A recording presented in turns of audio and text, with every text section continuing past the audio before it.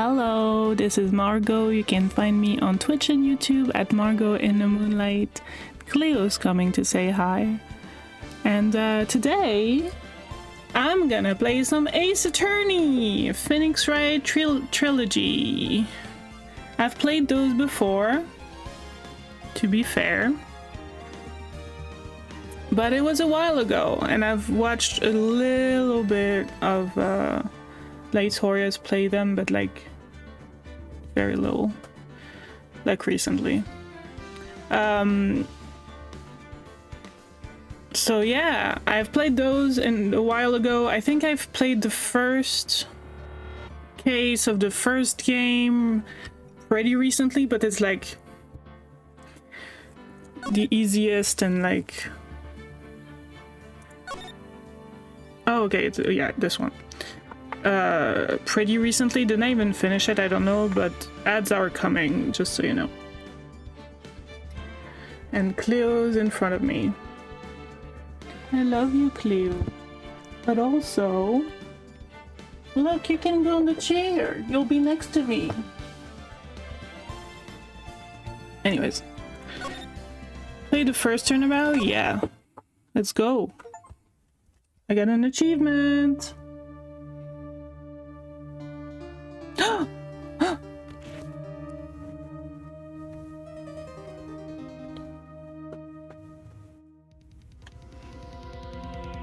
Also, I've played those on the DS.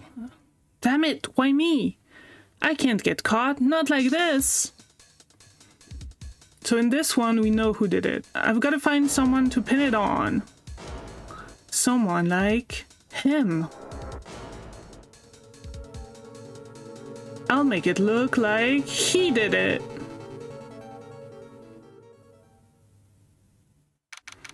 August 3rd, 9:47 a.m. District Court Defendant Lobby number 2. Boy, am I nervous.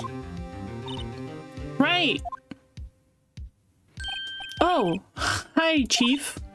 Phew, I'm glad I made it on time. Well, I have to say, Phoenix, I'm impressed.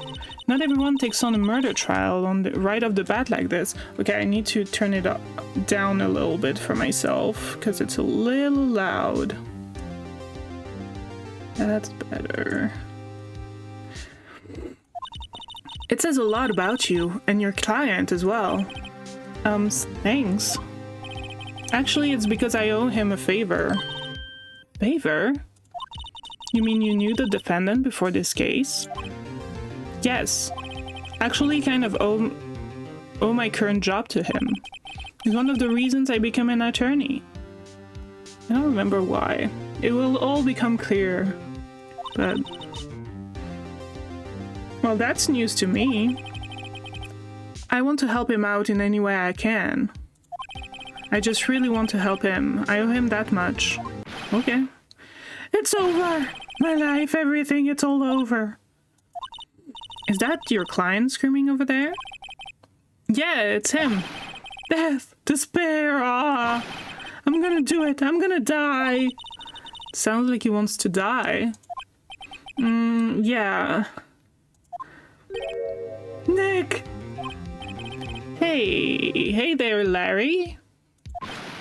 Dude, I'm so guilty. Tell them I'm guilty. Give me the death sentence. I ain't afraid to die. What? What's wrong, Larry? Oh, it's all over. I'm finished. Finished. Can't live in a world without her. I can't. Who took her away from me, Nick? Who did this? I thought it was you. Aw, Nick, you gotta tell me. Who took my baby away? The person responsible for your girlfriend's death. The newspapers say it was you. Can you see? Oh, no, you can't. Okay. My name is Phoenix Wright. Here's the story.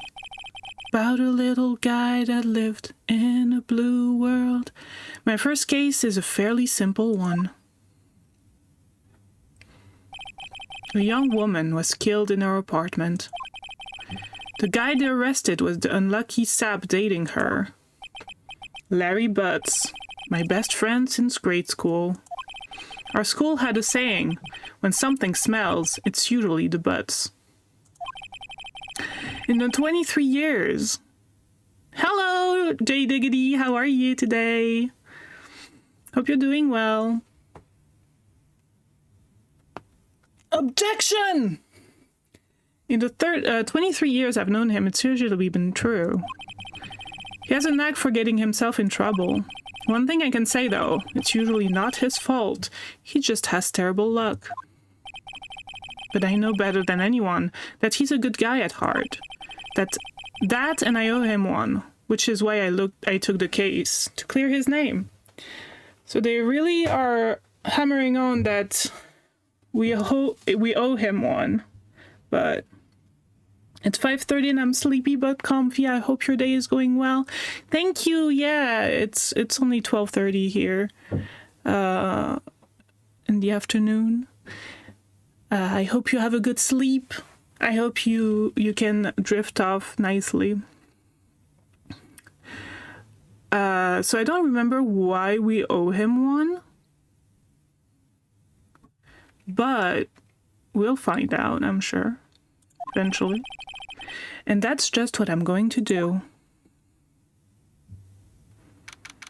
August 3rd, 10 a.m., District Court, Courtroom number 2. Court is now in session for the trial of Mr. Larry Butts. I mean, I will crack the case. I have played these games before, but it was maybe like 10 years ago or something on DS.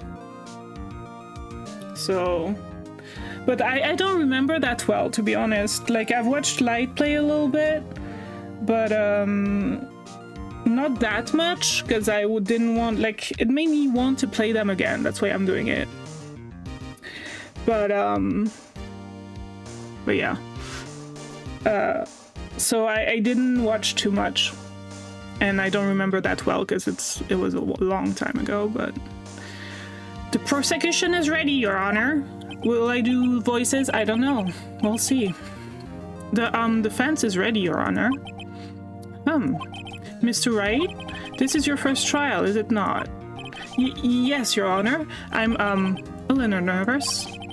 Conduct during this trial will decide the fate of your client. Murder is a serious charge. For your client's sake, I hope you can control your nerves. Yay! Court record is tab? Maybe I should use my controller, actually. I'll be more comfy as well. RB. Okay. And options. Can save here. Take skip. Old BS to skip. What's BS? Am I crazy? Oh, backspace. Okay, but I'm on controller now, so you're silly.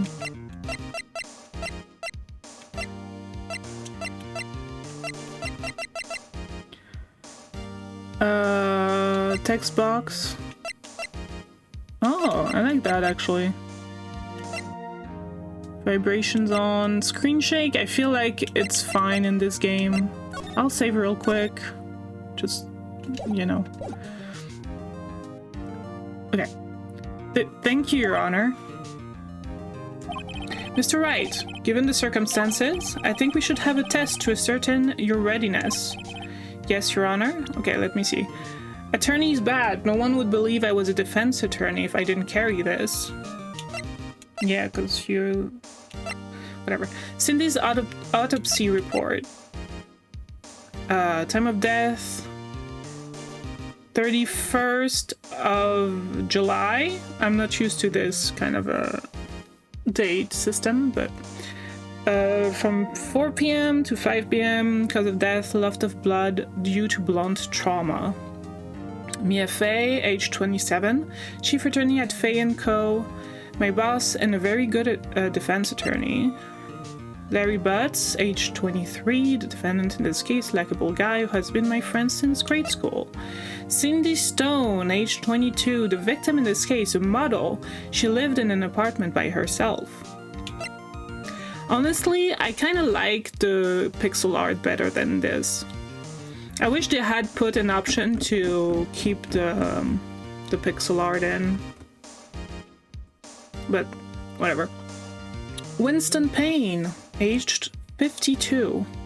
Prosecutor for this case, lacks presence, generally bad at getting his point across. Good for us. Yes, Your Honor. Blech. Hands shaking, eyesight fading, mom's spaghetti. The test will consist of a few simple questions. Answer them clearly and concisely. Please state the name of the defendant in this case. Oh, the defendant. Okay. Wait. Okay. I almost did it wrong. Defendant? Well, that's Larry Butts, Your Honor. Correct. Just keep your wits about you and you'll do fine. Next question. This is a murder trial. Tell me what's the victim's name. Phew, I know this one. Glad I read the case report cover to cover so many times. It's... Wait. Uh-oh. Vibration. No way, I forgot. I'm drawing a total blank here. Phoenix! Are you absolutely sure you're up to this? You don't even know the victim's name. Okay, I don't know about the, like, controller shaking, vibrating. It's kind of weird.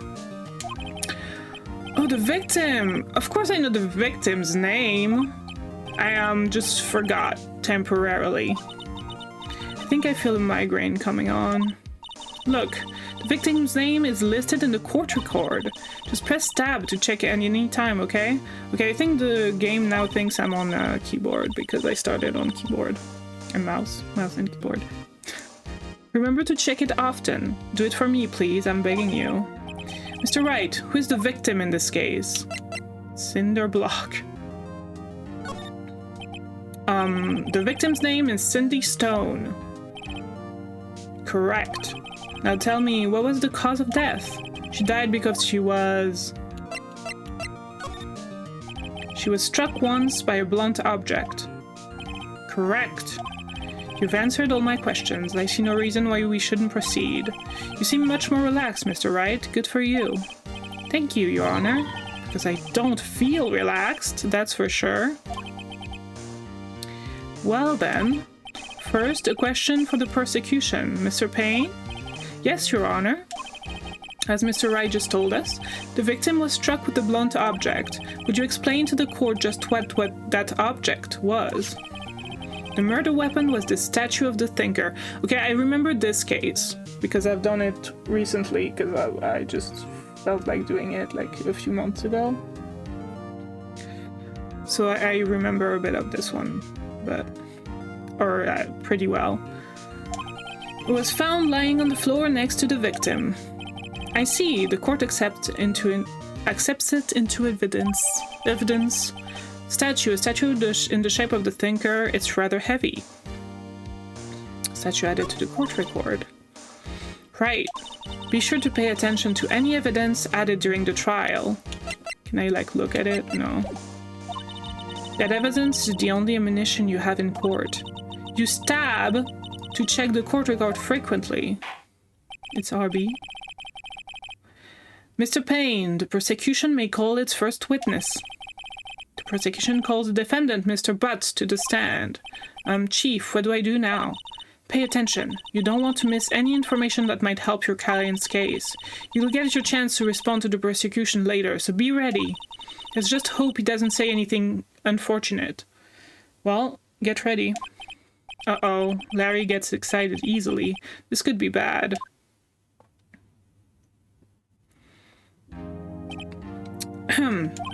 Mr. Butts, it is not true that the victim has recently dumped you? Hey, watch it, buddy! We're great together! We're Romeo and Juliet, Cleopatra and Mark Antony. Didn't they all die? I wasn't dumped, she just wasn't taking my phone calls or seeing me, ever. What's it to you anyway? Mr. Butts. What you described is generally what we meant by dumped. In fact, she had completely abandoned you and was seeing other men. She had just returned from overseas with one of them the day before the murder. What do you mean, one of them? Lies, all of it lies. I don't believe a word of it. Your Honor, the victim's passport. According to this, she was in Paris until the day before she died. The victim apparently arrived home from Paris on the 30th of July, the day before the murder. Indeed, she appears to have returned the day before the murder. Dude, no way! The victim was a model, but did not have a large income. It appears she had several sugar daddies. You go, girl. Daddies? Sugar? It's funny here. There's a brand of sugar called Daddy, actually. And I just realized that because my whole life I've just was used to Daddies being a sugar brand in France. And one day I realized that it was Sugar Daddy. Hi Venti, how are you today? Hope you're doing well. Objection! Yes, older men who gave her money and gifts. Took their money and used it to support her lifestyle. Dude! You can clearly see what kind of woman this Mrs. Stone was? What are you talking about, Payne? That's misogyny. Leave her alone. Yay, I'm glad you're fine, Venti. Tell me, Mr. Butts, what do you think of her now? Right. I don't think you want him to answer that question.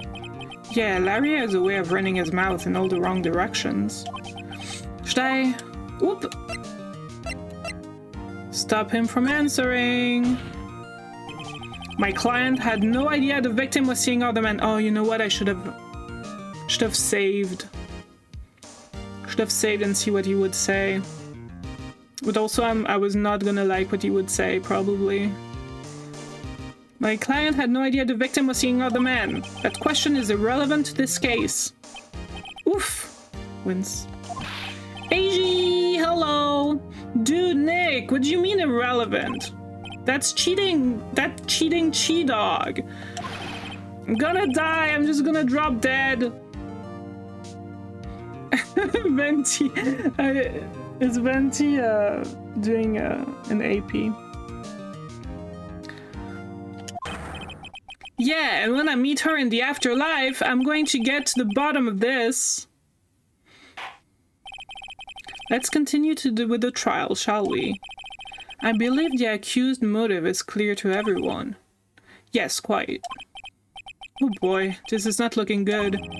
Next question! You went to the victim's apartment on the day of the murder, did you not? Good luck, Venti. I hope it goes well. Especially on a Saturday. There might be a lot of people. Gulp. Well, did you or did you not? Comfy blanket. Bum bum bum bum bum bum bum. Heh heh. Well, maybe I did and maybe I didn't. Uh-oh, he went. What do I do?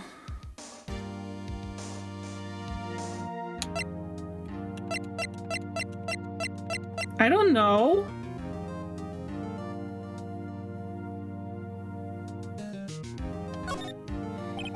I'll send him a signal. That's not gonna go well. Lie like a dog. Well, see, it's like this. I don't remember. You don't remember? Well then, I'll just have to remind you. I got a bad feeling about this. We have a witness that can prove he did go to the victim's apartment that day. Well, that simplifies the matter. Who is your witness? The man who found the victim's body just before making the gruesome discovery. He saw the defendant fleeing the scene of the crime. The crime! Order! Order in the court! Mr. Payne, the prosecution may call its witness. Yes, Your Honor. This is bad. On the day of the murder, my witness was selling newspaper at the victim's building. Please bring Mr. Frank Sawit to the stand. They always have like pun names. Sawit.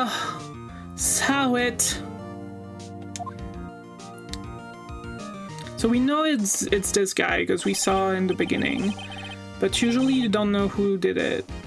This is just a tutorial case, I guess. Mr. Sawit, you sell newspaper subscription, is this correct? Oh yes, newspaper, yes. Mr. Sawit, you may proceed with your testimony. I'm just gonna call it Sawit. Who cares? Please tell the court what you saw on the day of the murder. Witness's account. I was going door to door selling subscription when I saw a man fleeing an apartment. I thought he must be in a hurry because he left the door half open behind him. Looks like he was like putting his pants back on or something. Thinking it strange, I looked inside the apartment. Then I saw her lying there, a woman, not moving, dead. I quailed in fright and found myself unable to go inside. I thought to call the police immediately. However, the phone in her apartment wasn't working. How do you know you didn't go inside, you bitch? Okay. I went to a nearby park and found a public phone. Oh, okay. No, yeah. I remember the time exactly. It was 1 p.m. Wrong! She was dead between 4 and 5. I already know this. The man who ran was without a doubt the defendant sitting right over there. So many contradictions already that I figured out because I've played this recently. Just this case. Larry, why didn't you tell the truth? I can't defend you against a testimony like this. Incidentally, why wasn't the phone in the victim's apartment working? Your Honor, at the time of the murder, there was a blackout in the building. Aren't phones supposed to work during a blackout? Yes, Your Honor. However, some cordless phones do not function normally. The phone that Mr. Sawit used was one of those. Your Honor, I have a record of the blackout for your perusal. Electricity to Miss Stone's building was out from noon to 6 p.m. on the day of the crime. The crime. Okay. Now, Mr. Wright. Yes, yes, Your Honor. You may begin your cross-examination. Cross-examination, Your Honor? All right, Wright. This is it. The real deal. What exactly am I supposed to do? Why, you exposed the lies in this testimony the witness just gave. Lies? What? He was lying? Your client is innocent, right? Then that witness must have lied in his testimony. Or is your client really guilty? How do I prove he's not? You hold the key. It's in the evidence. Compare the witness's testimony to the evidence at hand. There's bound to be a contradiction in there. First, find contradictions between the court record and the witness's testimony. Then, once you found the contradicting evidence, present it and rub it in the witness's face. Okay. Open the court record with tab and point out contradictions in the testimony.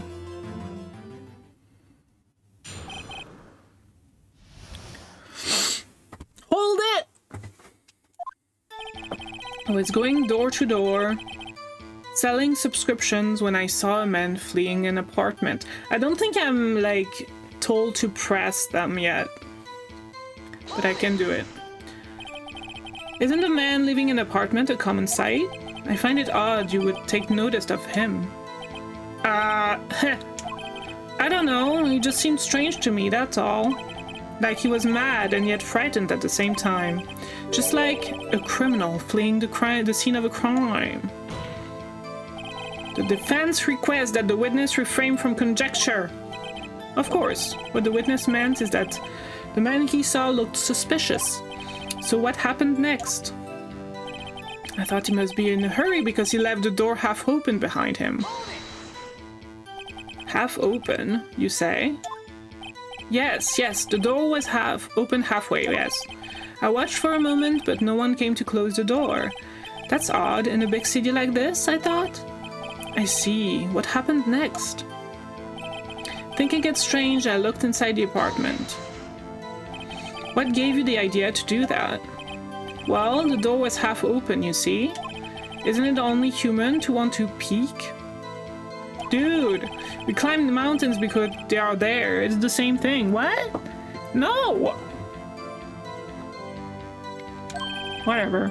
True words have never been spoken. Anyone will look inside. I don't know, dude. I mean, I guess. At least to tell them that the door is open. Why did pain cut him off so quickly? So you look into the apartment, what happened then? Then I saw her lying there, a woman, not moving, dead.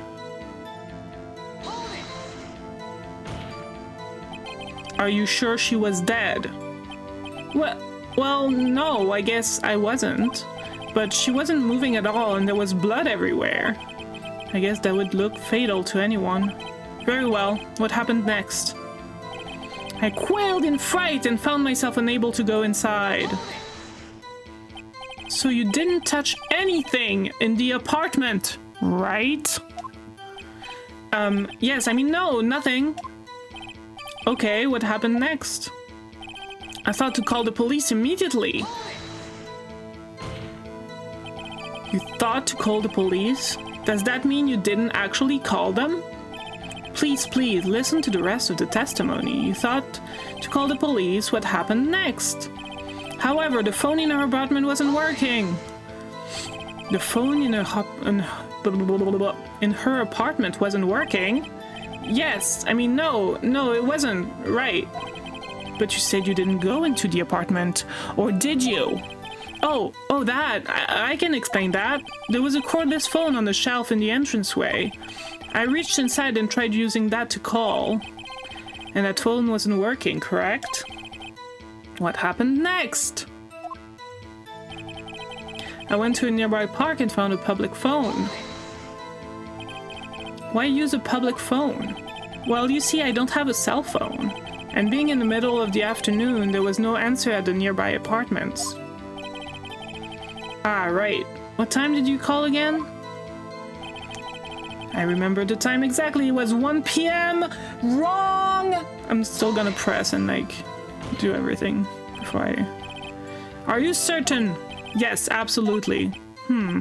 He seems really confident. 1 p.m.? Right. Does that seem strange to you? Present some evidence to contradict him. I remember the time exactly. It was 1 p.m. The man who ran was without a doubt the defendant sitting right over there. Are you absolutely 100% positive? Yes, it was him. No mistake about it. The witness says he's certain. That's all of it. There must be a contradiction in there somewhere. Examine the court record with tab. If something strikes you as being suspicious, then find the evidence that contradicts this testimony and present it to the court. So wait.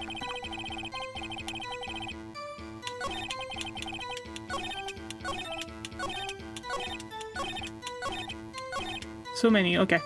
So I can't, like, look at the court record? Oh, I can with... Okay. Time of death, 4 p.m. to 5 p.m. Present! You found the body at 1 p.m. You're sure? Yes, it was 1 p.m. for certain. Frankly, I find that hard to believe. Your statement directly contradicts the autopsy report. The autopsy notes the time of death as sometimes after 4 p.m. There was nobody to, no body to find at 1 p.m. How do you explain this 3-hour gap? Oh, that! Oh, this is trivial. The witness merely forgot the time. After his testimony, I find that hard to believe. Mr. saw it. Why were you so certain that you found the body at 1 p.m.? Ads in 1 minute. Gee, that's a really good question. Great job, Wright. Way to put him on the spot. That's all you have to do. Point out contradictions. Lies always beget more lies. See through one and their whole story falls apart. That's right. Wait, I remember now. Would you care to give your testimony again? The time of discovery. You see, when I found the body, I heard the time. There was a voice saying the time. It was probably coming from the television. But there was no electricity. Oh, but it was 3 hours off, wasn't it? I guess the victim must have been watching a video of a taped program. That's why I thought it was 1 p.m. Terribly sorry about the misunderstanding. You bitch. I see. You heard a voice saying the time on a taped program. Mr. Wright, you may cross-examine the witness. Right. You know what to do. I've got this one. This one. Ads. Coming. The time of discovery. You see, when I found the body, I heard the time. You said heard, not saw. Yes, heard. All I saw was the body lying there. I didn't think to look at anything else, least of all my watch. Isn't that a little strange? So you're saying you heard something. But if you were so shocked by the body, you wouldn't hear anything at all. The witness did say he actually heard the time. It's ludicrous to suggest he wouldn't hear anything. I have to agree with the prosecution. Okay, the ads thing is like... I don't know what's happening. I don't know if the ads are on or not. It's fine. I have to agree with the prosecution. Witness, continue your testimony. There was a voice saying the time was probably coming from the television. Are you sure it was a television and not a radio? Well, no, I guess it might have been a radio. Incidentally, there was no radio on the premises. There was only one large television. Right. I can't put my finger on it, but something about this seems fishy. Something about hearing the television. The witness has testified. He heard the time. Okay, there was no electricity, but I'm gonna press everything else. Oh, but it was 3 hours off, wasn't it? How do you explain the gap? Well, witness, can you explain this? I guess the victim must have been watching a video of a taped program. A video? Yes, that would explain why the time was wrong. True, true. Right. I think the problem lies somewhere else. We agree that you heard the time at the scene then. That's why I thought it was 1 p.m. Are you sure the voice you heard said it was 1 p.m.? Yes, I can practically hear it now. It was quite clear. Mr. Payne, has the prosecution verified this testimony? My apologies, Your Honor. I too have only just learned that the witness heard the time. Oh, I'm really sorry. I only remembered it just now. Terribly sorry about the misunderstanding. Well, you just watch it. Not much point pressing him on that one, was there? I mean, I want to see the dialogue.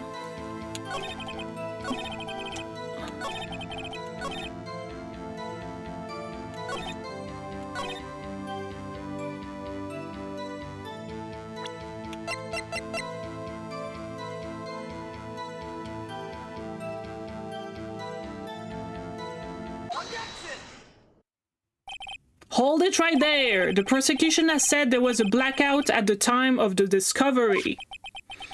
And this record proves it. You couldn't have heard a television or a video. Yeah! Well, the defense has a point. Do you have any explanation for this, Mr. Sawit? No, I find it quite puzzling myself. Quite.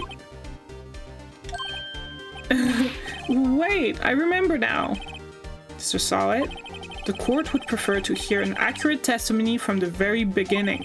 These constant corrections are harming your credibility. That, and you seem rather distraught. My apologies, Your Honor. It must have been the shock of finding the body. Very well, Mr. Sawit. Let's hear your testimony once more, please. Dude, get it together! Hearing the time. Actually, I didn't hear the time, I saw it! There was a table clock in the apartment, wasn't there? Yeah, the murder weapon. The killer used it to hit the victim. That must have been what I saw. You saw a clock? I guess that would explain it. The defense may cross-examine the witness. Gladly. So... we don't know yet that the... well... I'm not gonna spoil. Actually, I didn't hear the time. I saw it. That strikes me a very suspicious mistake. I just asked you very specifically, what did you see? Not see the time, but hear the time? And you said yes. It strikes me as a very suspicious mistake. Yes, I can see how you'd be a little doubtful. I'm really sorry, I just only remembered that table clock. Table clock? There was a table clock in the apartments, wasn't there? Table clock? Was there a clock at the scene? This is the first I've heard of it. Yeah, the murder weapon, the killer used it to hit the victim. I'm assuming the murder weapon is the murder weapon? Yes, the table clock that was used as a weapon. That was what I just said. Did you doze off in the middle of my testimony or something? Something's fishy here. That must have been what I saw. Why didn't you tell us what that in the first place? I guess it just slipped my mind. I'm not really sure how it happened myself. The witness says he saw the table clock. End of story. What do you mean end of story? Now find a contradiction.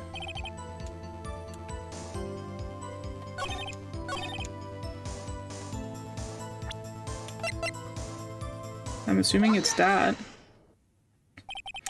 Wait just a moment. The murder weapon wasn't a clock. It was the statue. Now how is this supposed to be a clock? You with your objections and your evidence. Who do you think you are? Just answer the question, Mr. Solid. Hey, I saw it there, okay? That's a clock. Your Honor, if I may? Yes, Mr. Payne? As the witness stated, this statue is indeed a clock. The neck is a switch, you just tilt it and it says the time out loud. So you have to touch it to make it talk. But he says he saw it, so...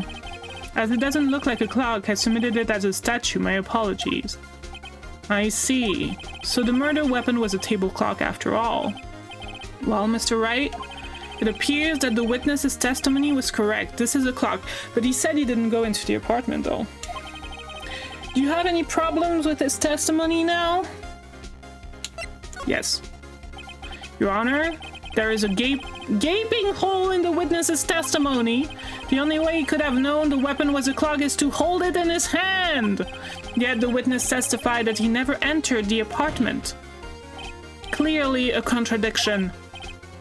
Indeed. The witness knew it was a clock because he went into the apartment. You're lying. You were inside the apartment on the day of the murder. Oh yeah? Prove it! Prove it! I went in there. Hi, Cleo. I'll do better than that. I can prove you were the one who killed her. You struck her with the clock, and the shock of the blow triggered the clock's voice. That was the sound you heard. I just heard, like, I don't know if it picked up on the mic, but something falling somewhere. Order in the court. Intriguing. Please continue, Mr. Wright. Yes, Your Honor. Mr. Sawit? The sound must have left quite an impression on you. Understandable, since the murder weapon spoke just as you hit the victim. That voice was burnt into your mind.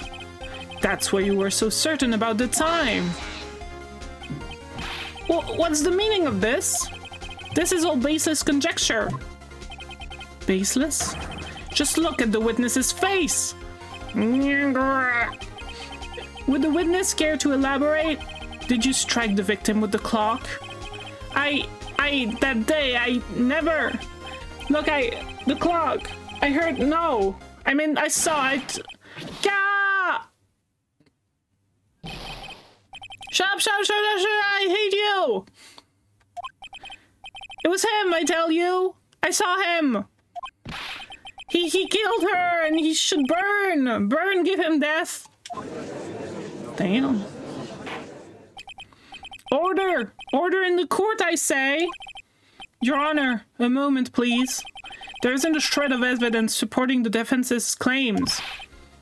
Mr. Wright, Your Honor, you claim the sound of the witness heard came from the clock. Do you have any evidence? The whole case is riding on this. I'd better think it through carefully. Okay, I do remember, like the final thing, but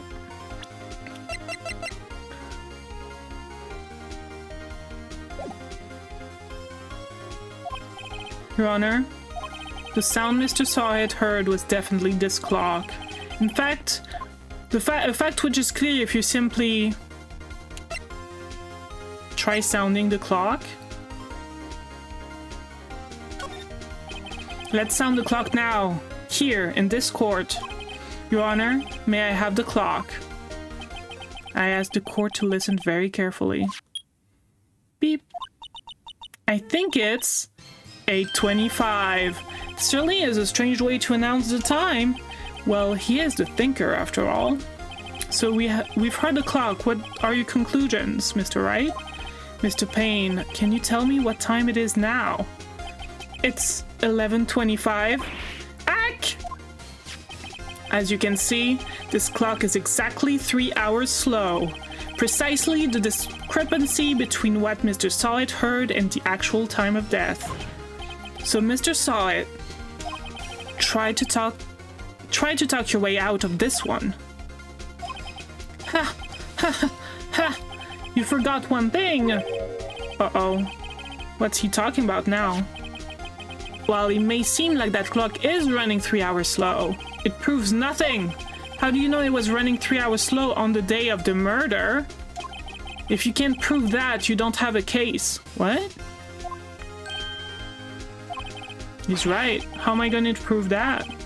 Wait, but that would mean that somebody would have tampered with evidence.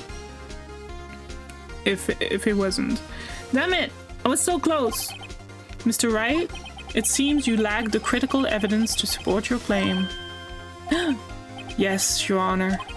This means I cannot let you indict the witness. Unfortunately, this ends the cross-examination of Mr. Frank Sawit. I come all the way down here to testify. Look what happened.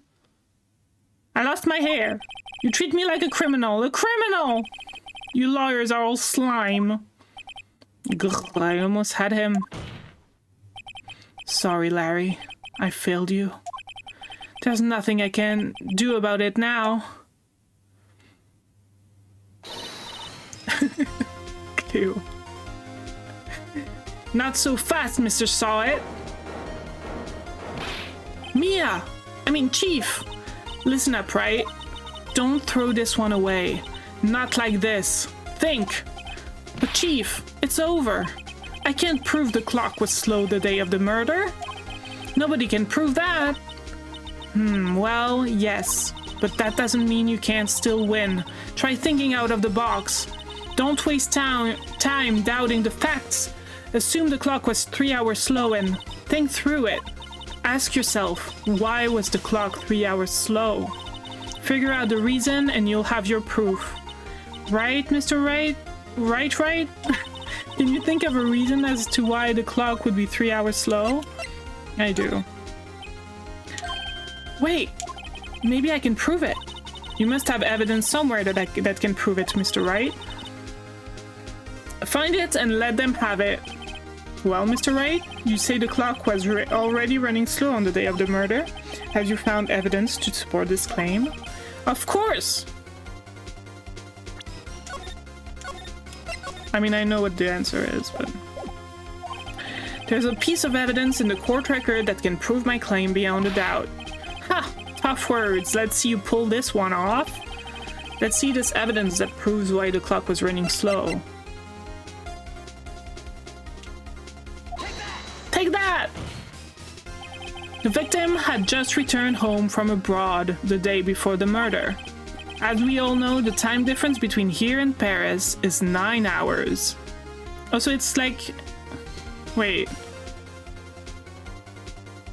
Is it supposed to be like West Coast?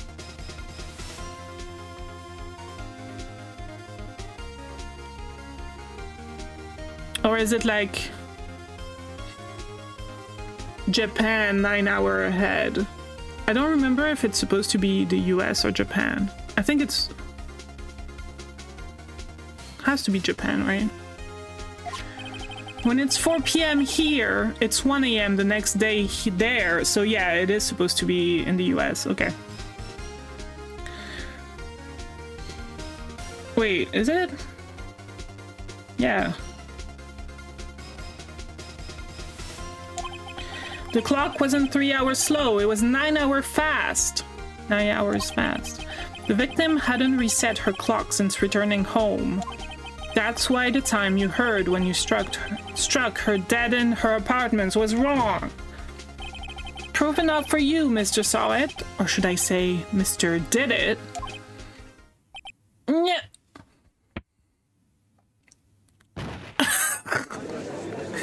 Alrighty. Order! Order, I say! Well, this case has certainly turned out differently than we all expected. Mr. Payne, your witness, he was arrested and he's been taken away, Your Honor. Very well. Mr. Wright? Yes, Your Honor. I feel like...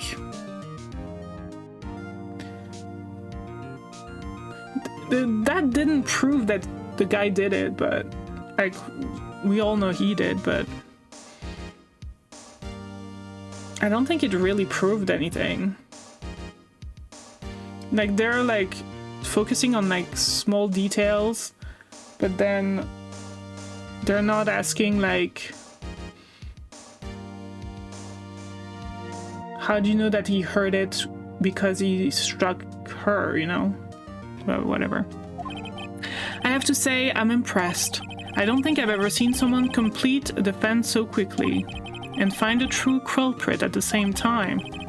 Thank you, Your Honor.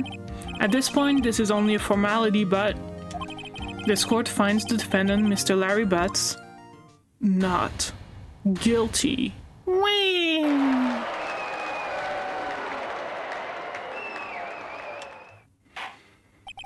And with that, this court is adjourned. It turns out that Frank Saw It was a common burglar. He posed as a newspaper salesman to check and see when people were out of the house. That day, when Larry went to her apartment, the victim wasn't home. After he left, Mr. Saw It let himself in to do his dirty work. While he was searching her place, the victim returned. Flustered, Mr. Saw It grabbed the nearest blunt object he could find.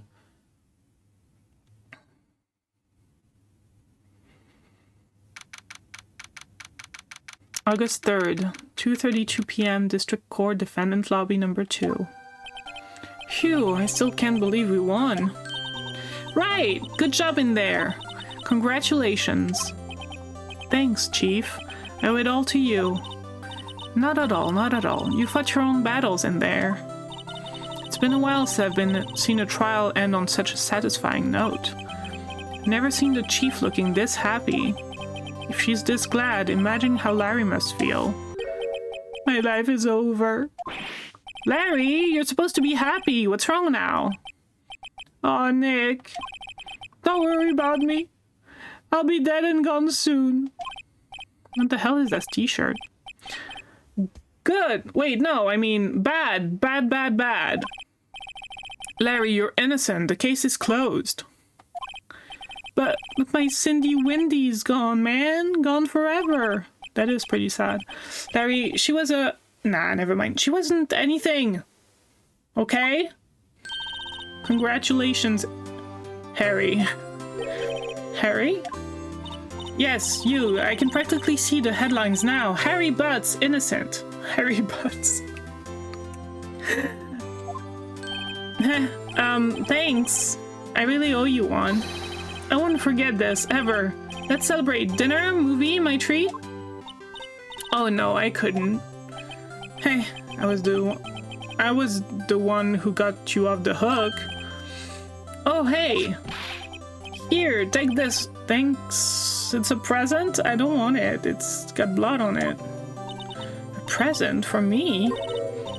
Wait, wasn't this the evidence that... Actually, I made this clock for her. I made one for her and one for me. Really? You made this? Well, thank you. I'll keep it as a memento. Yo, Nick. Can you believe it? I was so into that chick. And she was just playing me for a fool? Don't that make you want to just cry? Larry! Are you so sure?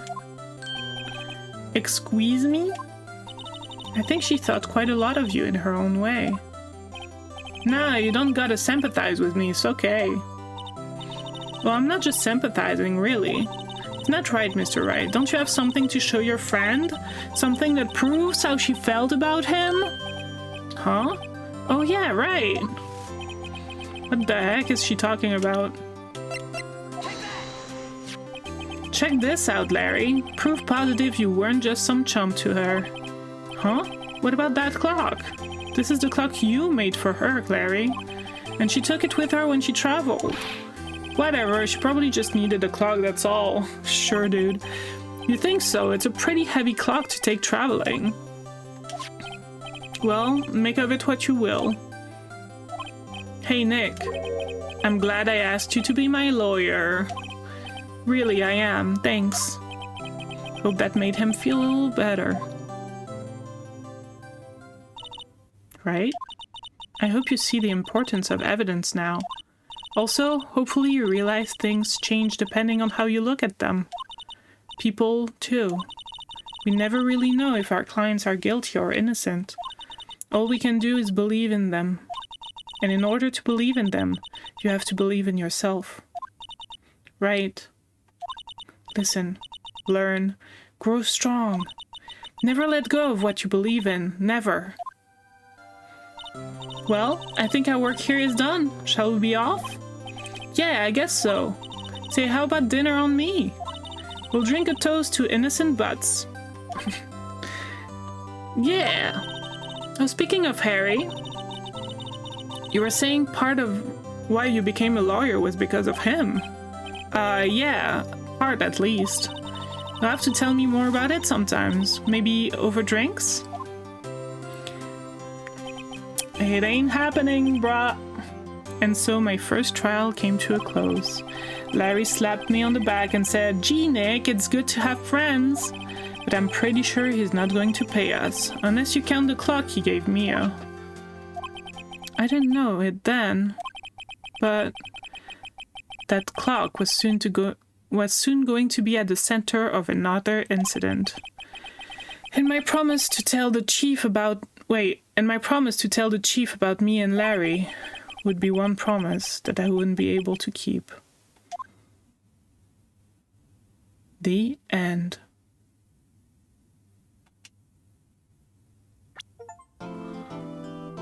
Clear episode 1. Brand new episode has been added. Yes.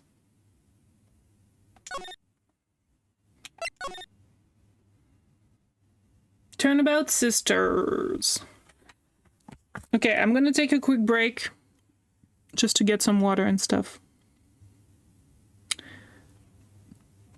So, yeah.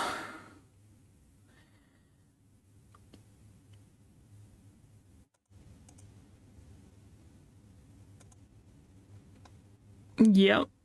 See you soon.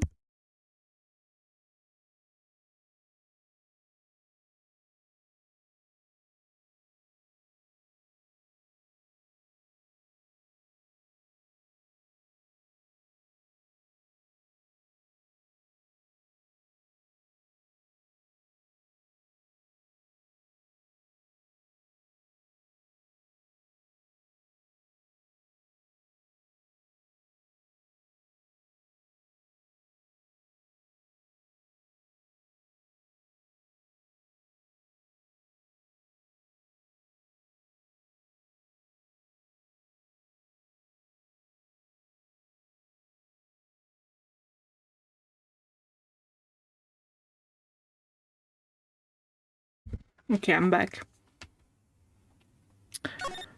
Okay, we did that already. Okay.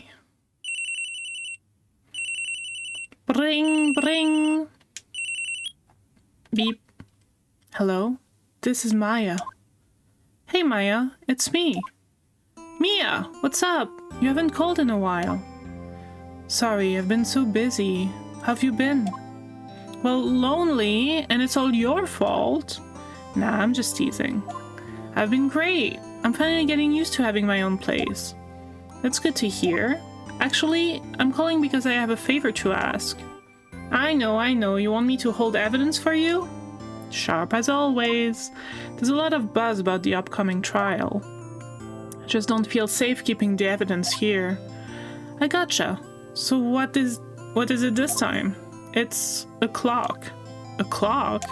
Yeah, it's made to look like that statue, the Thinker, and tells you the time. I thought you might like it. You always like toys. Hey, I'm not a little girl anymore, sis. Now, you know I'm only teasing. Ah, I should probably tell you. The clock isn't talking right now. Huh? It's not working? That's lame. I had to take the clockwork out, sorry. I put some papers inside instead. Papers? Is that the evidence then? Well, there's a possibility that it might turn out that way, yes. Can you come by the office tonight, say 9, to pick it up? I'll be in a pre-trial meeting until then. Okay, sis, but I expect dinner. Something good. Like burgers. I could really go for a good burger. Okay. We'll hit the usual joint. Alright, it's a deal. Okay, sis. See you soon. Yep, I'll be waiting, Maya. Conversation recorded. September 5th, 9:27 a.m. About to be Sag. September 5th, 8:57 p.m. Faye & Co. Law Offices. Now, Miss Faye, I'll take what's mine. The papers. I'm sorry, but I can't give you what I don't have. Miss Faye, you are a poor liar. Why, I see it right over there. That must be the Thinker that swallowed those paper. How could you know? Ho. You are no... What? You are not cogniferous of my background. Gathering information is my business, you see. I should have been more careful. Ho. My dear Miss Faye, I am so very sorry, but I am afraid I must ask you for one more thing. Your eternal silence. Farewell, Miss Faye.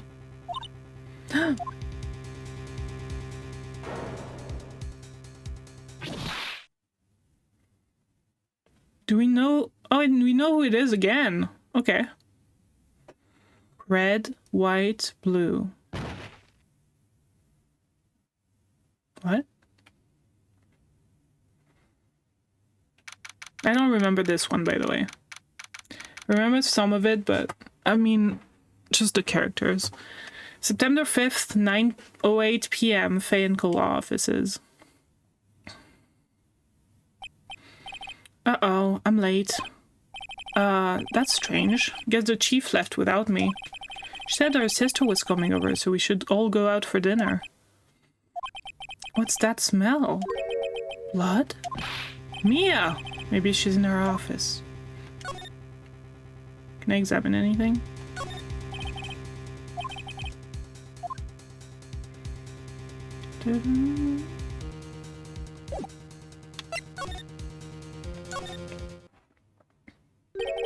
That smell, blood. Sis. Someone's there. Hi, TJ! Thank you for stopping by. Hope you're doing well. Good luck at work today. Oh, leave work. Good job doing work today. Chief? Chief? Chief! Ads starting soon. Who are you?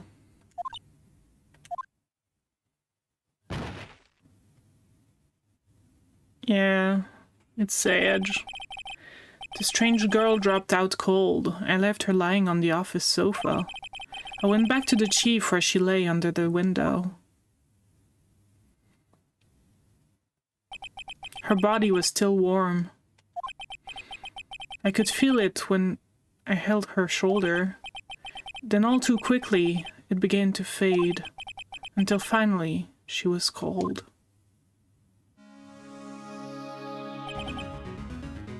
Chief. Chief.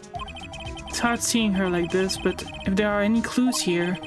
She was struck on the head with a blunt object. She probably died instantly. The thinker lying next to her must have been the murder weapon. The murder weapon looks like a statue, but it's actually a clock made by Larry Butts. There are some glass shards near the chief's body. Must be pieces of glass of the glass light stand lying broken on the back of the room. In the back of the room. The broken remains of a glass light stand. Broken beyond all recognition. Nothing else that seems like a clue here. Piece of paper? It must have fallen from Mia's hand. What could it be? The word is written in blood on this scrap of paper. Maya? Did Mia write this? This piece of paper is a receipt from a department store that I dated yesterday. Department store receipt with the letters written in blood on the back. I think that's enough snooping around for now. Better call the police. Find out what that girl was doing here. Wait, there's no... It's painful to look, but I have to for Mia's sake. Looks like she was hit in the head with a blunt weapon. She probably died instantly. Some shard of glass is scattered on the floor. They seem to be the remains of a glass light stand. There's a large building right across from the office. The Gatewater... Oh, Gatewater Hotel. I forgot about that. A nice, luxurious place.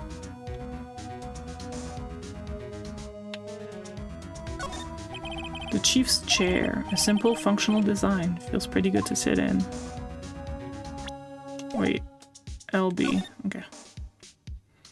Oh, is that a message on the...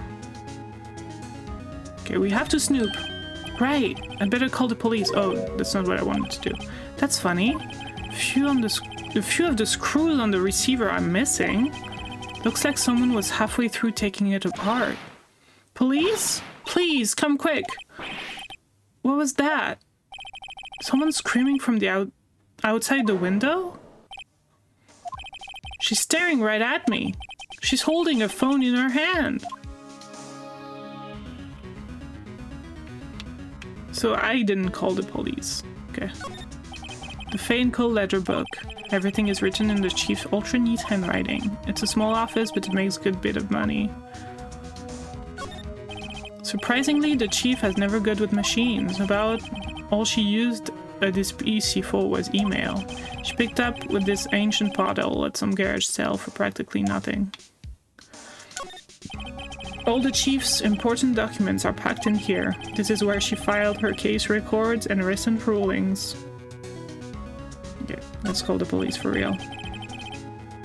The phone receiver is missing a few screws. I better not use it. Oh, okay. I guess we're moving.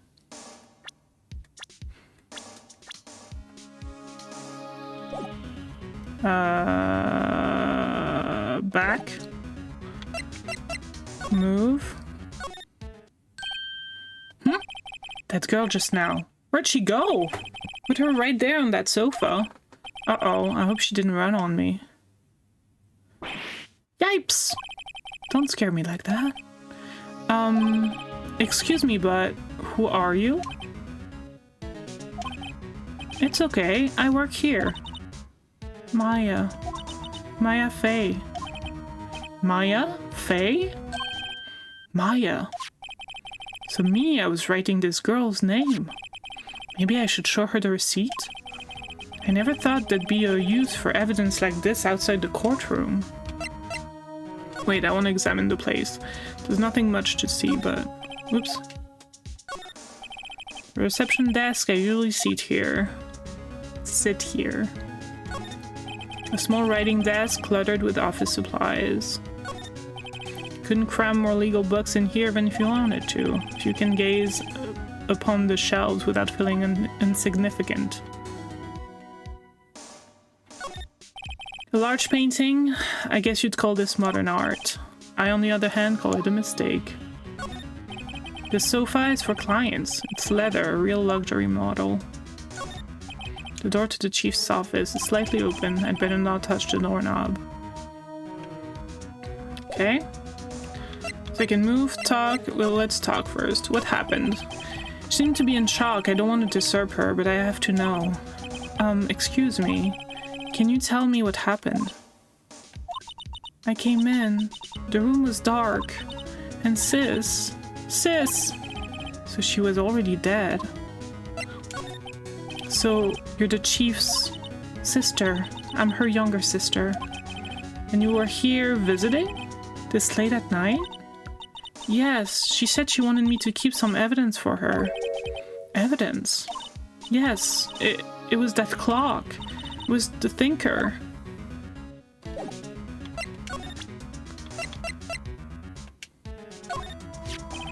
Before Mia died, she wrote a message with her own blood. She wrote it on the back of this receipt. That's my name! What? Why? What would she write my name? Please, just calm down. What would Sis write my name? Uh-oh, now I've done it.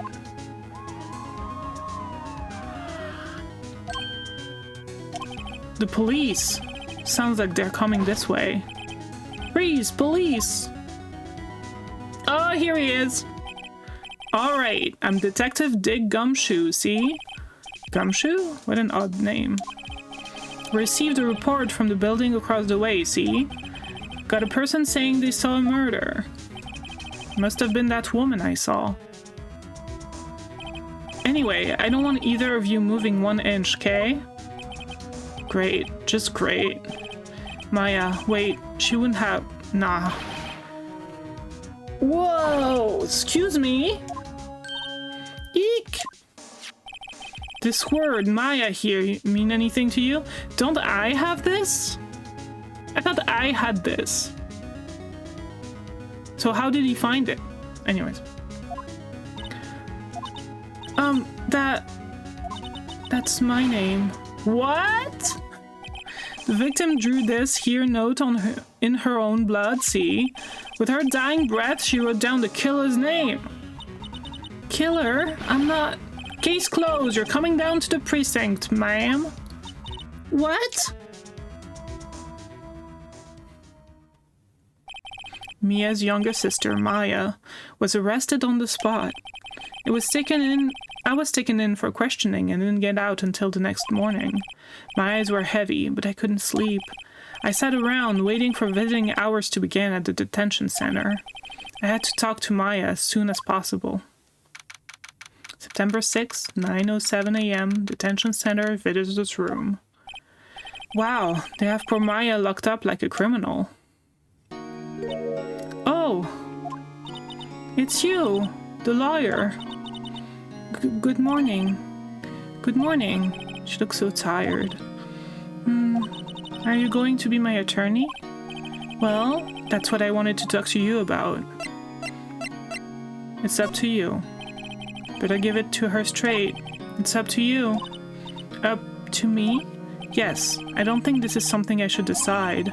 After all, you're the one in trouble here. They're never going to believe me, are they? Even you, when you found me in the office, you looked at me like I had done it. Did I look at her like that? No, I never thought. It's okay, I understand. And I've also heard about you. Heard? Heard what about me? I was talking to my sister on the phone the other day. Today was my junior partner's first time in court. Wow, really? How'd that go? It was quite the scene. Honestly, I was on edge the whole time. It's been a while. Ha! So he crashed and burned. He's a genius. One of those strike fear into the hearts of evil types. The only thing he's lacking is experience. Huh, sounds like it was fun. Well, I know who to go to if I ever get into trouble now. I don't know, Maya. I think you might want to wait. Give him 3 more years. That is, unless you want to be found guilty. Damn! That's what she said. I'm sorry. I didn't mean to insult you. No, it's okay. It's true, I guess. From the grave, she insults me. Damn. But at the same time, I can't just sit by and watch. When I think of the person who did this to Mia, I know. There's something I've been wanting to ask you. Yes? What's with that outfit? Oh, this? This is what all acolytes wear. It's my uniform, you could say. Acolytes? Like people in the religious training? What is it that you do? Oh, it's nothing strange, really. I'm a spirit medium. In training. A spirit medium? Pretty sure that qualifies as strange.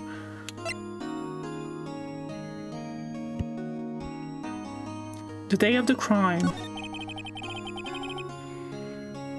Could you tell me about the day of the murder? Yes. Let's see. That morning, I got a call from my sister.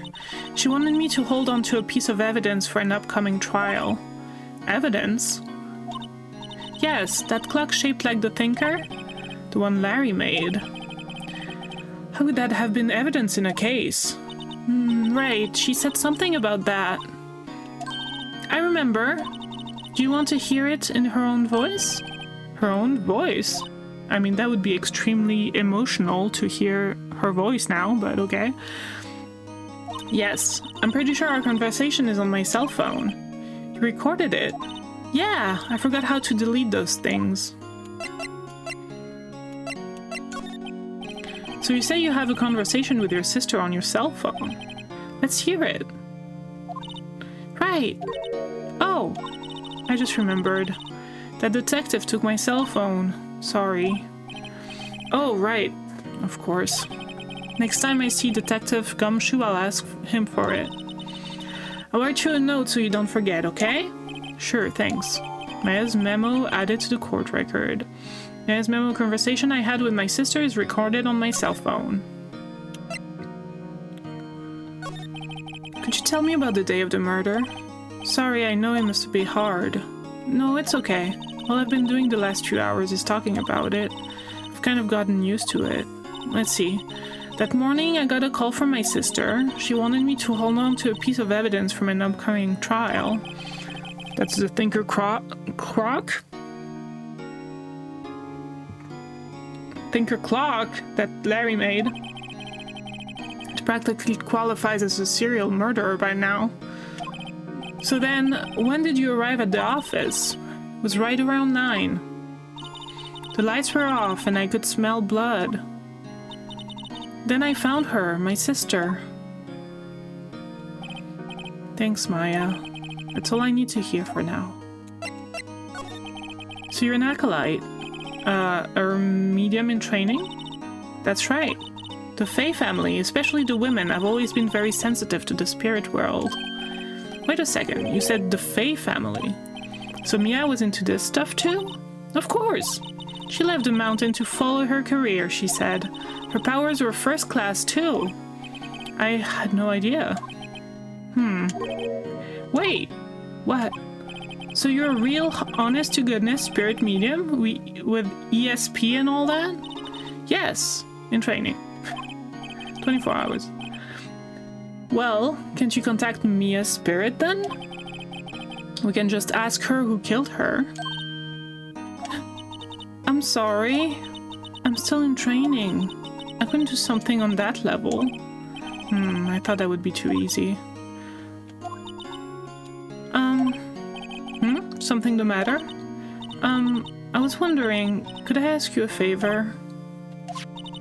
This is the address of my famous lawyer. My sister gave me this long time ago. She said if I was ever in trouble, I should call him. And well, I'm in trouble. Do you think you could go and ask him to represent me? Sure, why not? I'll go ask. Thank you so much. I have no one else to turn to. Say, what about your parents? Damn. I see. Don't worry, leave it to me. Thank you. The trial's tomorrow at 10. What? Tomorrow? Tomorrow. What if this guy refuses? They told me that if I don't find one, the state will pick an attorney to defend me. When will that happen? They're giving me until 4 this afternoon. And visit an hour are almost up. I'd better hurry. Right, I'll be back.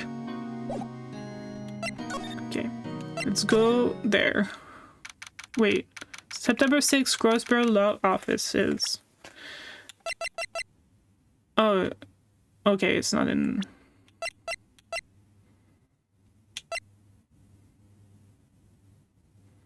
Yeah. According to the receptionist, the big boss is out. She couldn't say when he'd be back. Must be hard to keep track of everything when you're a famous lawyer. Not to mention run an office like this. Guess I'll just have to come back later. Not before examining this Van Gogh painting. Painting has been bugging me ever since I stepped in here. The oil paint is so thick it's practically giving me a stuffed nose. I'm sure the price is nothing to sneeze at either, for that matter. An expensive potted plant. No idea what kind of plant it is, but probably the most expensive one. Whatever. Table for clients. An elegant ebony case.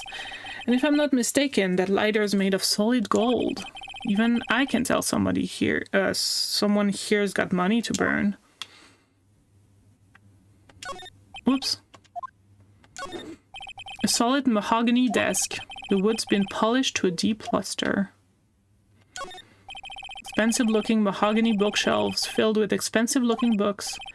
Funny. They don't look like they've ever been read. How would you know? Just by looking at the spine. Okay. I'll go back to the office to see if there's any, like, more evidence to look at. The office is filled with police officers. They're all busy searching for clues. Hey, you there! Oh, there it is. This is a crime scene, pal. No trespassing. I'm sorry, I don't know you from somewhere. Wait, you're that Butts guy, aren't you? No, Phoenix Wright. How could anyone mistake me for Larry? Guess I got the wrong name. Mr. Wright, sorry about that. That Butts guy, he was a killer. And you're no killer, right? He wasn't a killer, actually. He was proven innocent. Right. And you were... Kinda want to say the wrong thing.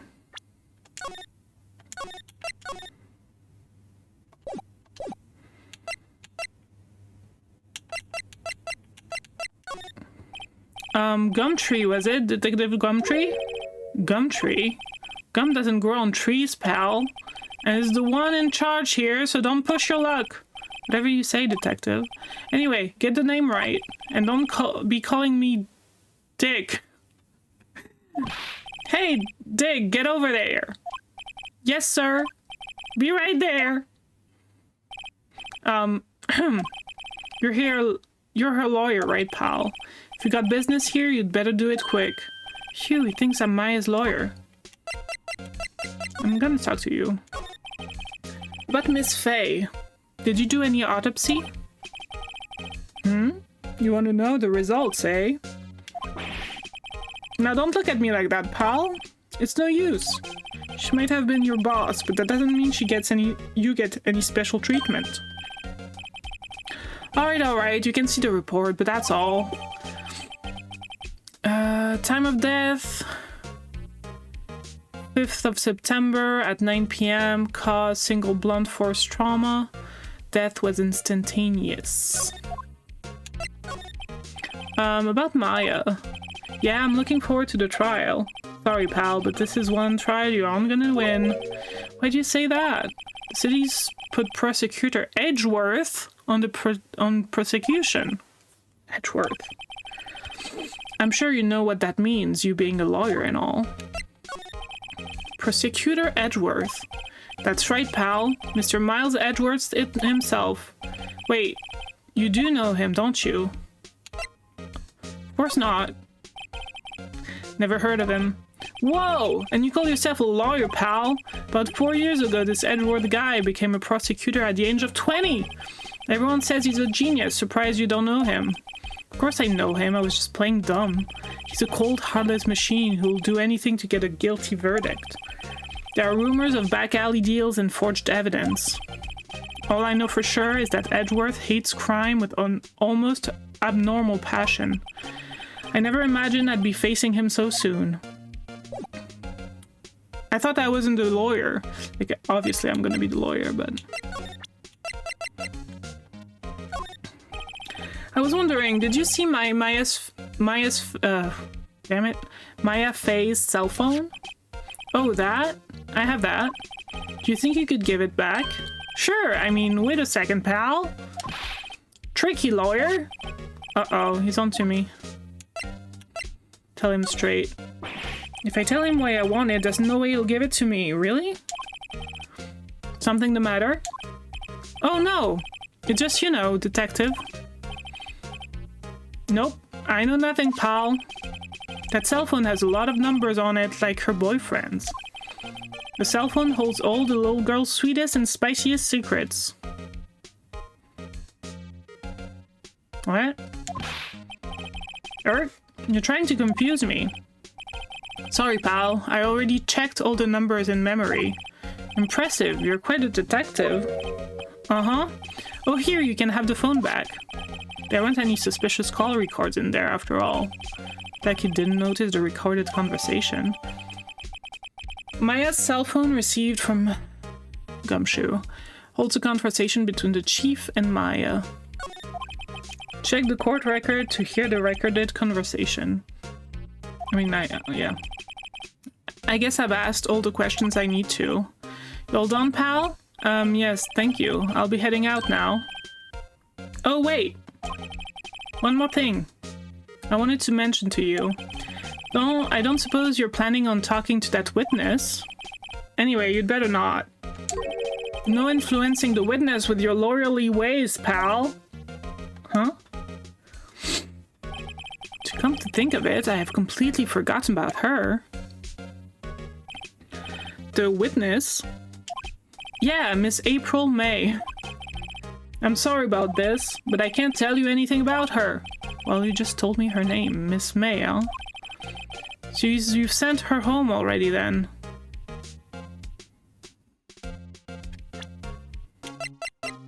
What if it said May? And then someone added an A. Huh? Ah, you're trying your lawyerly tricks on me now. She's not to go outside her room until the trial, so she's still in the hotel across the way. Guess I should know better than to try to get the detective to leak information. Got that right, pal? Time to pay a visit to Miss May.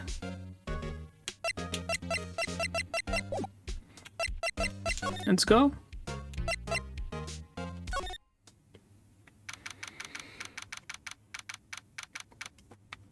Room 303. Oh, Jesus. Well, hello there, handsome. Hi. Smooth, right? Real smooth. You're the lawyer, aren't you? The detective told me. He said, don't say nothing to that lawyer, pal. Teehee. She just looks weird. Memo to self. Thank Detective Gumshoe for making my job harder. Gee, this is all like something out of a movie. It's all so exciting and I hardly can contain myself. Let me go freshen up so I can look the part of the beautiful eyewitness. I pity a lawyer that has to cross-examine this one. You mean you? I mean, obviously this is what I want to look at.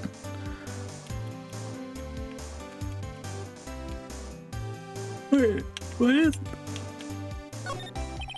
The late summer sunlight streamed through the window. There's the Feinco law office building, of course. You can see the inside of the room pretty clearly from here. I think it would be a little difficult to recognize a face from this distance, though. I think if I select this, it's gonna, like, give me a scene. The flowers are fake, as expected. I know sunflowers and tulips, but that's about the extent of my floral knowledge. And roses, maybe? Like, roses? A steel scene painting. Wait, should that be a still life? Whatever. One of those is hanging on the wall.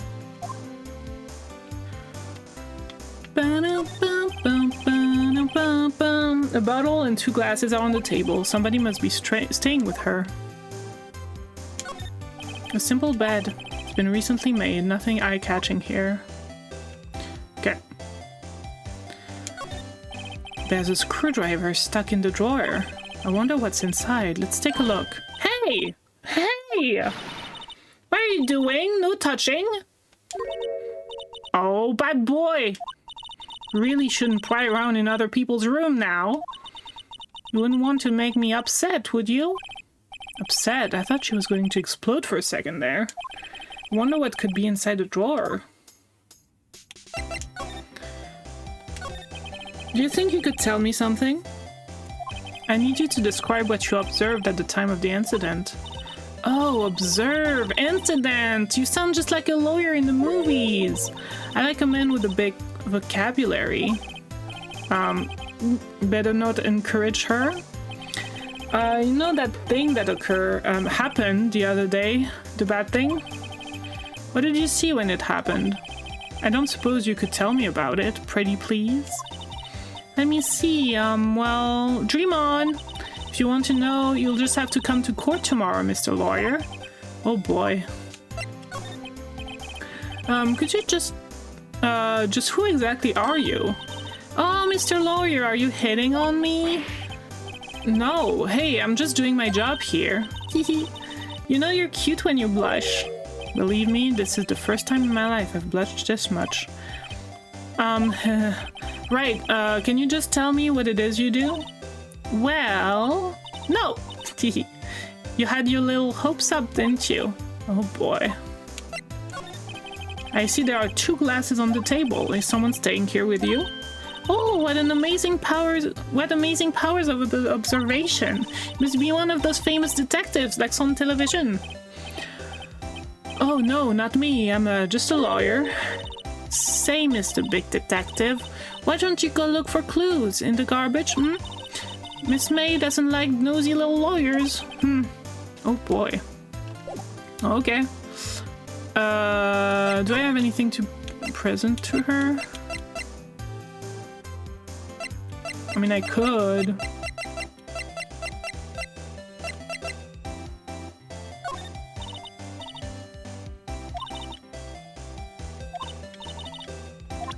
Okay.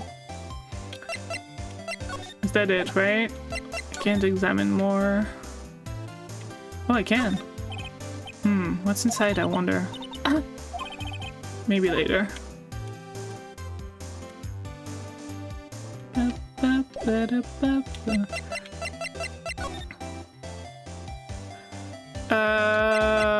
May I go back here? Seems like Mr. Grosberg is out. Well, maybe I should just wait here for him to come back. That wasn't the most over-the-top clearing of throat I've ever heard. Adds in 1 minute. Haha! So you're the one they say have been looking for me. Yes, that's me. It looks even grander than I imagined. That badge on your collar? Oh, so you're a lawyer. Are you not? Sorry. Yes, well, yes. And what do you want? I'm not particularly busy these days. Please proceed. Not busy? Then how come no one could get in touch with you? Something the matter? Came to see the one and only Marvin Grosberg. Did you not? Well, here I am, boy. What do you want? Out with it! Well, sir, actually, it's about Maya Fey.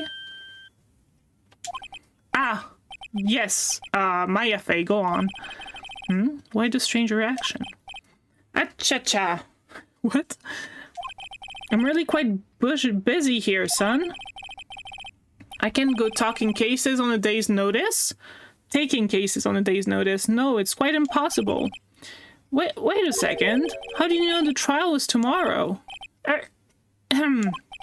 Anyway, I'm afraid it's entirely impossible for me to represent her. Sorry, end of discussion. What's going on? He refused me before I even got a chance to ask him. What do I tell Maya?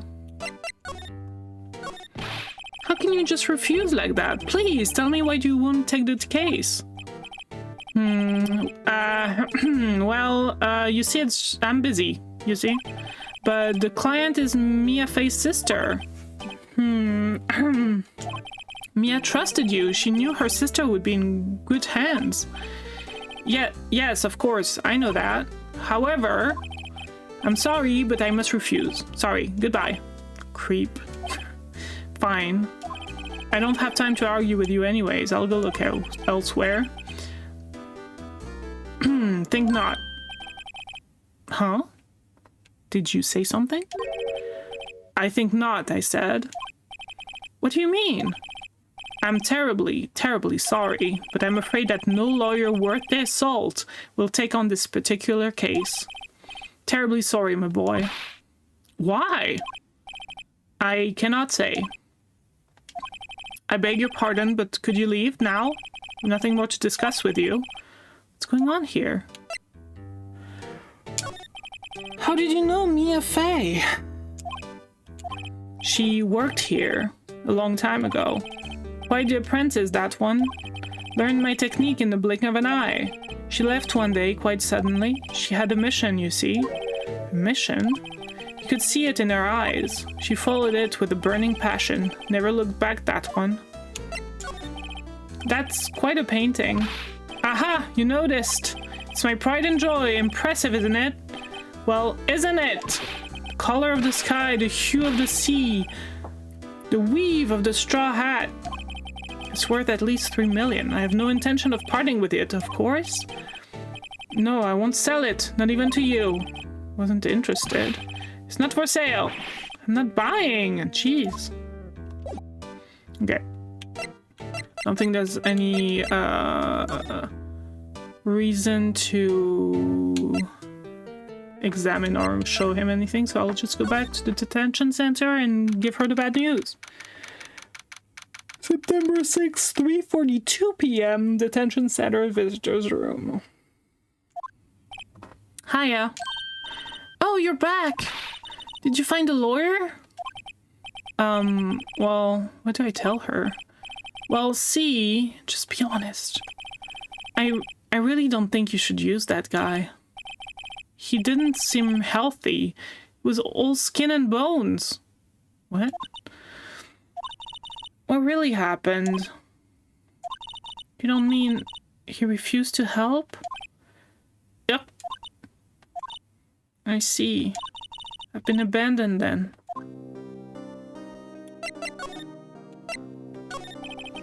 about your family? I only had my sister. My father died when I was very young. I don't know where my mother is. Don't know. She could still be alive? The women in my family have been mediums for generations. They say a lot of spiritual power runs in our blood. About 15 years ago, our family was involved in an incident. There was a man and he ruined our mother's life. Ruined? After that, she disappeared. Several years after that, my sister announced she would become a lawyer and she left the mountain. So you live by yourself? Yes, I've got used to it. Oh, also, I had to become independent or I would lose my powers. I feel bad for her, all by herself, up on that mountain. What about Pearl? Your mother's enemy. So who was this man who ruined your mother? About 15 years ago, there was an unusual murder case. It made quite a stir. Everyone was talking about it, apparently. The police were running out of leads, and they were getting desperate. Wait, they didn't use a spirit medium, did they? The police convinced my mother to try to contact the victim. Wow, so what happened? The case was solved, we thought. We thought? The man my mother helped the police capture was innocent. The police consultation with the medium had all been carried out in secret, of course, but a man found out about it and leaked it to the press. He told all the papers that my mother was a fraud and the media jumped on it big time. She, my mother, became the laughingstock of the nation. I see. White. Excuse me? White? That was his name. My sister told me. White? Just a little longer now before the state-appointed lawyer comes, I guess. 4 p.m. Time's up. What should I do? Do I just leave her and go home? Obviously not, but I want to know what happens if I do.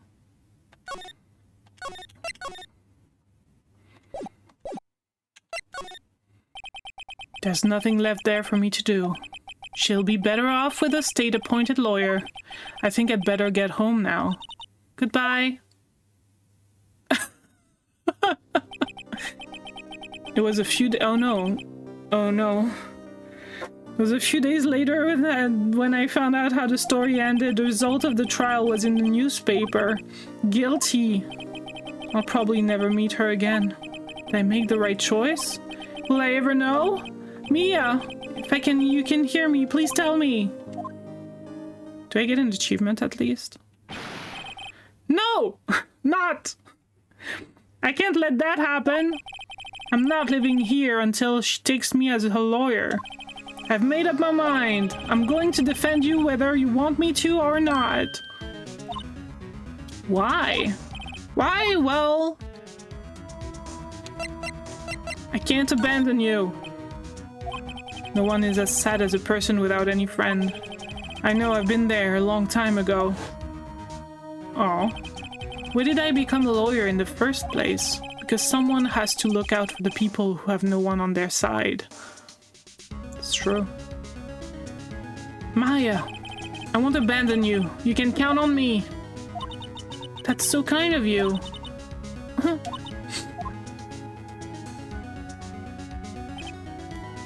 Well, let's fight this one and get you out of here. Right, thank you. Phew, she smiled at last. She looks like an entirely different person. One last question.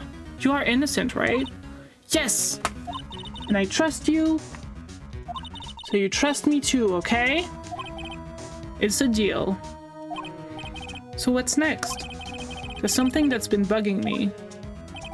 Just what was inside that strange woman's drawer? It was when I tried to look into the drawer that she got all defensive. There has to be something in there. Should I present her stuff? Oh, here. Hey, I got your cell phone back. Oh, say, can I listen to my sister's voice? Oh, sad. Maya's eyes closed. She listened to her every word with such intensity. Before long, tears began to roll down her cheeks. Thank you. I'm sorry. Maybe I shouldn't show her all this. Making her sad.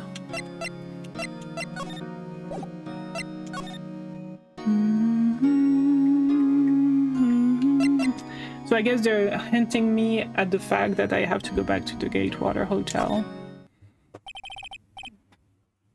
Good afternoon, sir. Excuse me, you are?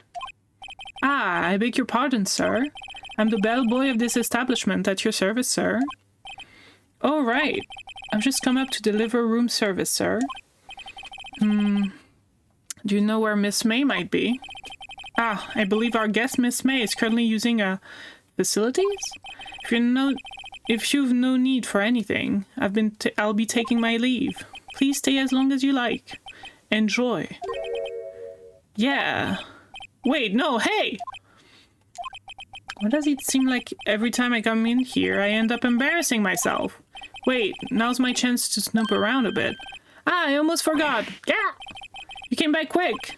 Might I ask you to inform Miss May that there is a message for her? Please tell her that Mr. White of Blue Corp phoned. It said red, white, and blue earlier. But yeah. Oh, right, sure. Mr. Wright of Blue Corp. Where have I heard that name? Dude, 2 seconds ago. Okay, White. That was his name. My sister told me. White was the name of the guy who ruined Mia and Maya's mother. Could it be a coincidence? Coinkydink? I don't think I can look at anything else. There's a screwdriver sticking out of that half-open drawer. Now's my chance to see what's inside! What do we have here? A wire tape? What would a woman like her be doing with a thing like this? Wire tape added to the court record, bitch. Found in Miss May's hotel room. There's definitely something suspicious about this Miss May. Why would she have something like this in her hotel room? There's a story behind all this, I know it.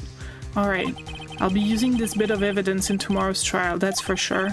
For Maya's sake, I'll get this woman's bottom— wait, I mean, you know what I mean. Oh, bellboy, still there? Uh-oh, time to scram.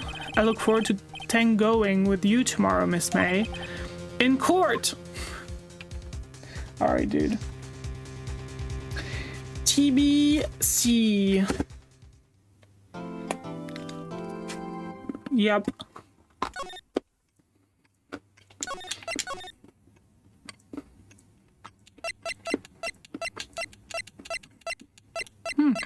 Okay. Oh, meal time, food time thingy.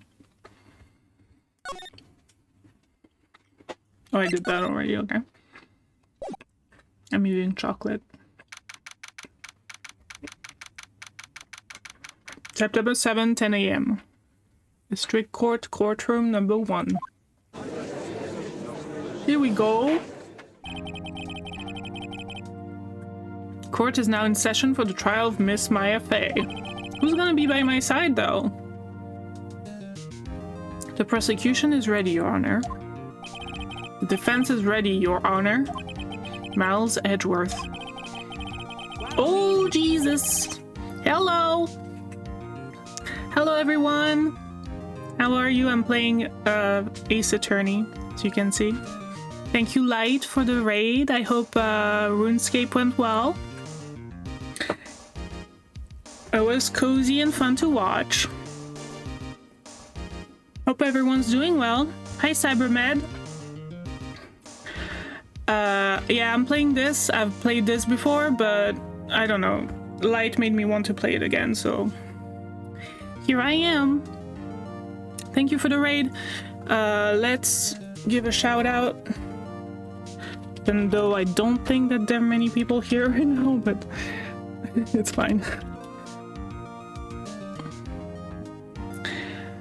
Objection!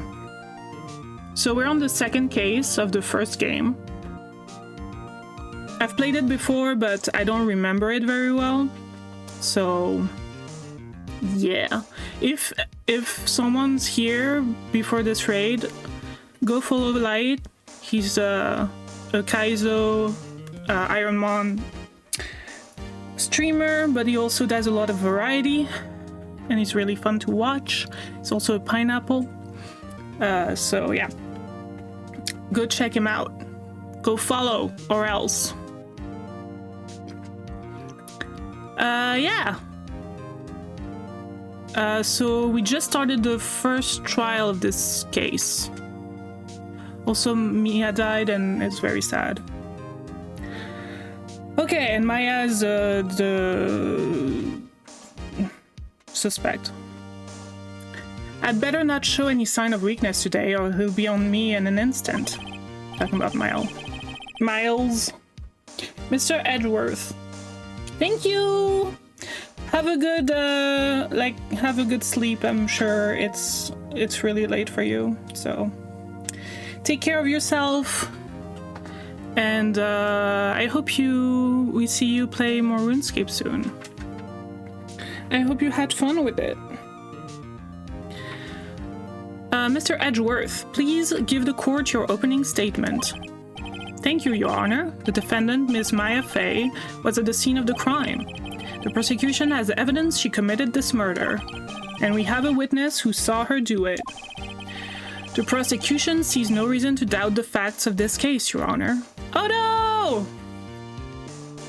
Yes, I think there was like no one watching, and then Light rated with 261 per people. How are you? Your eyes were glitching. Yeah. Sorry, I'm eating chocolate. Have you played those games, Odo?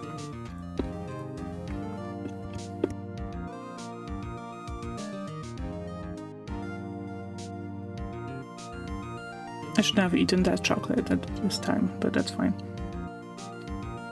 I was watching earlier on my phone, so I couldn't chat. Aww. That's great. Didn't finish them? Well, maybe I'll finish them on stream one day, I don't know. It's not pulling a lot of viewers, but also like it's pretty early for usually when I stream. So I don't know, but I felt like playing this, so whether people are watching or not, it doesn't matter. I just wanted to play this. What kind of apple pie? Do you do like the crust on top, or is that just the American way of doing that? Because we never put the crust on top in France. It's usually like very thin. It's like a layer of like sliced apples on a crust, and that's it. I think in the US you have like some kind of like, it's really thick, right? I don't know. The prosecution sees no reason to doubt the fact of this case, Your Honor. I see. Thank you, Mr. Edgeworth. Let's begin then. It's not the American style, but it does have crust on top. Interesting. We also have a thing called tarte tatin, which is... So apparently it was discovered when the Tatin sisters effed up and like did the pie backwards or something, and I don't know how you do that, but it's really good. It's more like caramelly. The apples are more caramelized, and it's a little thicker. It's really nice with some good creme fraiche or some ice cream, vanilla ice cream. Thank you, Mr. Edgeworth. Let's begin then. Sorry, I'm like not paying attention to the game. If we may call our first witness, Your Honor. The prosecution calls the chief officer at the scene, Detective Gumshoe. Let's go. Witness, please state your name and profession to the court. Sir! My name's Dick Gumshoe, sir. It's not baked in the pie dish Americans use. I use a spring-form pan, short crust pastry on bottom, then grated apples. Grated apples? Ooh, sugar and cinnamon. That's awesome. Then a lattice of short crust pastry on top. That's awesome. When's her birthday? This weekend? I'm the detective in charge of homicide down at the precinct, sir. Detective Gumshoe, please describe for us the details of this murder. Very well, sir. Let me use this floor map of the office to explain. The body was found by this window here. And the cause of death? Loss of blood due to being struck by a blunt object, sir. The murder weapon was a statue of the thinker found next to the body, sir. It was heavy enough to be a deadly weapon, even in a girl's hands, sir. Oh, that sucks. Hope she's gonna be alright. That she's gonna do good. I can talk. The court accepts the statue as evidence. They're still calling it a statue. Floor plans added to the court record. Now, detective. Yes, sir? You immediately arrested Miss Mia Fey, who was found at the scene, correct? Can you tell me why? Yes, sir. I had hard evidence she did it, sir. Detective Gumshoe, please testify to the court about this hard evidence. Mia Fey's arrest. As soon as the phone call came in, I rushed to the scene. So much cooking to do? Semifreddo? What's that? What's tabayon? I don't know any of this.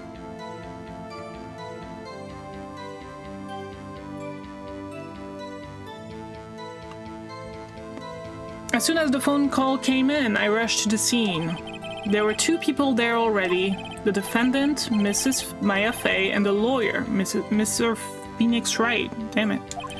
I immediately arrested Miss Maya Fey. Why? We had a witness account describing her.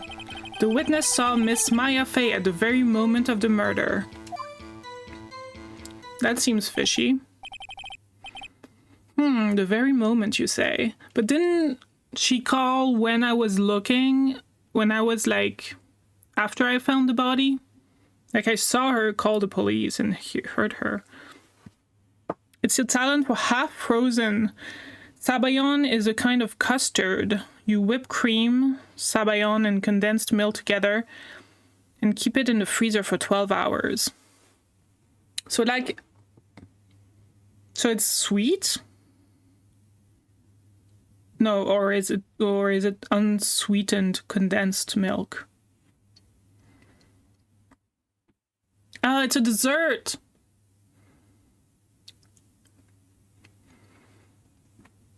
Yeah, custard. That's what you said. That sounds actually great. Do you, like, put any flavors in it? Or do you just... Pistachio sauce! How? Do you have to ground pistachio yourself? The very moment, you said. Very well, Mr. Wright, you may begin your cross-examination. Yes, Your Honor! Cross-examine what? You can see a single contradiction in that testimony. Smack! Hey, Maya just threw something at me. What's this? When my sister couldn't find any contradictions in a witness's testimony, she would bluff it and press the witness on every detail. I did that already. The witness always slips up and says something wrong. Works a lot of time. Ha! Should have expected Maya would know some of her sister's tricks. Have to buy a spice grinder today. Yeah, you could do it by hand with a... How do you call that? Mortar and pestle? Pistol? No, I don't know. Pistol? I don't know. Oh, that's what you mean, maybe. But it could be electric too, I guess. Alright, let's give it a try. Something the matter? No, Your Honor. I'd like to begin my cross-examination.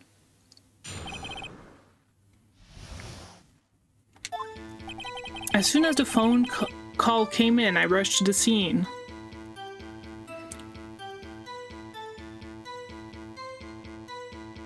Probably.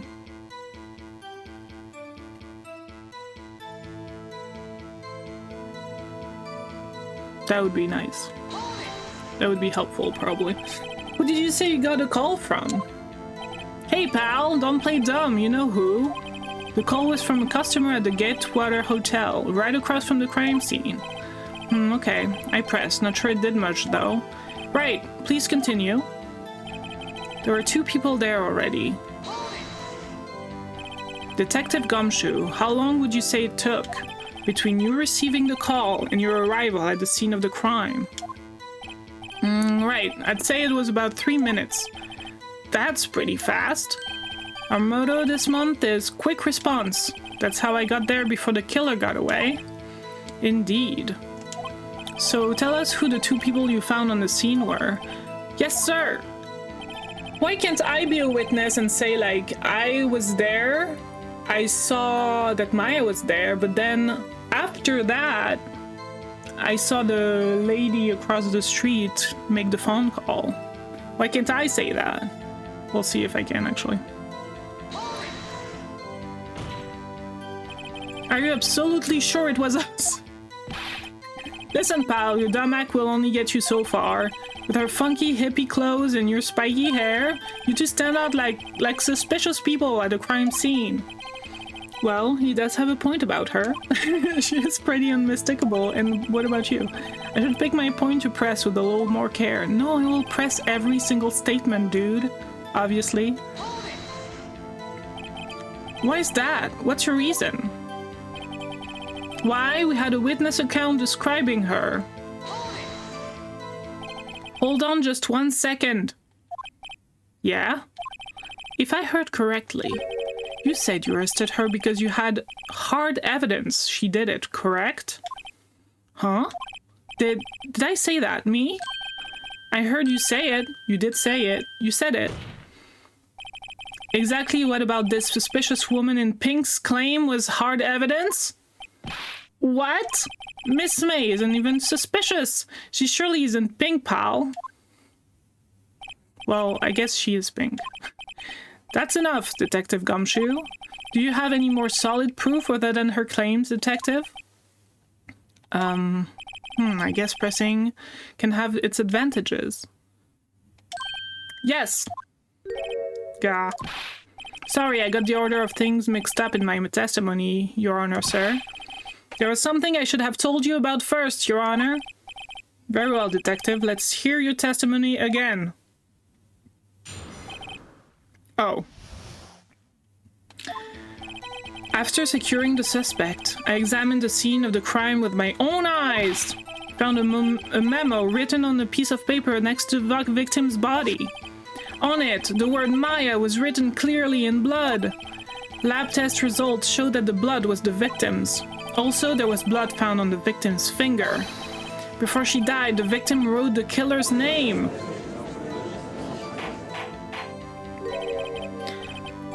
How you like that? That's my hard evidence. Before we begin cross-examination, I have a question for you, Detective. Your Honor, why didn't you testify about this vital piece of evidence the first time? Because I had to learn how to press, statements. I know, I'm really embarrassed. I forgot about it, Your Honor, sir. Try to be more careful. Very well. The defense may begin its cross-examination.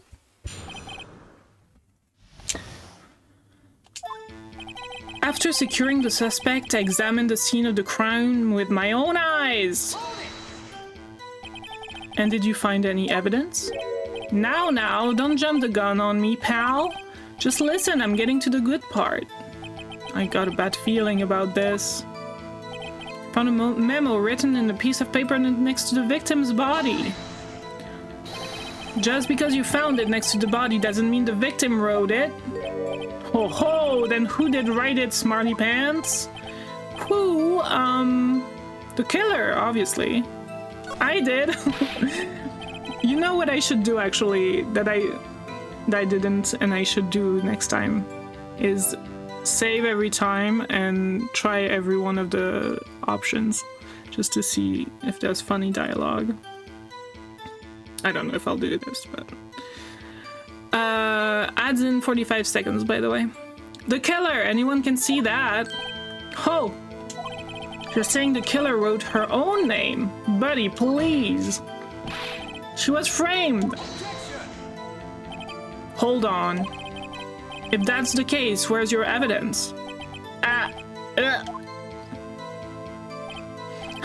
I guess that was a bit of a tall order for you.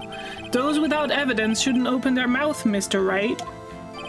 Okay, I just noticed that I didn't, like, introduce myself when I got raided. So if you're still here from the raid, first of all, thank you. Second of all, my name is Margot, and I play a lot of indie games and randomizers. And the ads are starting, so I'll shut up now. Yeah, pal. Arg. Well, detective, tell us what's written on that memo you found. On it, the word Maya was written clearly in blood. I'm sure it said May and someone added the A. Do you have proof it was Mia who wrote that? Of course I do, pal. Uh-oh, he sounded pretty confident. This might not be good. I mean, lab test results show that the blood was the victim's. Obviously, there's only one person's blood in the crime scene as the victim's. So of course it would be the victim's blood. That doesn't mean anything. What kind of tests were they again? Huh? What kind? Well, I heard they take the little bits in the blood and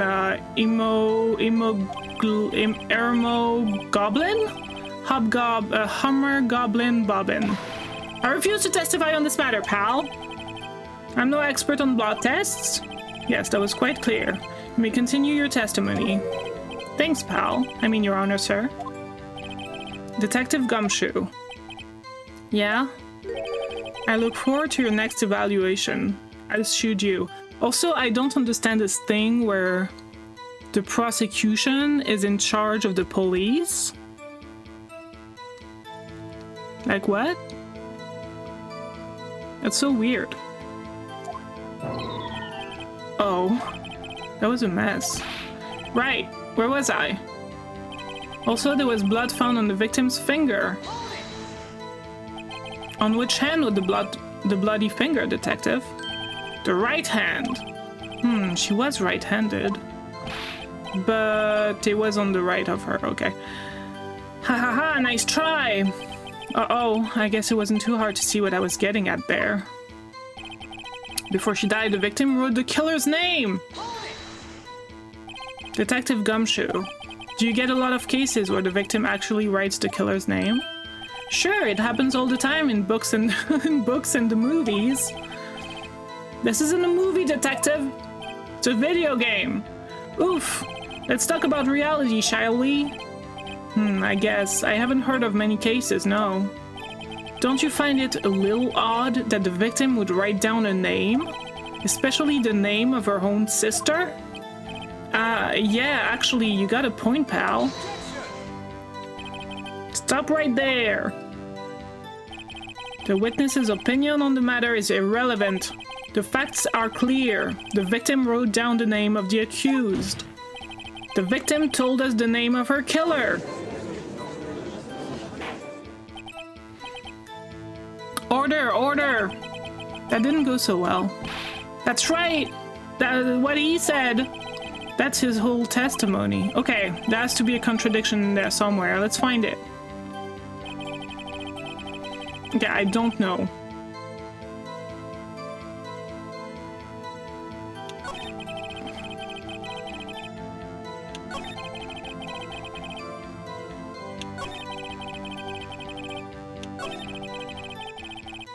Oh!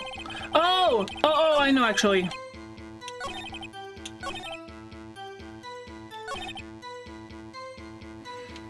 It said that she died instantly. Detective Gumshoe, there's one thing I want you to clarify for me here. You say that the victim, Mia Fey, wrote this note. That she was accusing the defendant, Maya Fey. That's really what you're saying. What? That isn't one of those lawyer tricks now, is it? Of course she wrote it. Who else could have? You have it backwards, detective. Backwards? The victim is the only person who absolutely could not have written it. This is a report from your department, detective. Immediate death due to a blow from a blunt object. She died immediately. But no butting your way out of this one, detective. Damn! Edgeworth didn't see that coming. Order! Order! The defense has a point. Someone who died immediately wouldn't have had the time to write anything down. Mr. Wright, I beg your pardon, but when exactly did you obtain that autopsy report? When? I forget, actually. I don't know. It couldn't be the day of the murder. The day after the murder? It was the day after the murder. Prosecution's point being? The nose thing. That autopsy report is outdated, Your Honor. What? A second autopsy was performed yesterday at my request. Wasn't yesterday the day of the murder, though? Death was almost immediate due to a blow from a blunt object. Almost immediate. But there is a possibility the victim lived for several minutes after the blow. So it's far from immediate. Minutes is so long. I received these results this morning. No way! Your Honor, it's quite easy to imagine that the victim did have time to write Maya. That is all. I see. Damn you, Edgeworth. I should have known you'd have something up your sleeve. Why, Mr. Wright, you look shocked. Something you wanted to say? What? I don't want to say any of these things.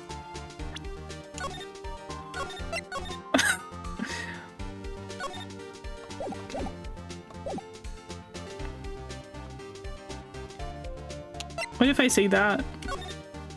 Detective Gumshoe, was I a fool to trust you in your report? Huh? Me? I wasn't, Detective Gumshoe. I'm disappointed in you, handing him the wrong report like that. I'm sorry, sir. You are at fault, detective. This isn't going to look good on your evaluation next month. What? But... Oh. Your Honor, I submit this report to the court. Understood. The court accepts the evidence. Died from a blow by a blunt object, may have lived for a few minutes after being hit. Well, Your Honor, the evidence strongly suggests the victim was identifying the killer. I suppose that's the obvious conclusion, yes. Darn, this isn't good. The prosecution would like to call its next witness. This poor innocent girl saw the murder with her own eyes. I'm lucky... I'm lucky they're not like, okay, well, that's it. They're like, okay, let's call another witness. Other times they would be like, that's the end. There's no more chances for you. But yeah. Let the witness, Miss April May, take the stand. Exactly what part of her is innocent? You're so judgy, dude.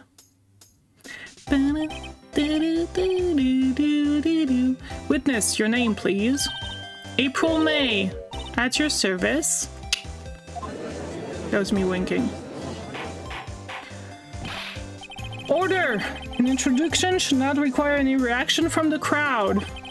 The witness will refrain from wanton winking. Aw, yes, Your Honor. This is not good. She's already captured the heart of every man in this courtroom.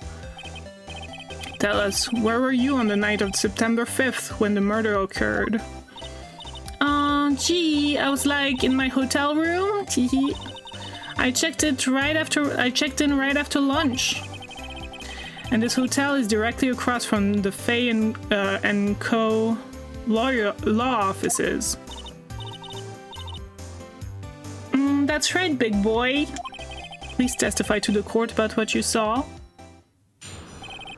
Witness's account. It was like 9 at night. I looked out the window, you know.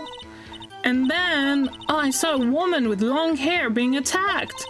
The one attacking her was the mousy little girl sitting in the defendant's chair. Then the woman, dodged to one side and ran away. What? But that girl, she caught up to her and she hit her. Okay. Then the woman with the long hair, she kind of slumped. The end. That's all I saw. Every little bitsy witsy wink. I mean... Well, Your Honor, I see it's a remarkably solid testimony. I don't see a need to trouble the witness any... Wait, Your Honor! Yes, Mr. Wright? What about my cross-examination? I thought the witness's testimony just now was quite firm, didn't you? Mr. Wright, I understand you were Miss Mia Fay's understudy, were you not? Where she's obviously the murderer. No, we actually know who the murderer is this time as well. At the beginning, it shows a picture, but she's an accomplice for sure. You are Miss Mia Fay's understudy, are you not? You must know her techniques well. Her cowardly way of finding tiny faults in perfectly good testimonies. Damn it. Yeah, I thought it was just the first case where you saw the murderer at the beginning, and then they just it's like part of the suspense, you know, not knowing really who did it. But we're still in tutorial mode almost, so. Hey, how dare you? Well, Mr. Wright, will you cross-examine the witness? Yeah! What if I say no, though? Let's say no. No thanks. No, you're right. I guess there wouldn't be much point. I'm glad you saw the error of your ways so soon. Your Honor, the prosecution rests its case. What? That's it? Very well. Wait, hold on. Yes, Mr. Wright? Changed your mind? Will you cross-examine the witness? Yes, yes, yes. His face. It's better or I'll lose the spot. I'd better or I'll lose the spot on the spot. Oh my god. Very well, you may begin your cross-examination. Okay. Illusion of choice. But I think you get better, funnier dialogue if you'd say the wrong thing most of the time, I think. It was 9 at night. I looked at the window, you know. Why did you do that? Huh? Why? Why what? Why did you look out the window? Were you expecting to see something? Have you never looked out a window just cuz? Especially in a hotel. I don't have much to do. Oh, well, gee. What? That's it? She can't get out of this question that easily. I sort of, you know... Yes? I had a feeling. Well, I have a feeling she's trying to avoid the question. Maybe I should press a little harder on this one? I mean, sure. Let's see how far I can run with this. Surely you must have had a reason to look out your window at this time of night. Oh! Damn it. Mr. Wright, I will not have you badgering my witness. Badgering? You insist on needling her with these trivial questions. I really don't think it should be allowed. Yeah, stop him! The poor girl. Order! Mr. Wright, you have been warned. Poor girl? What about poor me? Looked out the window. What did you see next? And then, oh, I saw a woman with long hair being attacked. The woman with long hair. Was that Mia Fey? Mm-hmm. Slender, sort of. Well, some people might say pretty, if that's your thing. Your thing. And the person attacking her? The one attacking her with the mousy girl sitting in the defendant's chair. How do you know she was the defendant? Huh? Well, you know, she had a girlish physique. Women know these things. Look, I just know, okay? There was only one person at the scene of the crime with a short girlish figure. The testimony is bulletproof, Your Honor. He's right. Damn it.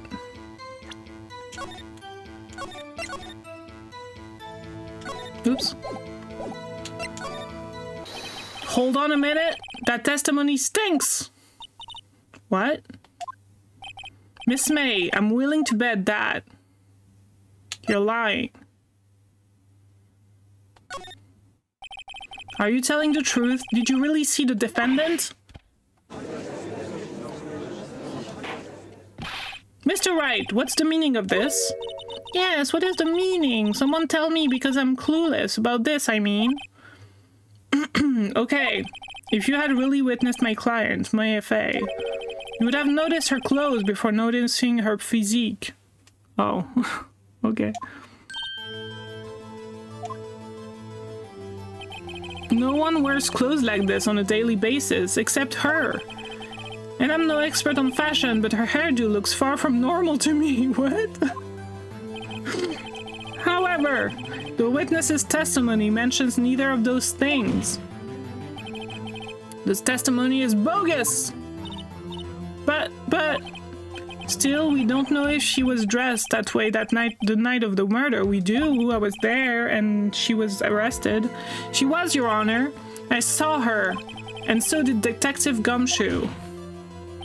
What do you say to that, Miss May? Roar. What are you trying to say, you mean lawyer? I saw what I saw. I just didn't think all the trifling little details were necessary, darling. Miss May, the court would like to remind you to please omit nothing in your testimony. I'm sorry, Your Honor. I'll be a good girl, I promise. Your testimony again. Your testimony again, if you would.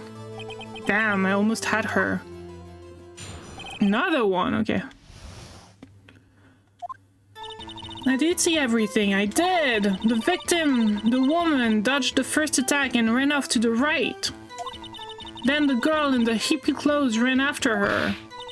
And she hit her with that weapon. I saw it, I did. That clock, the kind of statue-y clock, the thinker, I think. How do you know it's a clock? How do you know it's a clock? Well, does the accuracy of my report not startle you, Tiki? I see. Only wish you had been so detailed from the beginning. Please begin the cross-examination. Okay. I mean, I could... I'm still gonna... I could just present... Let me see, actually, what we have. We have this. Looks like a statue, but it's actually a clock.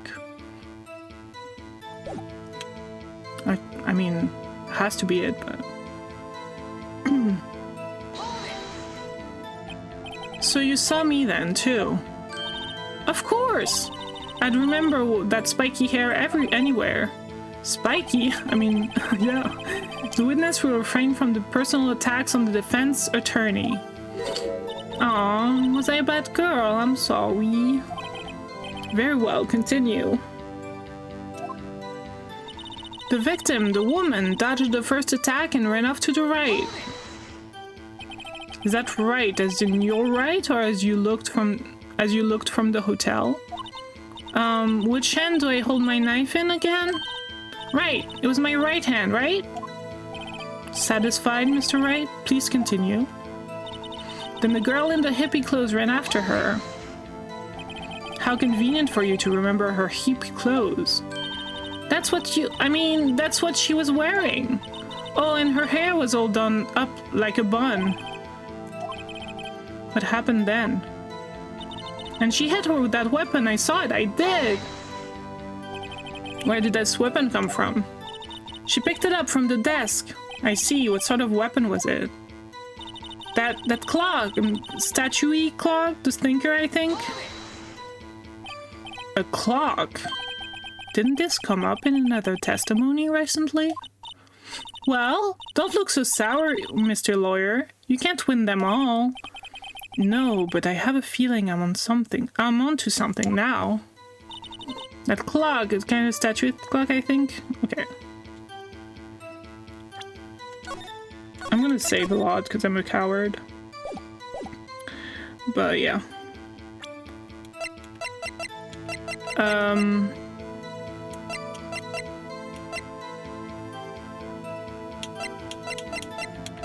Also, when does this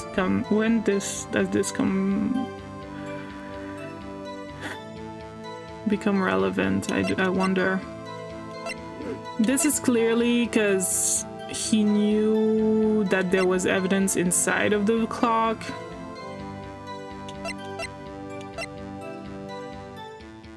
Also, check this.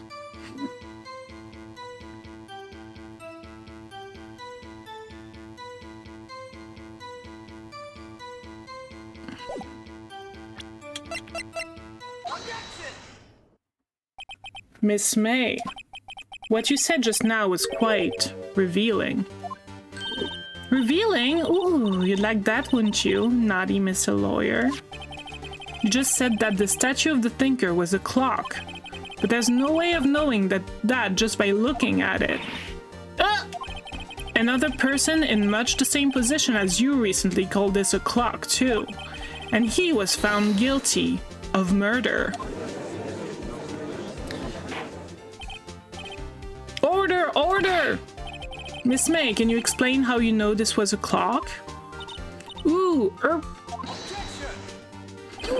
The witness saw the murder with her own eyes. That's all that's important here? No, that's not. Like, how does she know that?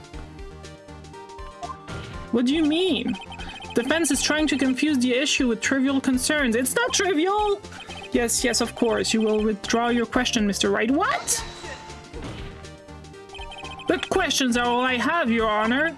And as you may recall, I've caught murderers with these questions before. Well, only once. Objection sustained. You may continue to question the witness. Phew, that was close. If you stopped me there, the trial would be over. Huh? What? So, what happens now? What happens now is you answer my question. How did you know it was a clock?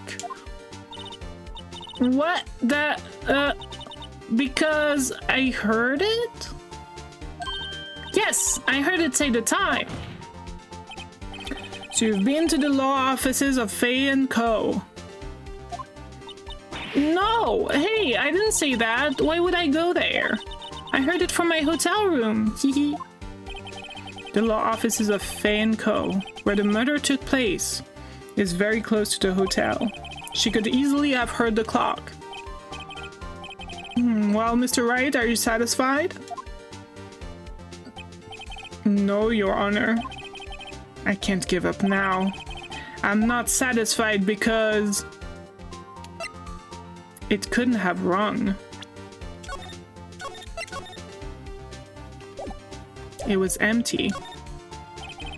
Your Honor, members of the court, it is inconceivable that the clock in question rang. That clock is missing its clockwork.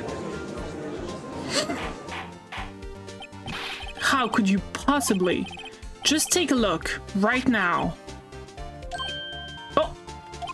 See anything interesting, Your Honor? It is as the defense says. This clock is missing its clockwork. It's quite empty. That's right, bitch. Mr. Wright, You would care to explain to the court the meaning of this? It is as you can see. The clock was empty. It couldn't have rung. Therefore, this witness is a big fat liar. Fat? Well, Miss May? Tss, tss, tss. Quite a show you've put on for us, Mr. Wright. He knew the clock was empty. Somehow, he knew. I mean, didn't he have the clock in his possession? They would, like, search it. I'm afraid you've forgotten one thing, however. Indeed, the clock is empty, as you say. It can't ring. However, we must ask, when was the clockwork removed? If it was after the witness heard the clock, then there is no contradiction. That's true. That is a possibility. The clock might have been emptied after she heard it. And that is exactly what happened, Your Honor. Well, Mr. Wright, can you prove when the clockwork was removed? Yes, I can! I can! Oh, impossible, of course. I have proof. What? Wasn't it you who told me proof is everything? Well, I was listening. And now I'll show you the proof you like so much. The evidence that proves when the clockwork was removed is... Well, there's something I want you to hold for me. It's a clock. I mean, it looks like the statue of the sinker and tells you the time. I should probably tell you the clock isn't talking right now. I had to take the clockwork out. I put the paper inside and sailed. Okay. Take that! Take that! Take a look at this. That's a very cute cell phone. Hello, the judge. That was silly. Oh, you have a girly phone. Wait, this isn't my phone. Listen, this is the defendant's cell phone. It contains a recording. A recording of a conversation she had with the victim on the day of the murder. Order! The defendant's cell phone? This wasn't brought to my attention. He's so mad.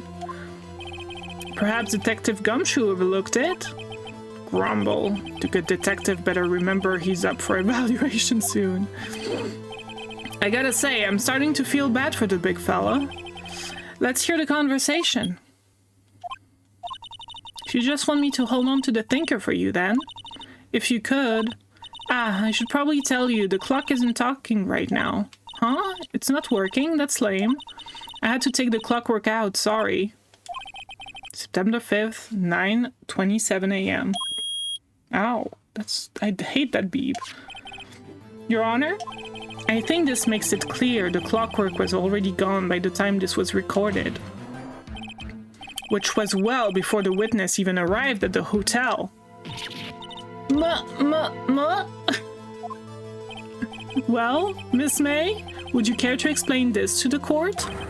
Just how did you know that weapon was a clock? Well, isn't it obvious? I saw that clock before. What store was that again? I go to so many. Oops, I forgot. So the witness had seen it before. That would make sense. That's impossible! There are two of this clock. Yes! Does the defendants have any objection, Mr. Wright? Yes! The witness claims she had seen it before, but this directly contradicts a piece of evidence already submitted to this court. Well then, let's see it. Please produce this evidence that will prove the witness had not seen the clock before. Made by Larry Butt. It's simple. This clock was never in any store ever. What?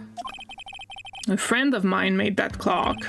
Only two exist in the world, and the one that isn't here is in police custody. Impossible!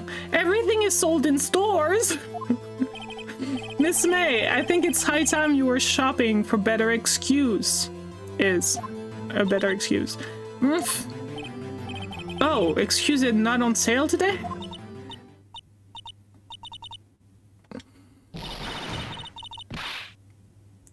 The little heart. Oh my god. Did she always have, like, really... Oh, we didn't see her nails before. What's it to you, Porcupine Head? That stupid clock doesn't matter, okay? She did it and she should die for it. Die! Adds in a minute, by the way. Whoa, let's not get ahead of ourselves. This is a court of law and the witness will remain calm.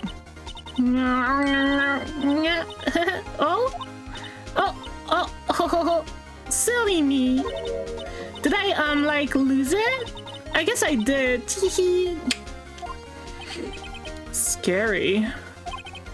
Miss May, let me ask. Tell me, how did you know the weapon was a clock? Oh my god, her face. Oh dear. Does the defense have any opinion on this behavior? Okay, this is it. Yes, Your Honor. Allow me to explain how I see the truth of the matter. Miss April May, you knew the weapon was a clock because...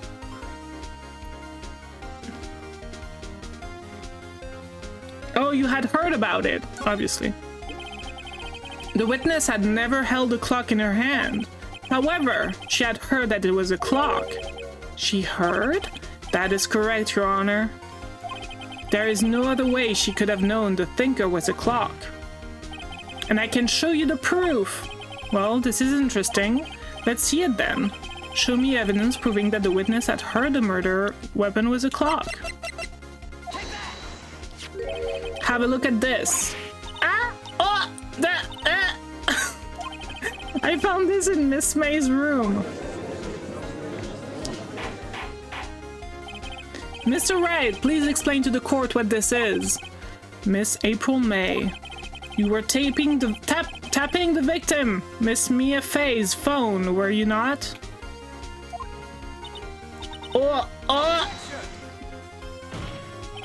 Your Honor, this is irrelevant. I'm not entirely sure that it is. Objection overruled. Troubles me that our witness was in possession of a tap. This is outrageous! Does the defense truly claim that the witness was tapping her phone? Absolutely. Even if that was the case, which is not, you still have to prove one thing. Did the victim ever say that the weapon was a clock on the phone? Can you prove that? I think not. Yeah, she did. She said clockwork. Oh yeah, I think I can. It's simple. What? Here's my proof. What? I can't save.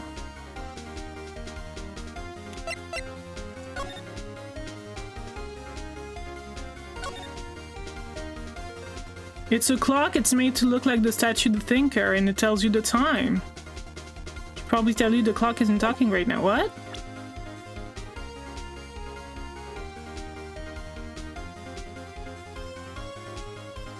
If that's not it, I don't get it. I present the defendant's cell phone. Didn't we already do this? Whatever. Yes, we've seen that. Listen to once more to the conversation between the defendant and the victim. Yeah, what's up? You haven't called in a while. Well, actually, there's something I want you to hold on for me. Again, what is it this time? It's a clock. It's made to look like the statue, the thinker, and it tells you the time. Miss April May, you used the wiretap to listen to this conversation. That's how you knew the thinker was a clock. Am I wrong?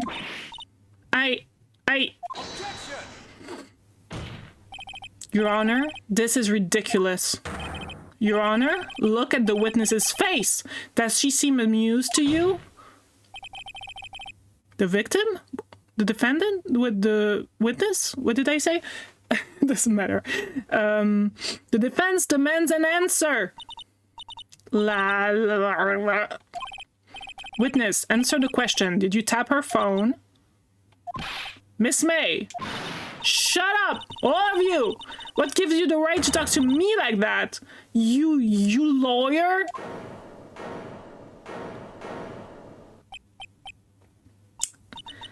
It's not fair. All of you ganging up on me like this. Oh, so I'm the bad girl. Is that it? Is that it? That did it. The court seems seen the real Miss April May now. Now to deal the final blow. I mean, we know that she didn't do it. Why did you tap her phone? Answer the question. Do I have to? Isn't this a murder trial? Isn't tippy-tapping irrelevant? Tippity-tapping? Yeah, she's saying exactly what Edgeworth wants her to say. Miss May, you are tapping the victim's phone. I hardly call that irrelevant. While this court does not condone the defense's tone of voice, he has a point. Well, Miss May, do you have any explanation for the court? Can you prove you had nothing to do with the murder, even though you tapped her phone? Ha! I'd like to see her pull that off. Mr. Lawyer, I saw that evil grin. You were probably thinking I'd like to see her pull that off, weren't you? Damn, she's good. Well, you're not the first man who thought that, and of course, I can and will. You can't be serious. No way. Way, I say, way! Oh, and I assure you I'm serious, Mr. Lawyer. Okay, so the killing happened around 9 at night. Why, that's just when I was getting room service from that sweet bellboy. Room service? Iced coffee, I believe it was. At 9 at night? Okay. Iced coffee, you know, like normal coffee but cold. If you don't drink it quick, the ice melts and then you have regular cold coffee. Iced coffee. Think I'm making this up? Ask the bellboy. Ergo, the witness was not on the scene at the time of the murder. I mean, I never said she was. So where does that leave us? There's someone else staying with her. It is my great displeasure to inform you that the witness appears to have been tapping the victim's telephone. However, that is a separate crime with no bearing on the current case whatsoever. Her testimony stands. She saw the defendant Maya Fey commit murder. No, they're going to let her just walk away? There's no way I can win this unless I tie Miss May to the murder somehow. Well, does the defense have anything to say? Well, come on, think of something. The defense would like to call the hotel bellboy as a witness. There's something suspicious here and I'm going to get to the bottom of it. I think you've sunken quite low enough already. I object to calling the bellboy. Why? What's your reason? Because I hold that the wiretapping had nothing to do with the killing. However, if you agree to one condition, I'll consent to calling this witness. Condition? If Miss April May's alibi is not called into question after you examine the bellboy, then you will recognize that Miss April May was not the killer. Thus, she is innocent. I don't think she's the killer. We know it's not her. I mean, as the player, not as Phoenix. And thereby, you must also accept the verdict of guilty for Miss Maya Fey. That is my condition. What? I'd better find something suspicious in that bellboy's testimony. Otherwise, Maya will be declared guilty on the spot. What should I do? I mean, obviously I'm not gonna give up, but I'm gonna say give up because... Grr, I can't accept those conditions. Very well, the defense will refrain from calling the bellboy as witness. I see, you may continue your cross-examination, Mr. Wright. Right, on with the cross-examination. What? What exactly do you have left to examine, Mr. Wright? Miss April May has admitted to the wiretap, yes. That bears no relevance to the case at hand, murder. There's no way you can prove any connection. Uh-oh. Think, this can't be the end. But I'm out of evidence! I believe the cross-examination is over. Mr. Edgeworth, does the prosecution have another witness to call? None, Your Honor. She's the last. What? But that means Maya's guilty? Wait, Your Honor. Yes, Mr. Wright? The defense would like to call the bellboy after all. Tss, tss, tss. As I thought. May I remind you, dear Mr. Wright, should you question the bellboy and Miss April May's alibi prove to be solid, then by default your client, Miss Maya Fey, will be pronounced guilty. Are you prepared to accept my condition? I mean, dude, you're not in charge here. Shut up. Edgeworth, he's got me backed into a corner, but I don't see any other way to take this. I accept. Very well. The court calls the hotel bellboy to the stand. I believe we're ready for the witness to testify. He certainly does look like a bellboy. Yes, sir. I received your summon in the middle of work, sir. I'm happy to be of service. That tea set looks rather heavy, so without further ado, the witness may begin his testimony. Very good, sir. Very good, sir. Miss May's room service. I am the head bellboy at the fine Gatewater Hotel, in business for 4 generations. Ingmar! Objection! In business for 4 generations. I believe I received a call after 8. How are you, Ingmar? Hope you're doing well. Happy Saturday. I believe I received a call after 8 in the evening from our guest, Miss May. She asked for an iced coffee to be brought to her at 9 on the dot, sir. I brought it to her at precisely the requested time, of course. Wait, what's happening here? Oh, I see, okay. I was like, what's her arm doing? But I get it. And I delivered the iced coffee to our guest, Miss May herself. I see. The defense may begin its cross-examination. Right, I'm ready, I hope. This is it. If I can't prove Miss May was involved with the murder now, Maya will be finished. Hope stream is comfy. It is very comfy. It is Saturday comfy stream.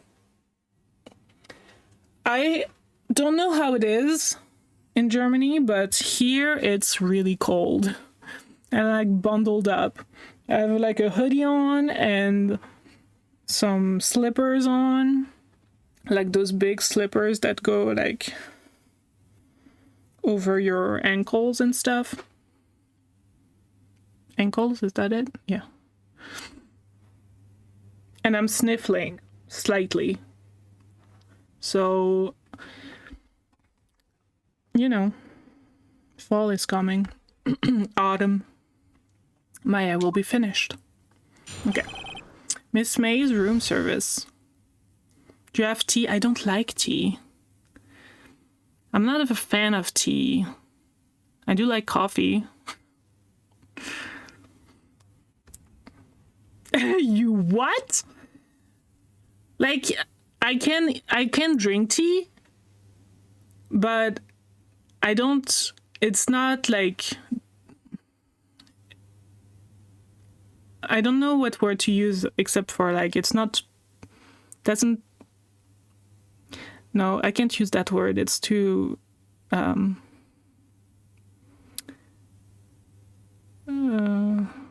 don't know. It doesn't give me anything,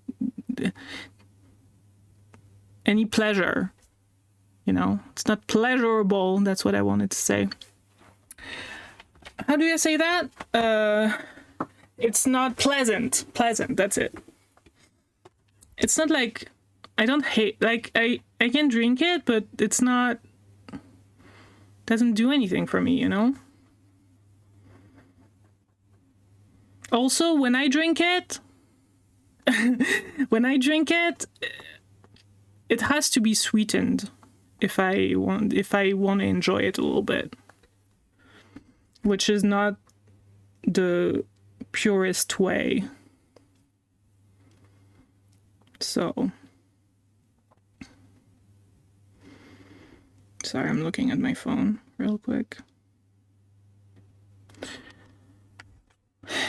But I know a lot of people like it and it's cozy and stuff, but I do it sometimes, but like it's not my favorite thing. I am the head bellboy at the fine Gatewater Hotel, in business for 4 generations. What exactly is it you do at the hotel? Why, anything required of me, sir. I check in guests, I check out guests. I clean rooms, I make beds. I even deliver room service, sir. I checked Miss May in personally. Are you always so prim? Mr. Wright, you will refrain from asking frivolous questions. I believe I received a call after 8 in the evening from our guest, Miss May. I mean, after 8 is not... like...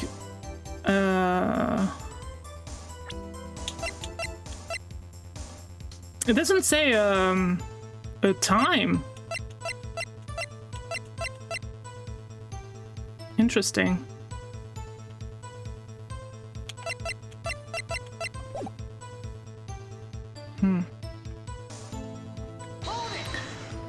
The time of murder, I mean. Are you sure it was Miss May on the phone? Absolutely, sir. How can you be so certain? I checked Miss May in person, and I checked Miss May in personally, sir. Not only did I see her in all her stunning radiance, but I also heard her voice. And then I saw them, and I... The point being, I remembered her quite well, sir. Yes, what then? Them? She asked for an iced coffee to be brought to her at 9 on the dot, sir. 9 on the dot, you say? Yes, I confirmed that detail several times. She was watching a program on the TV and wished to drink after she finished, sir. 9, the time of the murder. Brought it to her at precisely the requested time, of course. Precisely 9, then. Precisely, exactly, and most definitely, sir. 9 p.m. So how did she see the murder if she was being brought the tea, the coffee? How can you be so sure? Miss May was quite insistent that it would be brought then. Oh, bellboy, teehee, I'd like iced coffee at exactly 9. Something like that, sir. Therefore, I knocked on her door at the crack of 9, sir. Why would she be so particular about the time? And I delivered the iced coffee to our guest, Miss May herself. You are sure it was Miss April May herself? Absolutely, sir. Absolutely? Yes, sir. As in, so very absolutely, sir. It's an endearing mannerism of mine. How come you're so very certain? Well, when I brought the room service, sir, the guest, sir, favored me with an embrassé, sir. That's not that's not how you say a kiss. An embrassé. Embrasser, is that French for embrace? It's French for kiss, sir. It's not. It's not. But not a French kiss, sir. More of a peck on the cheek. We call that a bisou. Not an embrasser.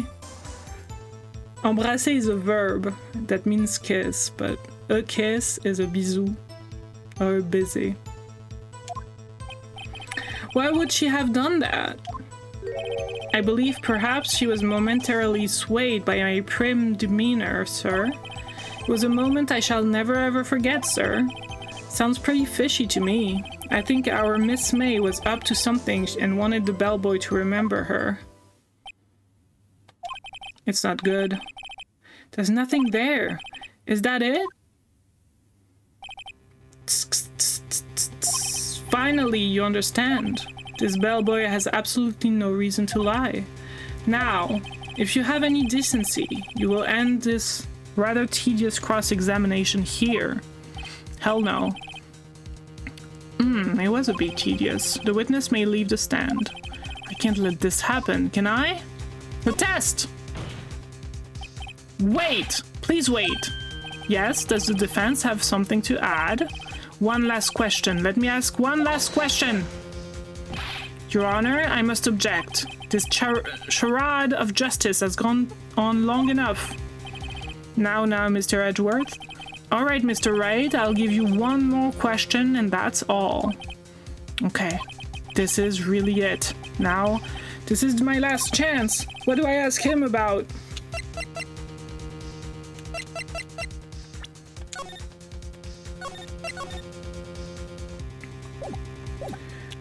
Check-in. Tell me about check-in.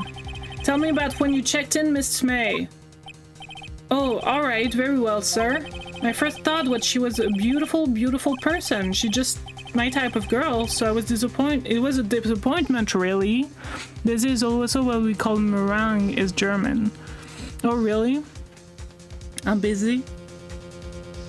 Meringue. Okay, I was well, yes. Busy is also a verb. That's a way to say fuck, basically. As a noun, it's a kiss, like a more of a like. It's more like a tender kiss. So it can be a kiss on the mouth, but it can also be a kiss on the cheek or something. But it's like more intimate, I guess. But if you use it as a verb, it means fuck. Fucking. It's just my type of girl, so it was a disappointment, really. I see. Excuse me, what exactly was a disappointment? Well, I'm not without charm, sir, but even I have little chance with her lover there. What did he say? What did you say? Ah! Oh, rather, quite. Bellboy, tell us the truth now. Did Miss May check in with another person?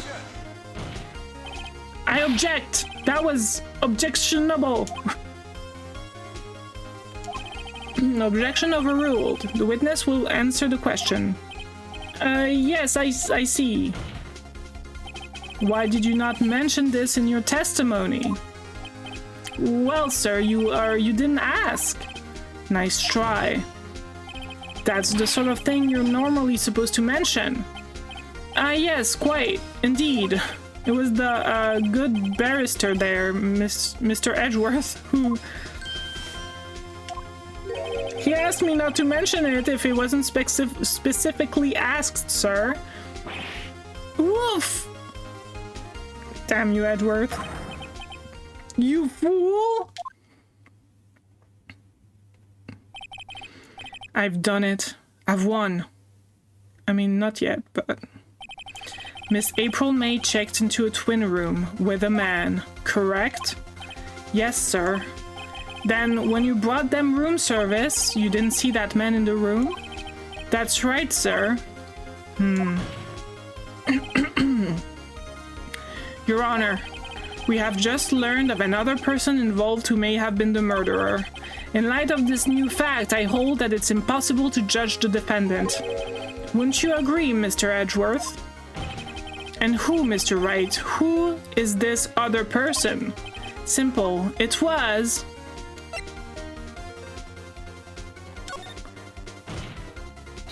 the man who checked in with Miss May.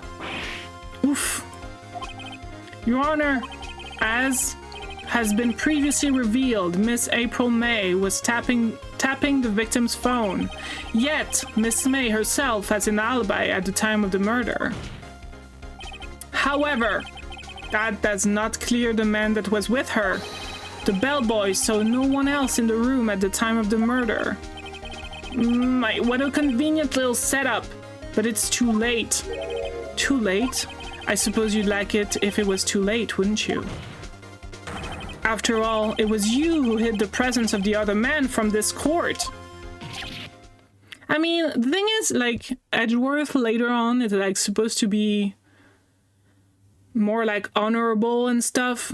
But, like, right now, he knows that this man has probably murdered Mia. Like, he's supposed to be like the guy that absolutely wants the murderer to be prosecuted because he cares a lot about justice, you know? But like, he knows that the man probably did it, and he's still like, he has no honor right now. I don't like it. Upstart, amateur. These accusations are ludicrous. Enough! The court acknowledges the defense's argument. I expect the prosecution and defense to look into this matter fully. Am I understood? Yes, Your Honor. That is all today. That is all today for the trial of Maya Fey. Court is adjourned. September 7th, 2:24 p.m. District Court Defendant Lobby Number 1. Mr. Wright, you're amazing in there. Really? I think I might be your newest fan. I was just doing my job, you know. Then again, that other attorney was pretty cool too. Huh? That face of his, with his eyes wide and trembling lips. It sent shivers up my spine. If you say so. So what happens with me? Do I get to go home now? Well... No, I don't think so. Not yet. Oh, I see. But I got a great lead on today's trial. A lead? No, he absolutely wants the defendant to be found guilty. As far as I understand it, Edgeworth considers himself just one cog of the justice system's machine, meaning he will prosecute any defendant to the utmost and best on the fact that all other parts of the machine will play their role equally well. That way, if the defendant is innocent, then they will be acquitted, but that's not his part to play. I guess. I understand that, but...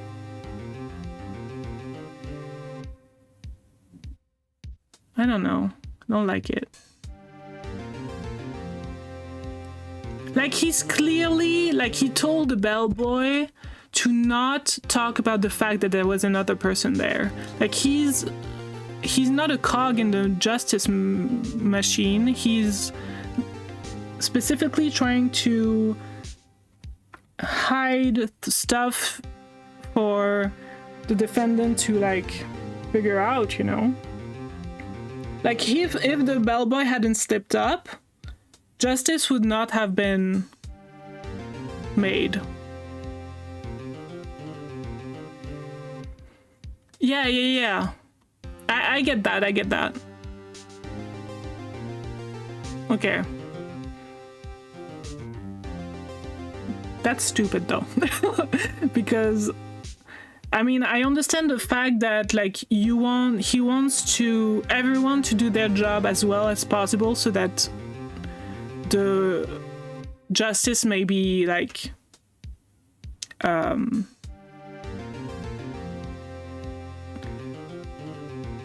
so that the real culprit will be found. But he's literally like swaying the thing, you know? If he wasn't swaying, then I would get it. But like he's actually using tricks.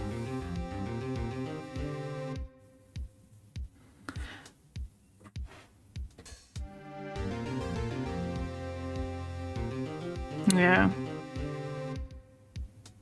I guess he's just doing his job the best that he can, which his job to him is to find the defendant guilty.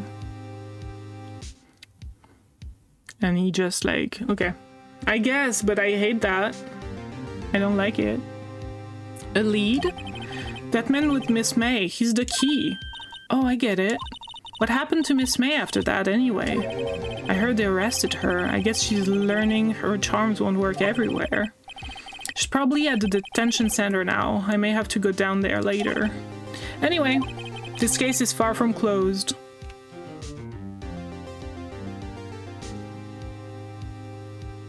Yeah, it's an example of fanaticism, if I've ever seen one. Also, rules exist to be observed. True.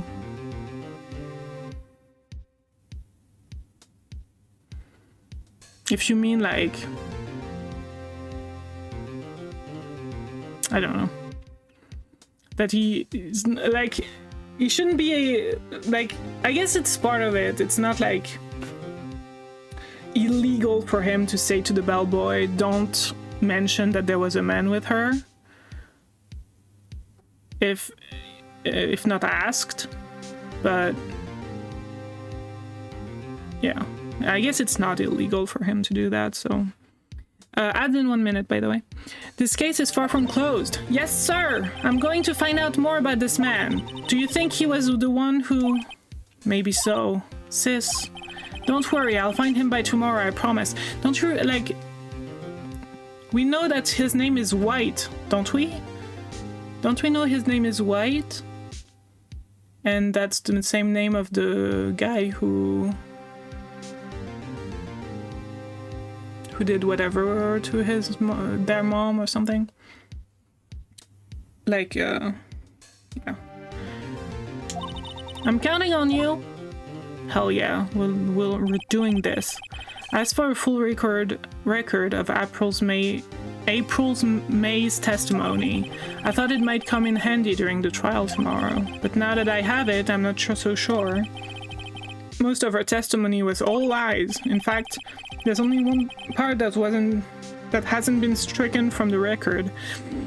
Also, like, it happens that in Phoenix Wright Ace Attorney, that I know of, we always defend innocent people.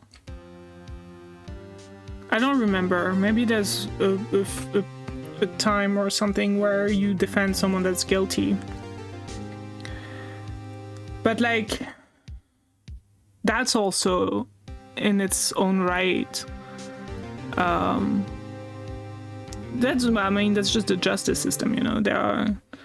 Everyone has the right to be represented.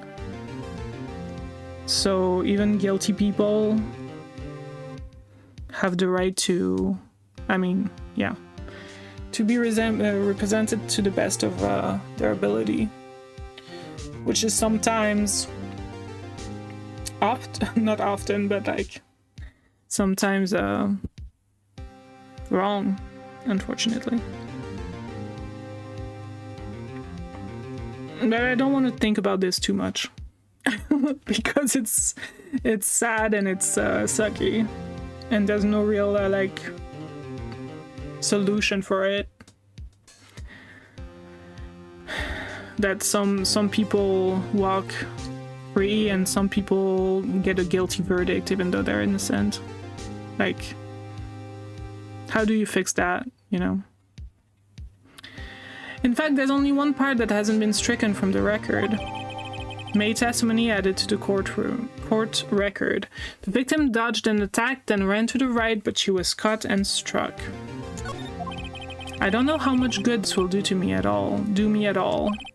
Anyway, time to hit the pavement and do some investigating. Maya doesn't belong in that detention center, and it's up to me to set her free. To be continued. We'll finish this, I think. At least. Oh, it's been 3 hours? Damn. I think we'll finish this. I think there's one more trial, and then it's done. But it could take a while. I don't know. September 7th, 3:11 p.m. Detention Center visitor's room. I can't talk. Well, hello.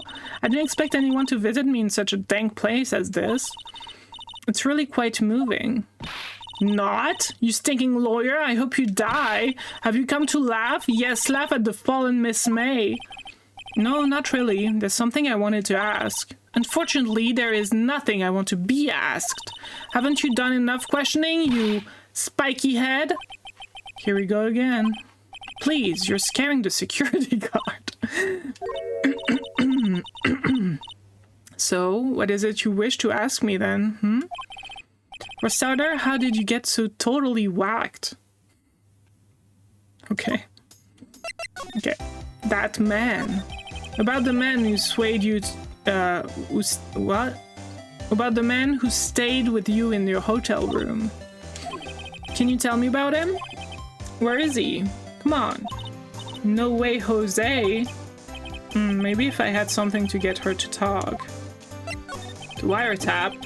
Why did you place a wiretap on Mia's phone? Aw, when you say it like that, it sounds so cold, so criminal. Tapping people's phones is a crime, Miss May. Oh, and I suppose you learned that in lawyer school, huh? Creep. What? This woman is impossible to talk to. Yeah. Say, why are you so angry? I mean, you don't look like a bad person. Oh, that does it. Bottom-feeding, scum-sucking lawyer.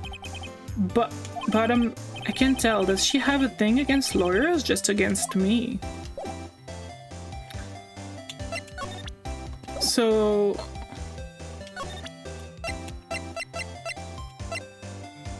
what if I talk to her about this? Guess what? Actually, I really hate your guts. So get lost because, well, I'm not cooperating. Thanks, I noticed. Okay, so I don't think any of this is of any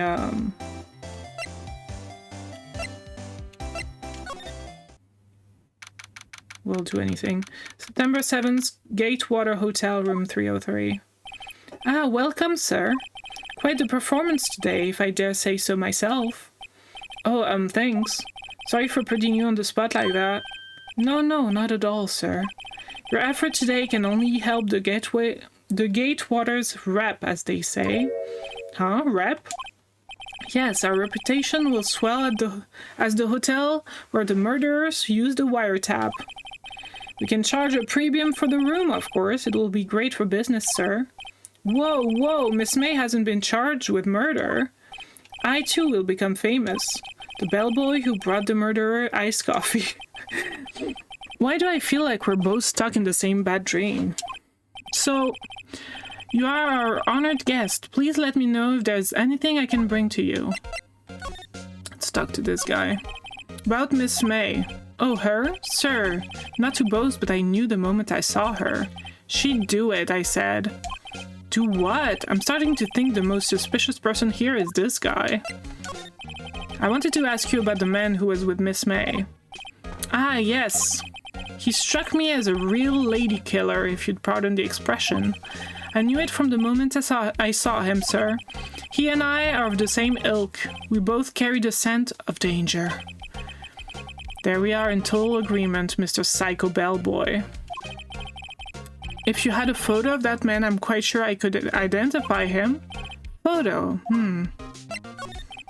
Could you tell me about this hotel? Absolutely, and on that subject, I have an excellent idea, sir. Currently, this hotel is known as the Gatewater. I propose that we add a subtitle. A subtitle? The Gatewater Hotel, Murder Manor. Well, what do you think? Sounds great. Whatever floats your tea set.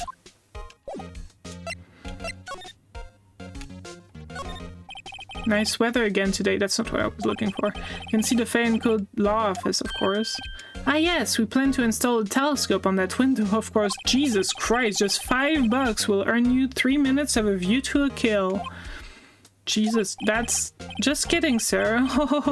That's illegal.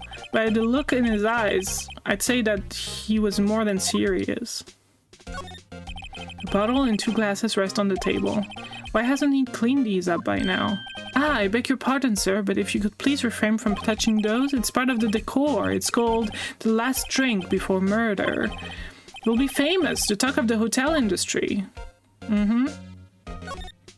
Huh? There's still a screwdriver stuck in that drawer. Ah, please leave that as it is, sir. That's the drawer of terror, hiding place of the murderer's wiretap. It's set to become one of the most popular attractions here. This guy's serious. I don't believe it. Vaz is expected and not good with our name and you know.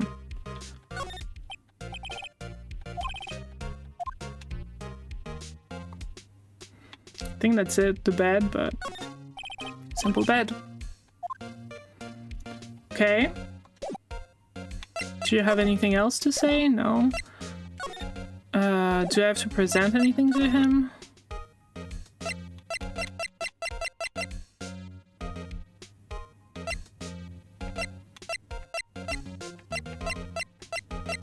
This is still bothering me. It will obviously come up later, but... Okay. Why would I go here?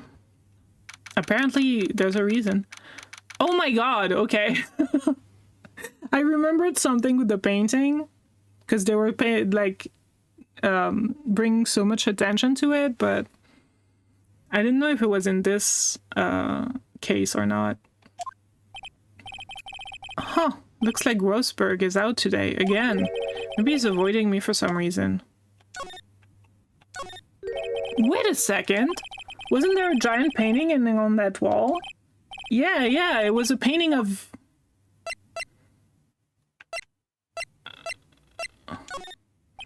Wasn't it? It wasn't a very memorable painting anyhow.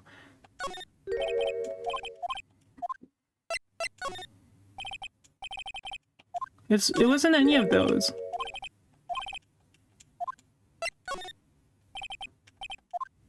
It was like a man with a straw hat. Oh! What's this? Old photo? There are two lying there. Something's been written on pencil on the back. DL6 Incident Exhibit A. DL6 Incident Exhibit B. Let's take a look at these. I'm sure I've seen this person somewhere. I know who that is. Perhaps I'll borrow this photo. I'm sure no one will miss just one little photo. Sure. And it might be a valuable clue. I'll take it for now.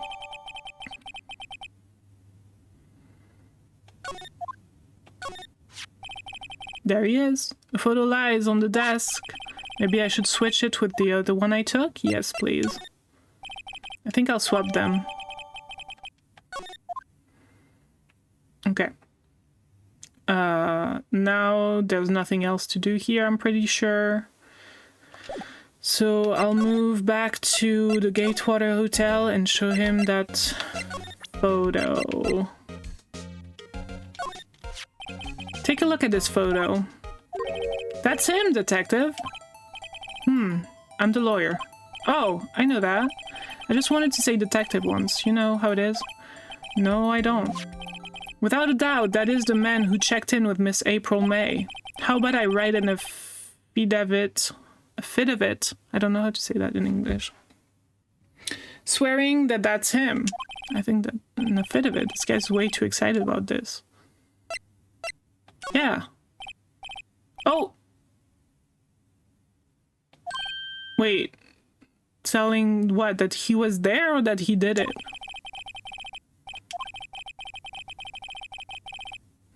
From henceforth, it will be known that the bellboy who swore the affidavit. Just hurry up and write it. Okay. Good. Not even Miss May can play dumb to this.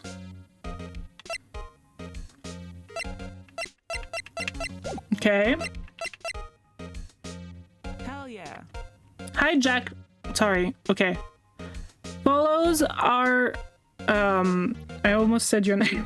But follows are supposed to be anonymous. But if you want to say hi in chat, you can. If not, it's fine. I appreciate you so much. Thank you for the follow. I don't think there's... I think I'll move back to the detention center and show her the picture.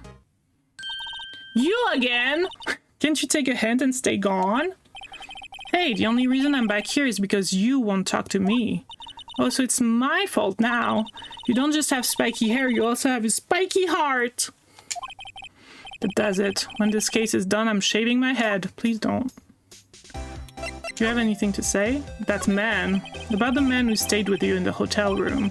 Can you tell me about him? Where is he? I'm not telling. Look, he's being accused of murder. I don't think you want to be protecting him.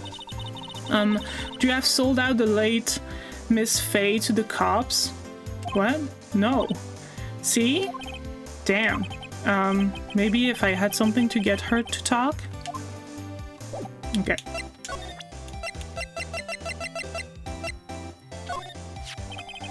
Could you have a look at this? What's that?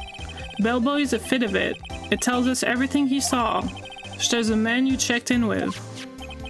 Who was most definitely this guy. Now I'm getting somewhere. Ease her fears? Hell no. This is it. All or nothing. Time to do a little bluff. No use playing dumb, if indeed that's an act. If you don't talk, I'm taking this info to the press. What? Even though he should have been witness to murder your little friend was missing. I'm sure the press would have a field day with this reputation. Fine, I'll talk. You win, lawyer. Yes! Man, it feels good. It's great to be alive. What? Why are you pumping your fists in the air? Huh. Now tell me about the man you were with. That man, he's my boss. Red, white. Red, white, blue. Someone said that. I don't remember. But someone said red, white, blue. The president of the information gathering conglomerate Blue Corp. Red, white? Information gathering? Well, I suppose you could call it a detective agency. So this is the man that was with you the night of the murder. I'm scared to talk. I don't want to end up like her. Jeez. It's okay, I'll just ask Mr. White himself. Can you tell me where Blue Corp is located? Mr. Red White, at last. Finally, a lead on this guy. If April May couldn't have done it, that leaves him. Time to take action. Bellboy's a fit of it discarded. Oh, we don't need it anymore? Okay. So I know where he is now? Blue Corp, okay. Let's go. Oh! Okay. September 7th, Blue Corp Incorporation Inc. CEO's office. What the hell? Wait. Okay. What was the surreal decor? Listen, I don't want to see these men's crotches. You know? But I guess I have to. Welcome! Please furnish me with the title of your personage. What the? Jesus Christ. Your name? What's your name? I was just inquirably asking the title that you go by. Wright. Phoenix Wright. Inquirably. Mr. Wright, is it? Right, I see. Splendiferous! Perhaps I have intimidated you with my gigantesque vocabulary? Sure, dude. What is this guy's problem? I'm Red White, CEO of Blue Corp. You know, corporate expansion officials? Oh. My business dealings bring me into contact with the elite of the elite. So I'm afraid I'm not used to conversing with the worldly challenged. What? That guy, that animation. What a fruitcake. What does that mean? Fruitcake? Let me guess. You are an attorney fresh out of law school, are you not? That's the only explanation for why you would come to meet me like this. What does he mean by that? No matter. No matter. So what business does a mighty lawyer have with a man such as myself? Yipes, this guy's arrogance meter is off the scale. stock. Miss May is an employee of Blue Corp, is she not? Correct. She was my secretaria. What a shock it was to hear that she had done what she has done. What she has done, you mean the wiretap? Indeed, she is paid to answer phones. Tapping them is not in her job description. She does gather information for us as part of her duties, but I assure you, we do not condone illegal methods. It is ineffable that she would do this.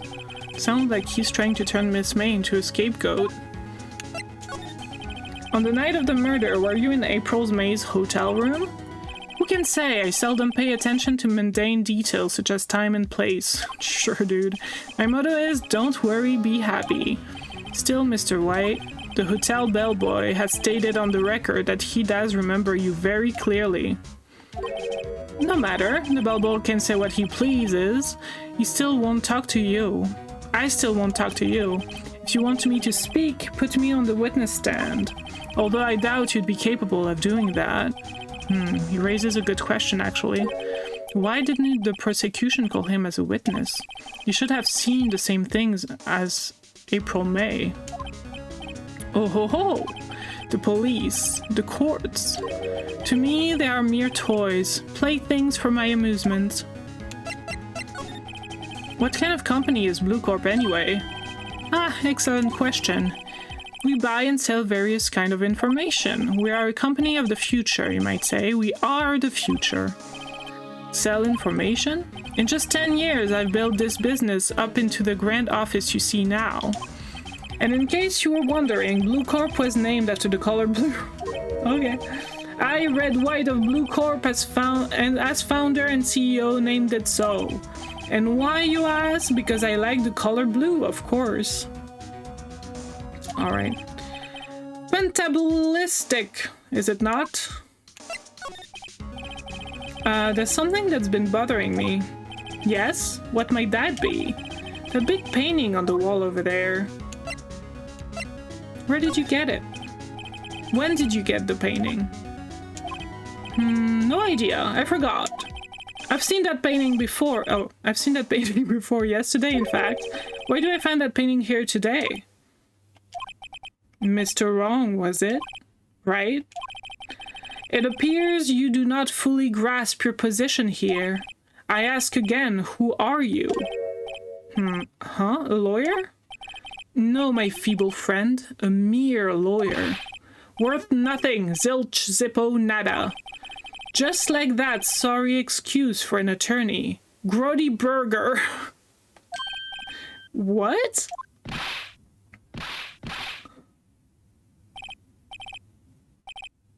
He punched me? He punched me? Huh? Dude! Well, Mr. Lawyer, what will you do, eh? Charge me with assault? Yes! Not me, but, you know, charge away, I welcome it, for it is you who will be found guilty. What? Heed my exposition. Yeah. The police, the courts, they all do my biddings. So you say, but I wonder, is that kind of control really possible? I don't expect you to understand. It is a world beyond your compensation. Came here from Grody Burgers, I presume? Mr. Grossberg's, yes. Then you must ask him, why is it that this painting of his hangs here? Perhaps then he will tell you. Perhaps he will explain how a man can live life purely for personal profit. Go now. Skedaddle. There is nothing more to discuss. I will examine the shit out of this place if I can. This is the top floor of a 20-story building. The view is quite presidential. This painting was, until yesterday, hanging in Mr. Grossberg's office. Where does White have it now? It's not hard to imagine a few possibilities. I think it's payment. But I don't know. I'm guessing this is supposed to be a desk? My, this is quite the thing. Yeah. An impressive lineup of trophies. Judge special runner-up. Judges special runner-up. Best participation. Judges cooperation award. Special good try prize. What? The word judges and special kind of stand out. Probably strong-arm them into giving him something. Like, they all like participation trophies or something? A statue of a man holding up the world. Atlas? The Blue Corp sign certainly stands out enough. The model of the man is of course Mr. White. Okay. I think that's all I can look at. So I go back to Grossberg now and I ask him. I don't think I have anything to present him.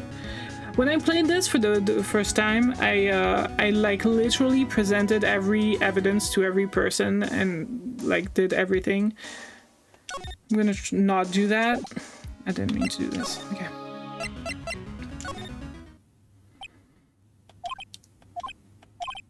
Huh? I don't think he's noticed me standing there. Maybe I should clear my throat? Jumping Joe's fats. What? Jehoshaphat's? Oh, you! What's wrong? You look so pensive, like an old man at the end of his days. I'm not senile yet. I was just thinking about this whole mess. Something's really bothering him, that much is clear. So you came to see the trial? Yes, I did. Something was bothering me all last night, you see. Couldn't get a wink of sleep. Really? What was that? Well, you see, it's just Mia's sister, that poor girl. My boy, I owe you my thanks, truly. I don't know what I would have done if things had gone poorly for the girl. I asked before, but why did you refuse her request for defense? I think I have a right to know. No, I don't, but sure. Right, Mr. Wright. No, I'm sorry. It's just I need more time to think about it, my boy. He does seem troubled about something. I'm starting to have a feeling I know what it is. So I paid Blue Corp a visit. Oh, I see. Miss Grossberg. Sorry, Mr. Grossberg. I have to admit something has been bothering me. Oh, what is it? Well, out with it, my boy. You see, it's just...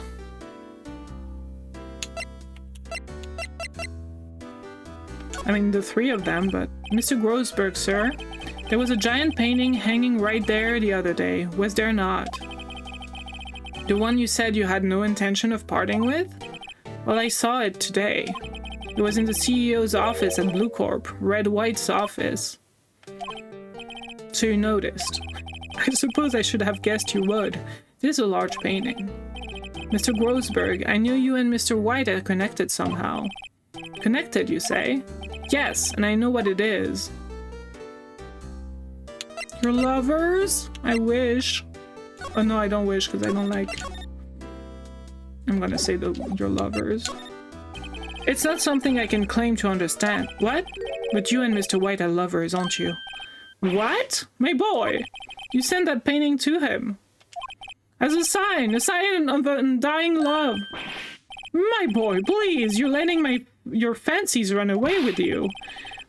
Where do you get these bizarre ideas? I don't understand how you could... That's because we're not... Don't be ridiculous. Enough. I'll swallow my pride and tell you all. I knew it. They are lovers. No, we're not lovers. Red White is a man who makes his living through intimidation. Blue Corp is a company that excels in finding people's weaknesses, I'm afraid. I've been paying them for 15 years now. 15 years? All because of the GL6 incident, as you may have guessed. The name on the back of those photographs. As you suspected, I could not stand in defense of Maya because of this. White would have destroyed me if I did. So that's the connection. It is hard for me to tell you this, my boy, but arresting Red White will be nigh on impossible. Impossible? Why? He has information on everyone. It gives him an iron grip. He owns judges, attorneys, prosecutors, police, and politicians. What? They are bound, unable to do harm to themselves, and therefore to him. Don't look at me like that. What you see is nothing more than the weight of many years. What is the DL6 incident? DL6 is nothing more than the sorting code the police gave the case. It was 15 years ago now. I received a request from a medium, a spirit medium. A medium. Her name was Misty Faye. Faye? Indeed, she was Mia's mother. She had been investigating a murder at the bequest of the police. An ad is starting in 1 minute. And she failed. As a result, the police called her a fraud. This is what Maya was talking about the other day. I did all I could for her, and in the end, cleared her of wrongdoing. That murder case, however, remains unsolved to this day. That case is the DL6 incident. Is that the... We'll see. Reason for blackmail. But why were you blackmailed over this, Mr. Grosberg? The DL6 incident was top secret at the time. It made sense. The police didn't want people to know they were using a medium. They couldn't let people know. But one person found out. I told him. You told Wright? He offered me riches, and it is an embarrassment to me now. Because I talked, the police were mocked far and wide. In secret, they began looking for the one who sold them out. Of course, Wright heard about it, and he came to me. Only this time, the offer was blackmail. I see. Wright controls the law of this country as he sees fit. Yet, if you would still challenge him, have a close look at Mia's office. Mia's office? She followed his every move for years. She may have recorded something of what she found. Huh! Okay, we know where to go next, I guess. It's funny, looking at this room it seems so normal. Hard to imagine a murder took place here. Mr. Grosberg said there would be clues. Maybe I should have another look. Favorite potted plant? The sky is blue and so am I. There's that hotel right across the way. Old movie poster. Apparently this was the first movie that made Mia cry when she saw it. I have to check it out one of these days.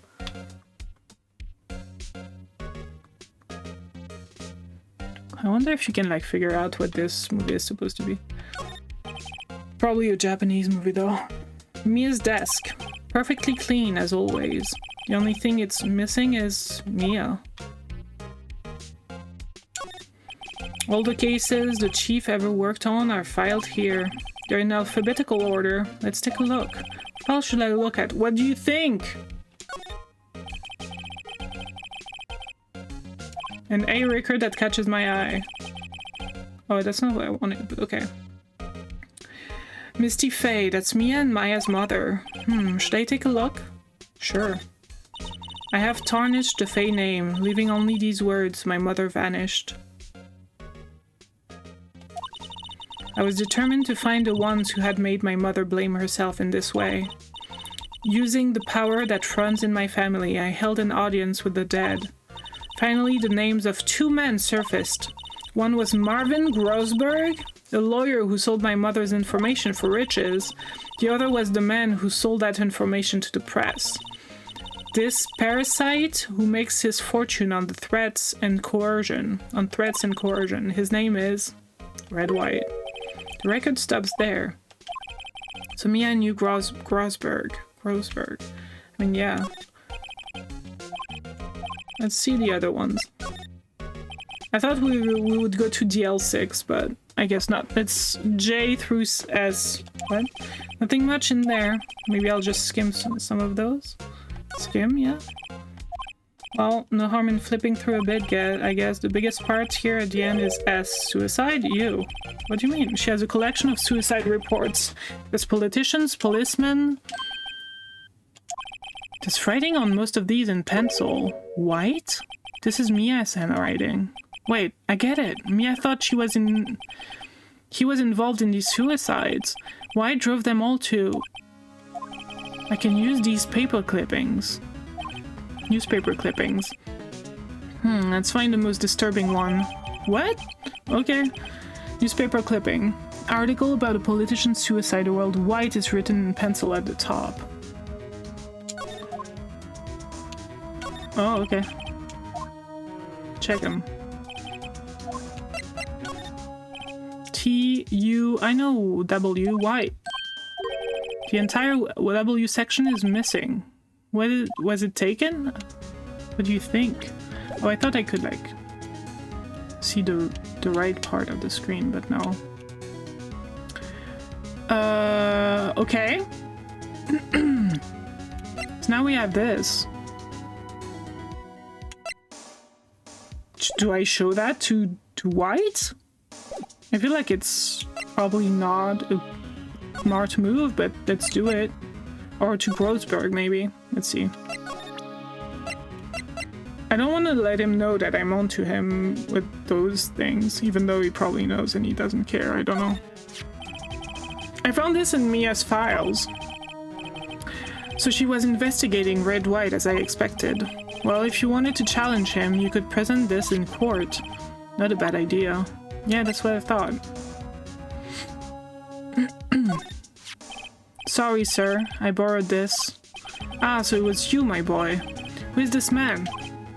It's a long story. I'll be needing that back now. Doesn't want to talk about it for some reason. I'd better give him back this photograph. Okay.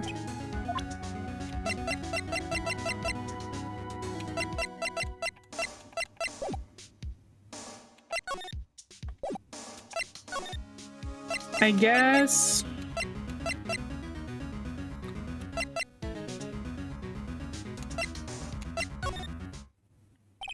Well, aren't you persistent?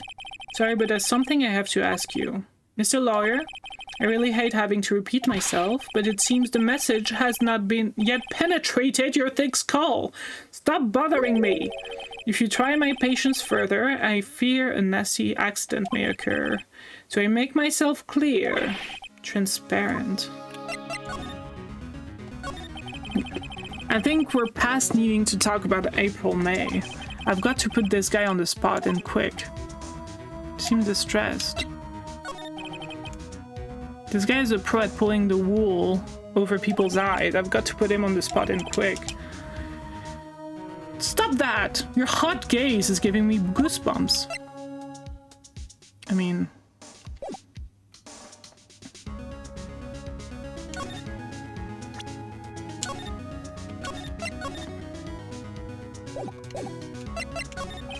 There's no point asking someone this crooked, straight-up question. We need some evidence. What's wrong? Something stuck on my face? Why, yes, there's my eyes, and my nose, and my mouth. But of course I jest. You need no restraint. You need not restrain your mirth, my friend. It's okay to indulge in my cosmopolitan sense of humor. I will not think less of you. Okay, whatever. That's not what I meant to do. This is the only clue that Mia left me. I'd better make this one count. Mr. White, see this? It's an article describing the suicide of a politician. Politician. No. Politician. Yeah. Right. Sure. He was embezzling secret government funds. Then one day, word got leaked to the press. The very next day, he took his own life. And this concerns me how. I found this article in Mia's office. Miss Mia? She had a file filled with articles like this. Every one of them was labeled with a single word, White. Mr. White, I know what you did to this politician.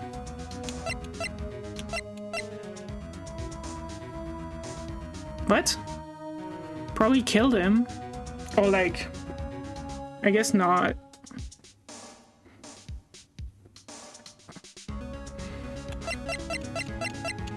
It's... I don't know actually between these two.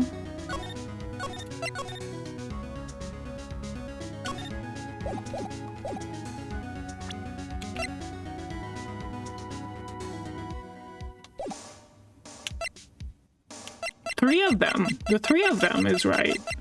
I think.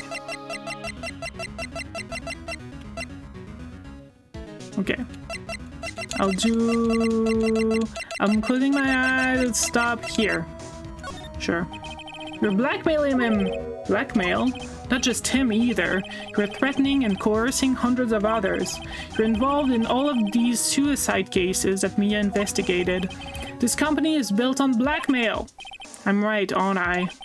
What a bizarre accusation. Mr. Wrong, what is it that you should be doing now? Investigating me? No, I think not. You should be searching for the one who killed Miss Mia. Beep. Secretary's office. Hello? Mr. Wrong will be leaving now. Yes, sir. I'll send someone right away. Wait a second, Mr. White. You're right. You're absolutely right. I should be looking for the killer now. And actually, I've done better. I found him. He's sitting right in front of me. Just what are you insinuating? Mia was onto you. She was keeping tabs. For this reason, you had April May tapping her phone. And Mia was murdered, and all the documents about you mysteriously disappeared. So the culprit would be... Even a child could work it out, Mr. White. You did it. Secretary's office. We won't be needing an escort for Mr. Wrong. Instead, please connect me to the public prosecutor's office. Of course, sir. One moment, please. White? That's you? What are you doing calling me at a time like this? Hello, Chief Prosecutor. I've changed my mind. I want to testify tomorrow. What's this about? The Mia Fey case. I witnessed the murder, you see?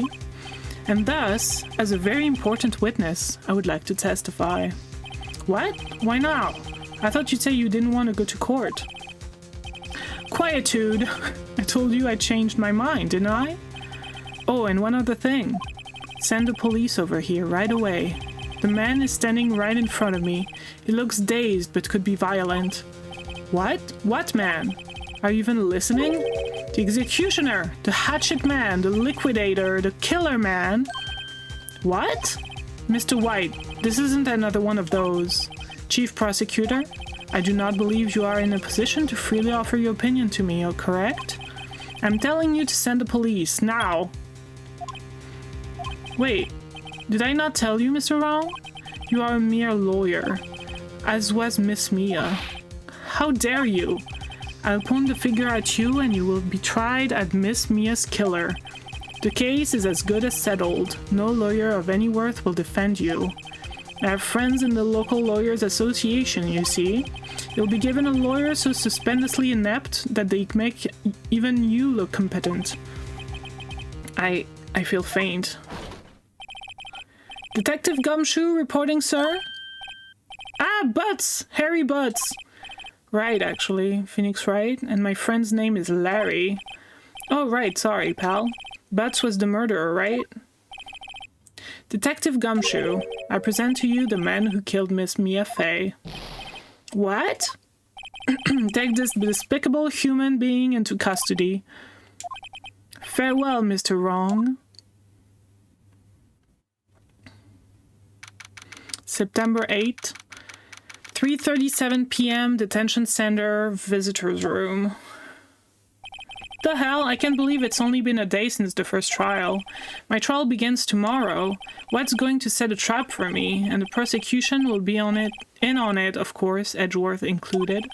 An attorney was assigned to me by the state yesterday. Oh no, I refused. I had an idea.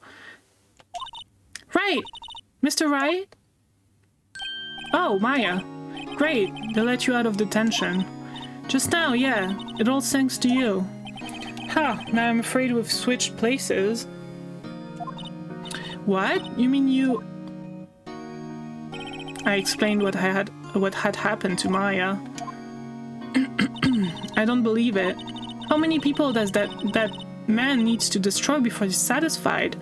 My mother, my sister, and now you. That has gone too far. Mr. Wright, please tell me, is there anything I can do? Well...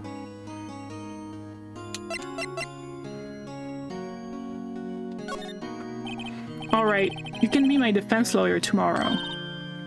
Oh, she didn't even... Alright! Huh? Leave it to me! I am Mia's sister after all. Lawyership runs in our blood. Isn't it ghost powers that run in your blood? I'd better run to the bookstore and pick up a copy of Law for Rookies. Wait! Wait! What? What? I'm kidding! It was a joke! No way! No, really, I was kidding, but thanks. It's good to know you're on my side. And there really isn't anything I can do for me anyway. But I can't just sit here and do nothing. I've got to give that man a piece of my mind. Just a piece? Okay. Then come to the trial tomorrow. Okay, I'll be there. I'll show them a thing or two. Okay. Okay, I need water. My throat is killing me right now. That's a lot of talking.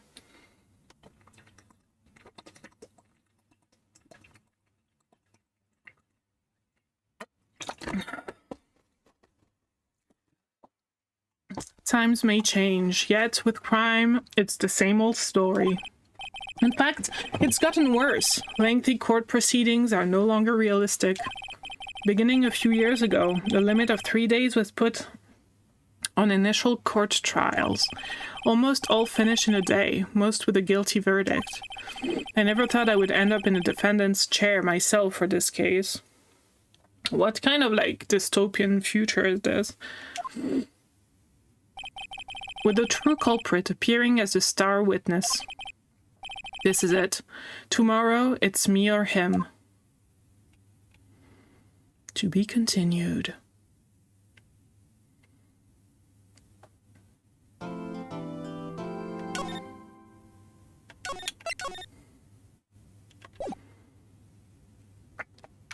September 9, 9:52 a.m. District Court, Defendant Lobby number 1.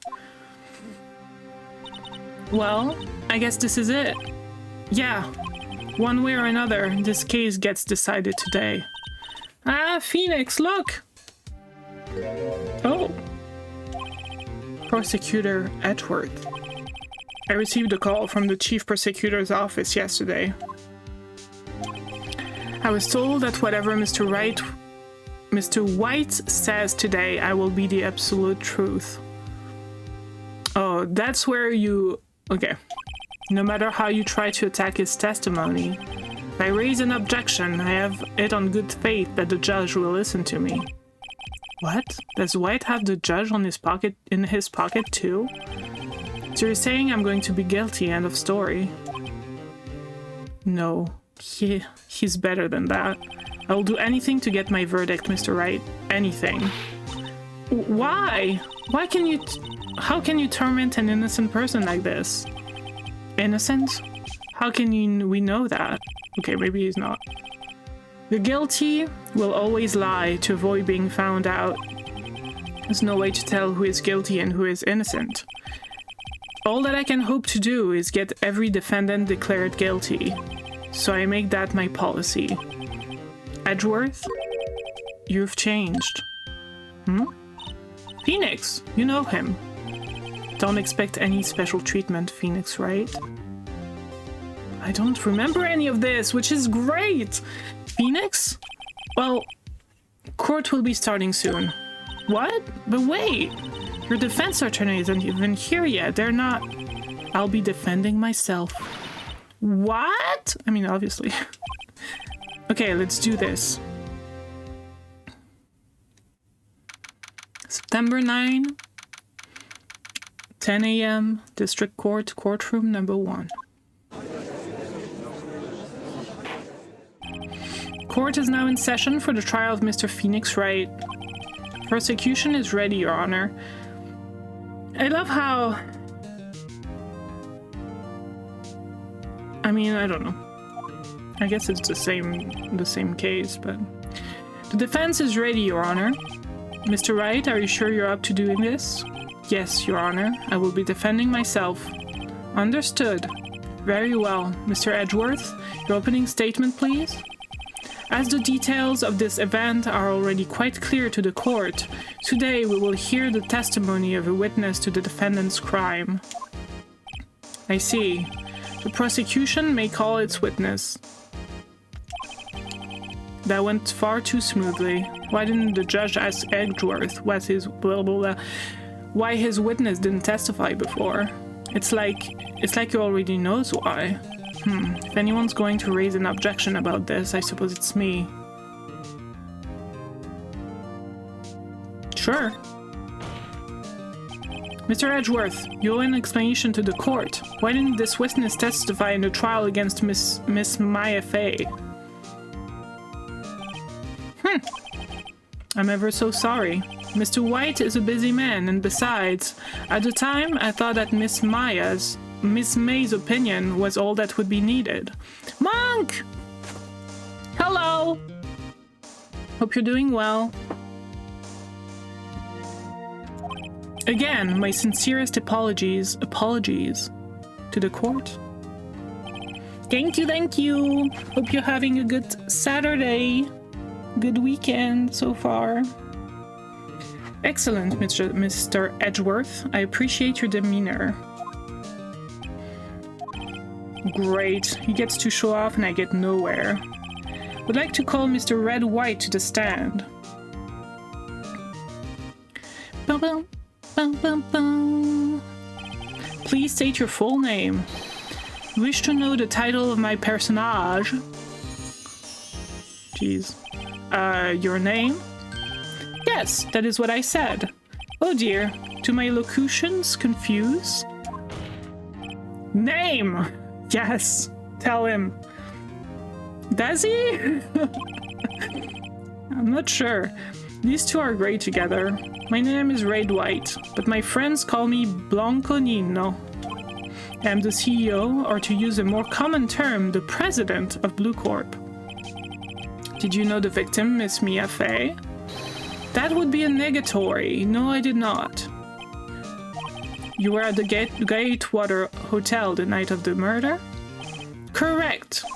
And you witnessed the murder from there. Why tell you what you already know? Very well, Mr. White.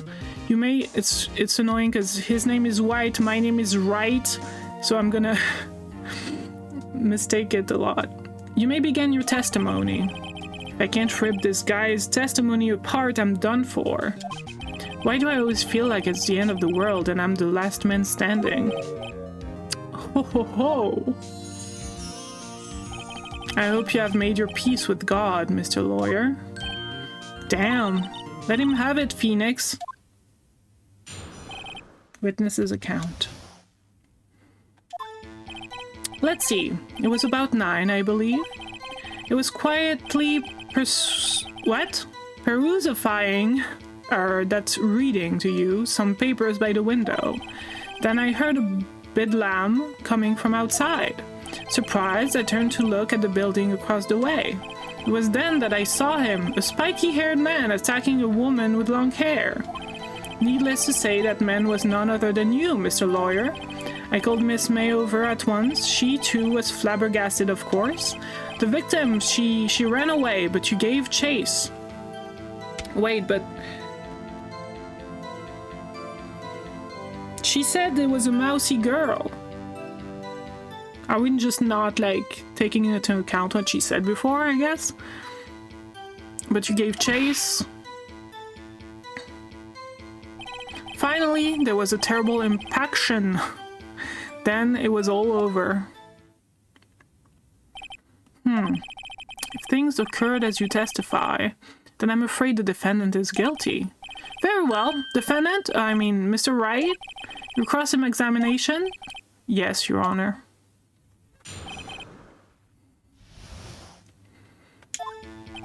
Let's see, it was about 9, I believe.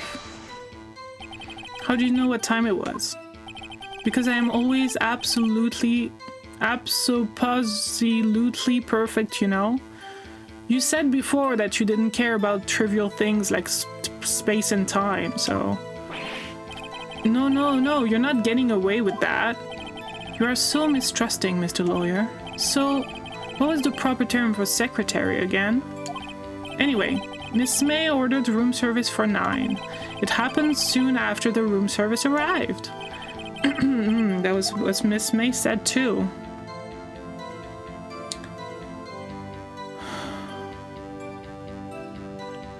I guess I'll press, I don't know. True, the bellboy who brought the coffee saw Miss May. But he testified that he did not see you at the time. Is this your concern? Silly lawyer, Miss May received the coffee outside the room. Of course he could not see me. He would need extra vision to pull off something like that. Tell us, what were you doing at the time? I was quietly reading some paper by the window. Well, okay, whatever. Let's keep on going. By window, you mean the one directly across from Faye and Co. law offices? Correct. That is the only window, you see. And there you were reading papers? Correct. Also, I'm sorry, but the hotel room was kind of like not that fancy for this guy, so I mean, I guess he chose that hotel only because it was across the way from the law office, but correct. The Gatewater is a businessman's hotel, and I am a busy man who has business to do. Then I heard a bedlam coming from outside. A bedlam? It must have been when you attacked, I assume. We see. Continue. Surprised, I turned to look at the building across the way. So you were reading your papers until you heard that sound. But of course, I am no snoop, peeping out of windows at night. No snoop, yeah, right. You've made a career out of snooping. It was then I saw him, a spiky-haired man attacking a woman with long hair. Spiky-haired? Dude, just accept the fact that you have spiky hair. It's fine. It's fine, dude. That's it? Okay. Needless to say, that man was none other than you, Mr. Lawyer. What you just said directly conflicts with Miss May's testimony. Miss May clearly stated that the assailant looked like a girl. Always been proud of my eyesight, Mr. Lawyer. Just what is your eyesight? Counting both eyes? 40. 40? Don't add them together. I think the witness is trying to say his eyesight is good. Hey, whose side is the judge on anyway? I mean... And what did you do then? I called Miss May over at once. She too was surprised, of course. What was Miss May doing at the time? She had just finished watching a soap opera on the TV and was weeping openly. I thought she was talking to the bellboy! Did you know she had been tapping the Faye off his phone? Irrelevant! That has nothing to do with the case at hand. What? I care not. I will answer the lawyer's bold inquiry. Miss May was acting alone when she tapped the phone on this Faye woman. You'd make a good politician, Mr. White. Ho ho, I know. After all, I am El Presidente. Please continue. The victim, she ran away, but you gave chase. Can you be a little more detailed about that? I think it's worth knowing exactly what happened. Of course. Comprende. I understand. The victim was attacked by you and ran to the left. That's not what she said. You gave chase and struck her down. Are you sure? As you know, I'm always absolutely perfect. I hate that. Perhaps you could change your testimony to reflect this new detail. Thank you. That will help a lot. The victim ran to the left and you gave chase. Are you sure about that? How many times must I say it? I'm absolutely perfect. End of story. How many times must I hear that? Psst, Phoenix. Doesn't something about that strike you as a little odd? Yes. Shut up. Sorry. Finally, there was a terrible impaction, then it was all over. Impaction? Don't you mean just impact? Ridiculosity. I think you need to brush up on your language skills. On second thought, perhaps I'd better leave the whole language thing alone. Did Edgeworth prep this guy too, I wonder? Anyway, I better find a weakness in there.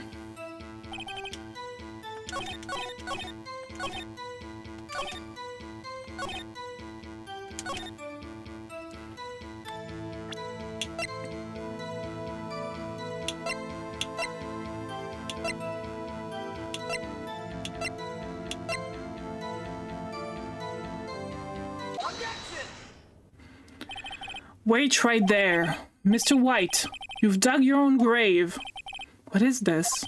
You said the victim ran to the left, but that directly contradicts Miss May's testimony. She clearly stated that the victim ran right. Oh, ho ho, this is simple. You may have misheard her. I think not. Look at the floor plans. Add in 1 minute. The killer was here. And the victim here. The victim ran to the left as you claim she did. If the victim ran to the left as you claim she did, she would have been running directly away from the door. She would have been running into a dead end. Don't you find that odd? Okay. Very strange. I did see her run to the left, I did. Phoenix, look at his face. I don't think he's lying about this one. True. Maybe he really did see the victim run left. So he did witness the killing? Wait a second. Oh, because he was on the other side, so for him it was left. But from this window it would be right. Okay. Adds in 10 seconds. Yes, Your Honor. Miss May says right and Mr. White says left. Can you explain this contradiction to the court? Both are right. Both witnesses are telling the truth, for once. Ha! I doubt it. Rather, that does not clear up the contradiction. There is one scenario that would explain their conflicting accounts. What? Obviously, the witness was not viewing the crime for the hotel. Mr. Wright, what do you mean?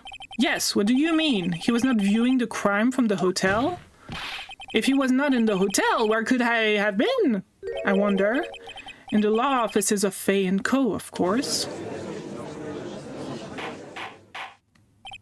More specifically, he was standing here. Time to show the court what Mr. Wright was standing.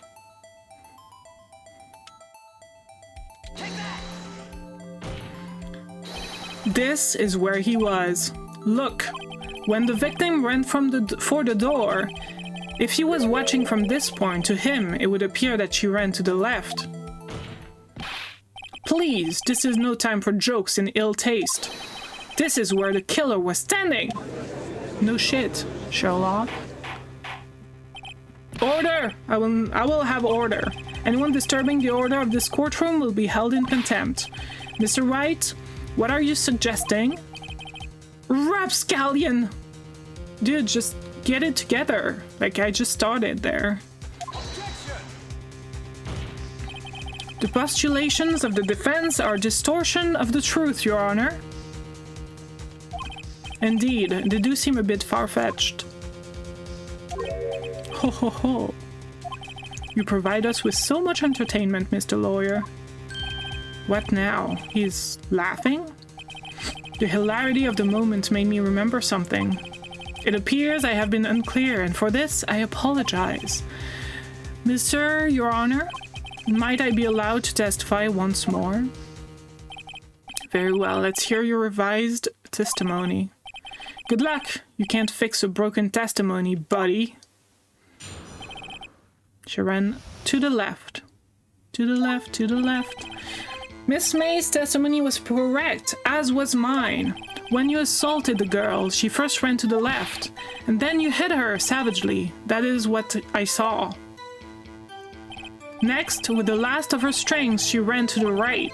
You chased her and delivered the final blow. It says one time, I think. That is what Miss May saw. You see, you hit her twice. Don't you remember, Mr. Lawyer? It does seem to make sense. From a blow by a blunt object.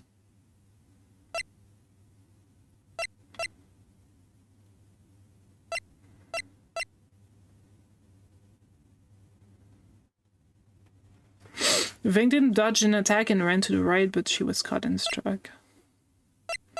I mean, it says from a blow.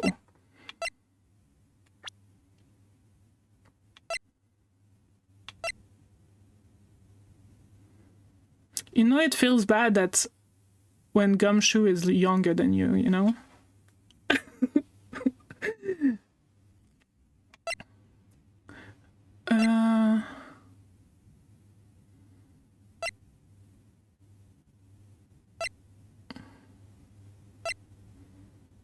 Okay, I think that's what I have to do. Will you be cross-examining the witness's testimony? You bet I will. I mean, yes, Your Honor. She went to the left. Miss May's testimony was correct, as was mine. What do you mean by that? That is what I am about to explain. You Americans, always so impatient. It does not become you. Hey, buddy, you're an American too. Okay. When you assaulted the girl, she first ran to the left. What do you mean, first? First? That is what comes before what happens next. Do you speak English? You do speak English, right? Please sit back, relax. I will try to use simple words for your benefit. First, she ran to the left, and then you hit her savagely. That is what I saw. I didn't hit anyone. Now, Mr. Wright, there is no point hiding things from this court. I'm not hiding anything. The prosecution requests that the defense refrain from interrupting the testimony. What? Mr. Wright, you have been warned. What do you mean? I'm cross-examining here. Would you be mad at me? Next, with the last of her strength, she ran to the right. What do you mean, next? Next is what's come after first. I know that. Then that is all you need to know, Mr. Lawyer. As I said, she turned and made a desperate dash to the right. You chased her and delivered the final blow. Stop saying it was me. But it was you. Mr. Wright, if you claim that it was not you, then show us proof. Can I do nothing right? Nothing? May I continue? That is what Miss May saw. So each of you saw different parts? Absolutely. That's right, of course. Why did he pick up that annoying phrase? Anyway, moving along. So wait, so he saw her moving to the... Wait.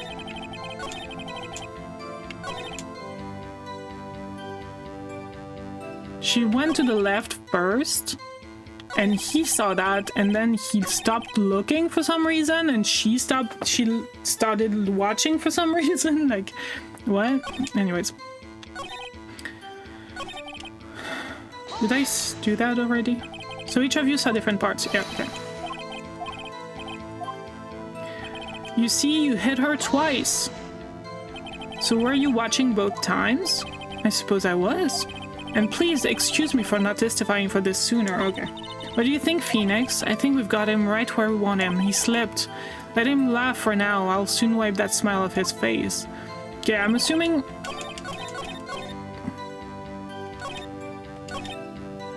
I'm gonna save, because I'm not sure about this. It says a blow, so I'm assuming that's it, but I'm not sure. Oops. Mr. White, the victim died from a single blow. Okay. What do you have to say to that? Now's my chance to hit him where it counts. Mr. White, wasn't it you who told this court you were absolutely perfect? I will refrain from using this phrase from now on. Your Honor, if you could ask the witness for a new testimony? The witness is obviously confused, Your Honor. I would like to request a 10-minute break. Oh my god, yes, yes, quite. Of course, he wants to, like, prep him. The witness is confused because he's lying. I emphatically request that there is no break, Your Honor. There be no break. Yeah, we want justice. Okay. Don't let him get away. Okay. Very well. If the witness would care to revise his testimony. The crowd's on my side. No slipping out of this now, White. Mr. White? Okay. I haven't made a joke about Breaking Bad yet. Mr. White. The two accounts. Well, see, I looked at the other window when I heard that thing fall. What other window? You said there was one window! Then the next moment I saw Miss Mia run to the left. The killer, you attacked her, but she dodged. And then she turned and ran for the door. Then you did hit her in the single blow. Thwap! Okay, dude. Thwap indeed. Very well. You may begin the cross-examination. Mr. Your Honor, my stomach, you see, it is hurting. You bitch. Deal with it. This is almost over. It's a little too easy in my opinion, but okay. Well, see, I looked at the other window when I heard that thing fall. You heard that thing fall. What exactly was that thing? Huh? Oh, that? The glass light stand. Right, the one that had fallen over at the scene. Phoenix, doesn't something about that strike you as odd?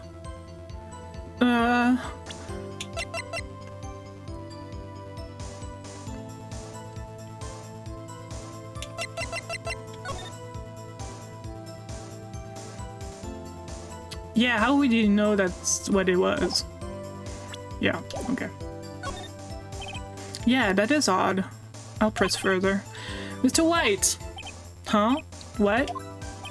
You're saying you saw the glass light stand? Yes! Then change your testimony to reflect that. Sorry, my bad. Witness revises testimony. Okay, of course. You're cooked! The light stand was lying on the floor when I looked. You couldn't have seen that because one, it was beyond recognition because it was broken, and two, it was outside of the... It was like on the floor and you can't see that from the window.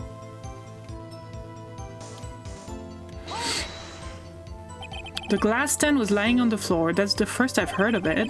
Why didn't you tell us about the stand before? Why? Me? Well, I was instructed not... Wait. One moment. Give me a minute to gather my thoughts. I'm so confused. What's falling apart? That's a little too easy. Like, this guy is supposed to be, like, the master of, like, deception. And he's, like, breaking apart at the smallest thing. Your Honor, please. I ask that you do not allow the witness to be badgered any further. Mr. Wright, please refrain from badgering the witness. Yes, Your Honor. Edgeworth is on the ropes. Very well, the witness may continue his account. Then the next moment, I see Miss Mia run to the left. Miss Mia? Mr. White, did you know the victim personally? No, triple no. How would I? How could I? I see nothing odd about the witness knowing the name of the victim. Mr. Wright, I will not have you harrying the witness. You're looking a little flustered, Edgeworth. A little blushy? The killer, you, attacked her, but she dodged. Now, before, you said that she was hit before she ran. Yes, I must have been confused. But don't worry, we all know what happened now. She turned and ran for the door. What did you do then? I gave chase, of course. No, not me. The killer, I mean. He gave chase. Mr. White, please try to remain calm. Mr. Wright here is only trying to fluster you with baseless accusations. Oh, alright. Thank you, Miles.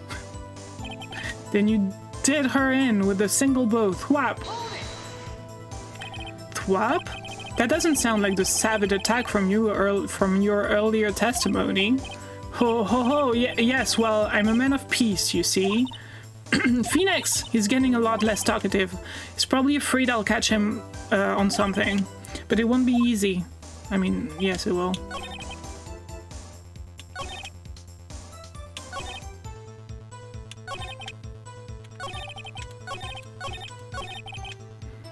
Okay. I'll save because I'm a coward.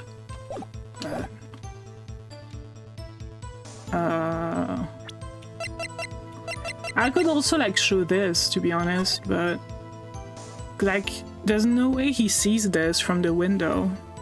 But I'll do this. It's more clear that it's... Or maybe I do this.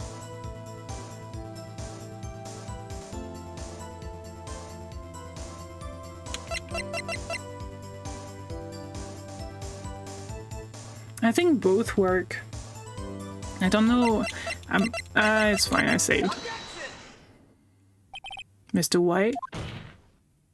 It was impossible for you to have seen the light stand. What? The stand broke into pieces when it fell. Oof!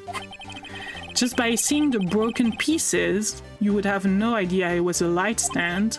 So tell me exactly when was it that you saw the stand? Sorry. Answer the question! Isn't it obvious? I saw the stand before it fell over. Oh, that's why. Okay. So you saw the stand before the victim was attacked, then? Correct. That would be no problemo, right? Big problemo.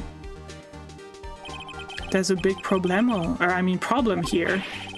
What problem is this? Mr. White, let me make sure I have this straight. You saw the glass light stand through the window from the hotel before the incident occurred. Correct, that is so. It's conclusive, definitive, undeniable, unimpeachable. No, it's impossible. You couldn't have seen the stand. What? Why couldn't he? You have proof? I sure do. Oh, I sure do, Your Honor. A person in the hotel could not have seen the stand before it fell over. Look at this.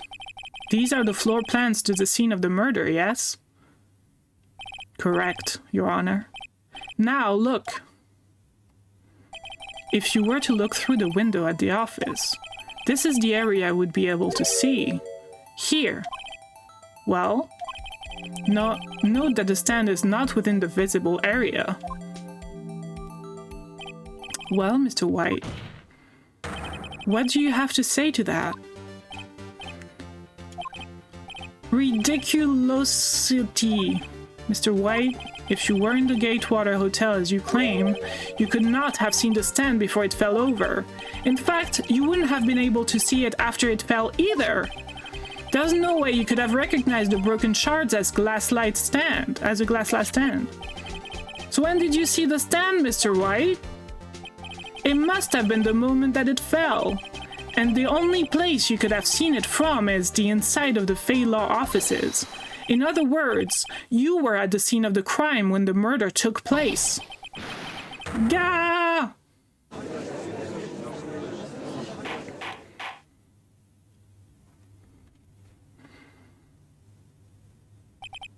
Mr. White? Mr. White. You did it, didn't you? Mr. Your Honor? Miss Mia. Huh. Looks like we're about to get our verdict. That's far enough, Phoenix Wright. What? Ah, I forgot about Edgeworth. Mr. White? I think the time has come. Shouldn't you confess your crime now, What? Oh, Mr. White, not Mr. Wright. Okay. That's confusing, okay? I said you should confess your crime. Ergo, confess that you placed the wiretap Oh, you bitch. The wiretap! Order, order! Mr. Edgeworth, explain to the court what you meant by this. Distinguished members of the court, Mr. White is slightly confused. Allow me to explain. I really don't like the way this is headed.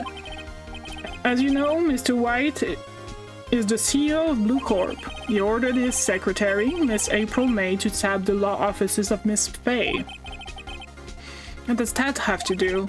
Your Honor, the question is, when was the wiretap placed in the office and by who? No, you wouldn't. Mr. White, in order to place the wiretap, you entered Miss Fay's office. Am I correct? Correct, you are most correct, Miles. Give me a break! Yes, in order to place the wiretap, I breached into Fay & Co. law offices. That is when I saw that accursed light stand. Now I'm confused. Please explain to the court what all this means, Mr. Edgeworth. Gladly, Your Honor. Mr. Phoenix Wright has made his position quite clear. He has determined that Mr. White knew the glass stand was in the office. He has shown that there was only one time Mr. White could have seen the stand, at the very moment of the murder. Thus, Mr. Wright would like you to believe that Mr. White was the murderer. I see. However, it is a fact that Mr. White has been to that office well before the murder took place. When he went to place the wiretap, he could have seen the glass light stand then. Ergo, Mr. Phoenix Wright's theory is revealed for the baseless conjecture it is. Mr. White, you will testify to the court about this wiretapping. I don't remember any of this, so I have no idea where this is going now. Because there's no more things that we haven't used at all. We used all these, so I don't know. We'll see. Leave it to me. I feel faint. The wiretapping. It was the beginning of September, the week before the murder. I had entered the Fay & Co. law offices. Of course, I had done so to place the wiretap. That is when I saw this glass light stand. Okay. So you saw the stand before the night of the incident, and this is how you were able to identify what had fallen over by the sound? Correct! That is right. I see. Very well, Mr. Wright. You may cross-examine. Gah! What am I supposed to do now? Good luck, Phoenix. We got this. I have no idea how, but we got this. It was the beginning of September, the week before the murder.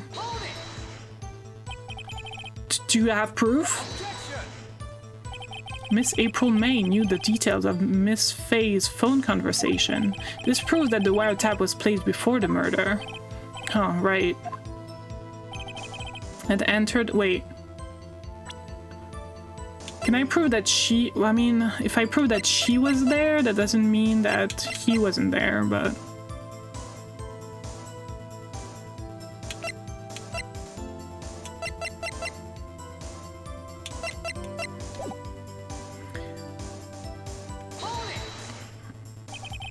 Was it really you that went into the office, or was it Miss May? Unidentified fingerprints several days old were found on the Fay & Co. law offices, Those were obviously Mr. White's.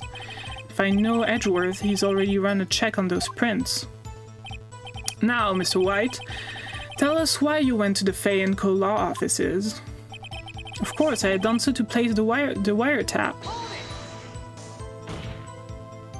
Why did you tap Mia's phone? This has no bearing on the current case, Your Honor. Blue Corp is a detective agency of torts. We have a responsibility to protect client confidentiality. You know what I mean. That is when I saw this glass light stand. Why did you notice something as innocuous as a light stand? The light stand was made entirely out of glass. It was quite stylish, so I guess I made a lasting impression on me. Such a beauteous thing deserves attention, does it not? That is all. Damn it, there's nothing there for me to press him on. Oh well, maybe he's rattled enough that I can bluff something out of him. Really? Oh no.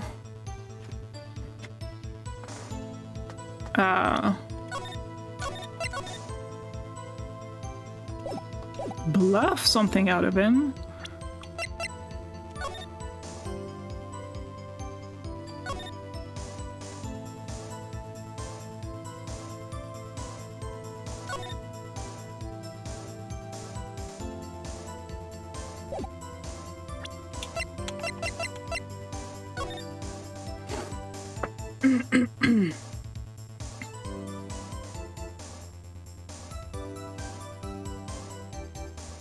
Also, why the hell this chair is there, not... Like, how the hell does this chair came from behind the desk to next to the... Like, next to the wall? I don't know. That's not the point, though.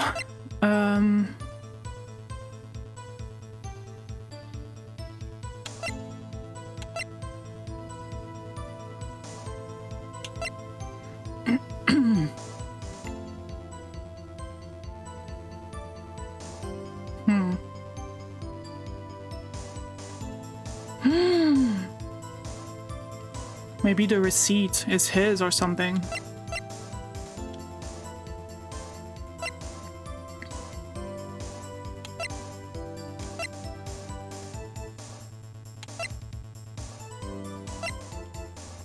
I don't know, dude.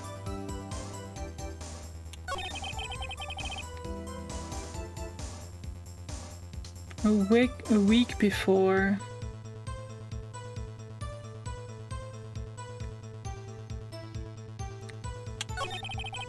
I think we have to figure out, like, to tell them why is the clock empty if she says on the phone that there's paper in there. And there are some papers that are the evidence. But I think it's not for now. This is not what they're asking me to do right now.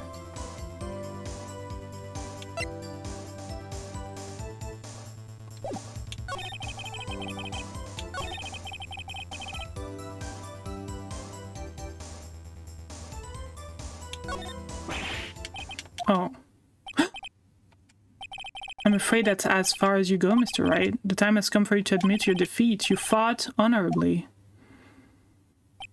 No more. I can't take this anymore. Mr. Wright, are you giving up? No! Yes, you're... No! Phoenix! Phoenix, over here! I know that voice. Mia? Never give up, Phoenix. Mia!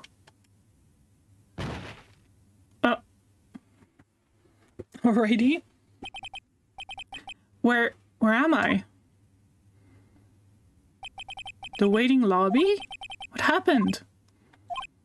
Oh, right. I lost the trial. I was hallucinating. Ah, you're finally awake. Get! Hey, Phoenix! Gat? That's no way to greet an old friend.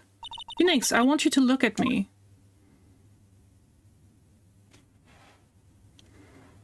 What? You're... Maya? Didn't you know the Fae women have strong psychic powers? When you accepted your defeat in court, it appears that was enough of a shock to awaken Maya's true powers.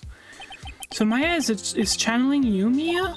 That's right, I am Maya, but I'm also Mia. Now, I want you to listen to me, Phoenix. Maya never give up. You can't either. That's what I came here to tell you. But we don't have much time, Phoenix. Now listen. You've already won. Huh? You have that receipt in the court. I said it! That receipt in the court record, right? Oh yeah, the one you wrote Maya on? Phoenix. Wright wrote that, not me. So what do I do with this? Look at the front of the receipt. The front? It's a regular receipt. Looks like it's from a famous department store. $1,000. Wow, big spender. Item, glass light stand. Date of purchase, September 4th. September 4th! That's right, Phoenix. I bought that stand the day before I was killed. Whoa! Now, what did Mr. Wright say in this testimony? It was the beginning of September, the week before the murder.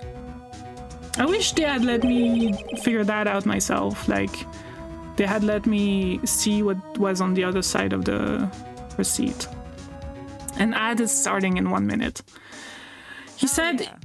Hell yeah!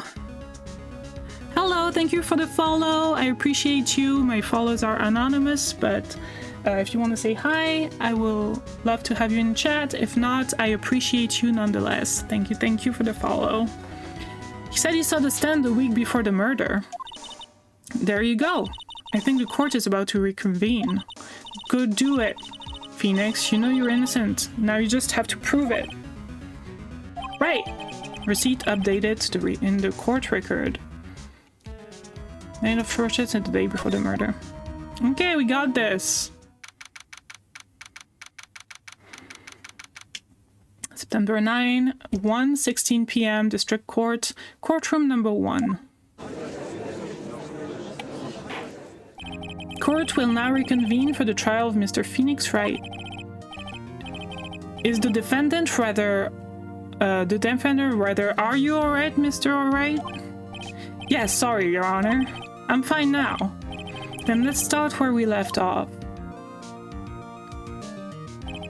Your Honor? There is nothing to go back to.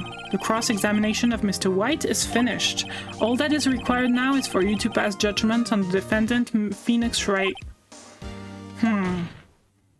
Your Honor, please give me one more chance. I promise you this is the last time I'll ask you. But as Mr. Edgeworth has noted, the trial is more or less finished. Mr. Edgeworth, do you have any opinion on this matter? I say, let us give Mr. Phoenix Wright his last chance. Very well. You may begin your cross-examination.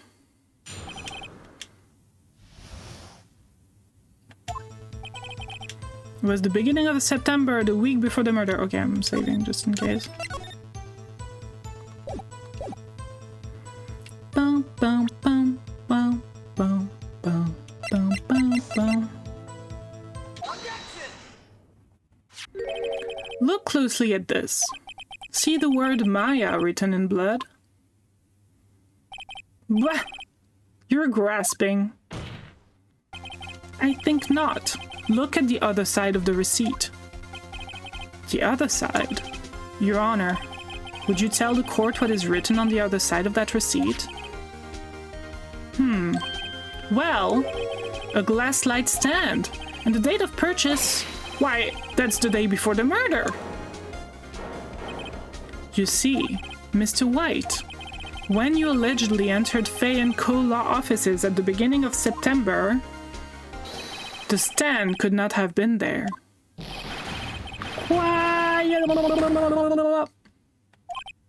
Well, Mr. White, can't get out of this one, can you? No, it's impossible. Is the music too loud for you guys? I don't know. 4 hours and 30 minutes in, I'm asking the real questions. Uh-oh, he's losing it. Well, Your Honor, I understand there must be quite a bit of pressure on you. But I think you'll agree you can't judge me guilty under these circumstances. Thank you, Naniki. I appreciate the feedback.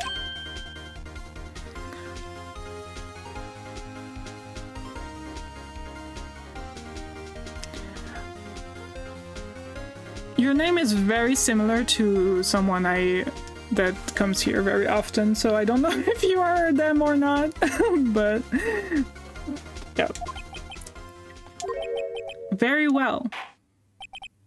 Then that is all. Oh, really?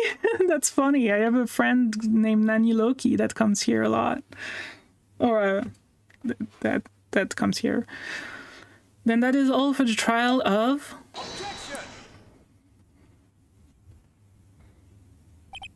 Not so fast, Phoenix Wright. Eh? What? No way he can worm his way out of this one. Oh wait, I forgot. It's Edgeworth.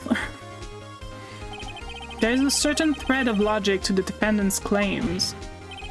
However, there is no concrete proof that Phoenix Wright is innocent.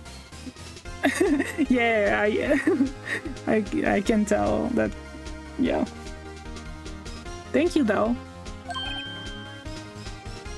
It's really funny because it's so similar. Ergo, I would like to request one more day before Phoenix Wright is granted his freedom. No! I want it to be done with this. I want to eat food. I need time to make one more inquiry into this matter. Another inquiry? This isn't going to be another one of those updated autopsy reports. This guy just makes up evidence as he pleases. This is bad.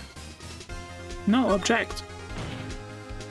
Mr. White's guilt is obvious. There is no need to prolong this trial any further. Well, Mr. Edgeworth? If anyone is going to call Mr. White to trial, it would be me, the prosecution. I need a day to ascertain whether these new claims have any basis in factual evidence. I see. Objection denied. Damn it. The completion of the trial of Mr. Phoenix Wright will be postponed until tomorrow. No, there's no telling what will happen if I can't end this now. Edgeworth is sure to come up with, or just make up something. And after Mia showed up to help me and all? Mr. Your Honor, may I go home?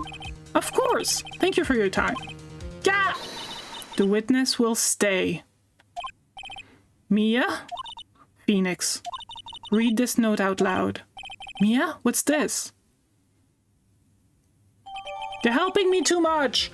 I want to figure things out myself. A list of people's name in Mia's handwriting. Timur!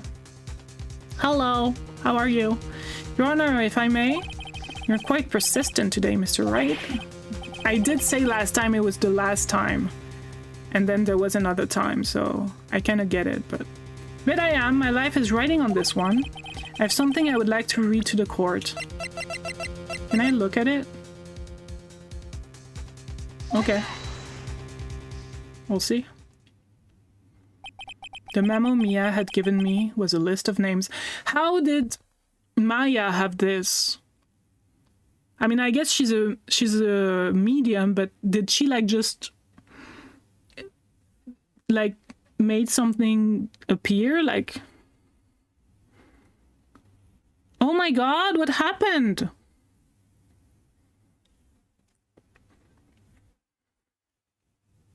Did you get a... How do you say that? Like flooding? That's scary.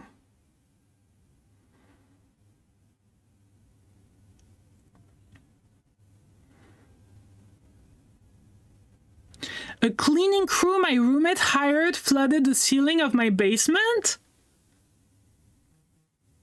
Huh? What the hell?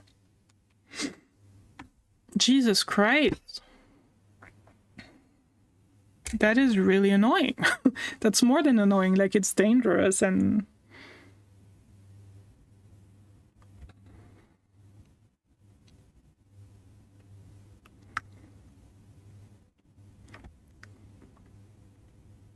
Jeez. That sucks. I'm glad it's better now, I'm assuming. But still, like, that's like probably lasting damage in the walls and stuff.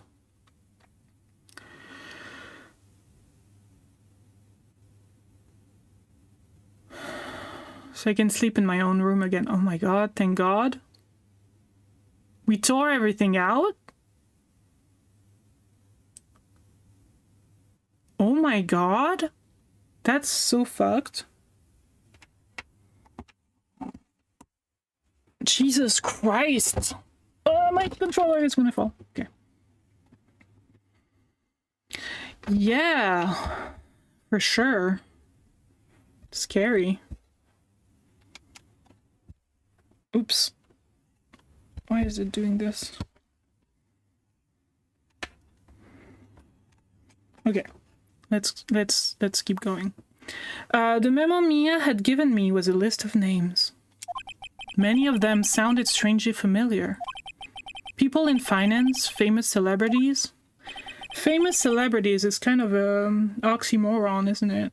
Oh no, that's the opposite. It's a redundant statement. Famous celebrity? That's when it happened. Stop! Desist! Halt! Please, stop! Make him stop!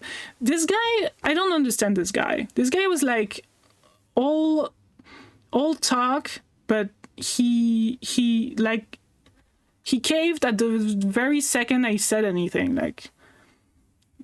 Anyways. How did you get that list?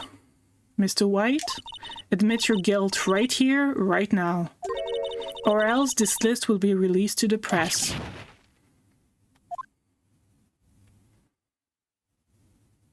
I confess. I confess! I did it! I hit her! I hit Miss Mia with the thinker.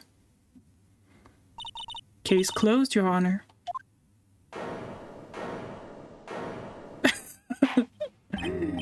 Well, I see no reason to continue this trial. Mr. Wright? Yes, Your Honor? You've done it again. That was quite a spirited defense. Yes, Your Honor. I guess you could say that. If only you knew how spirited it was. Well, this court finds the defense... rather, the defendant, Mr. Phoenix Wright, not guilty. And also Mia, maybe? Not guilty as well?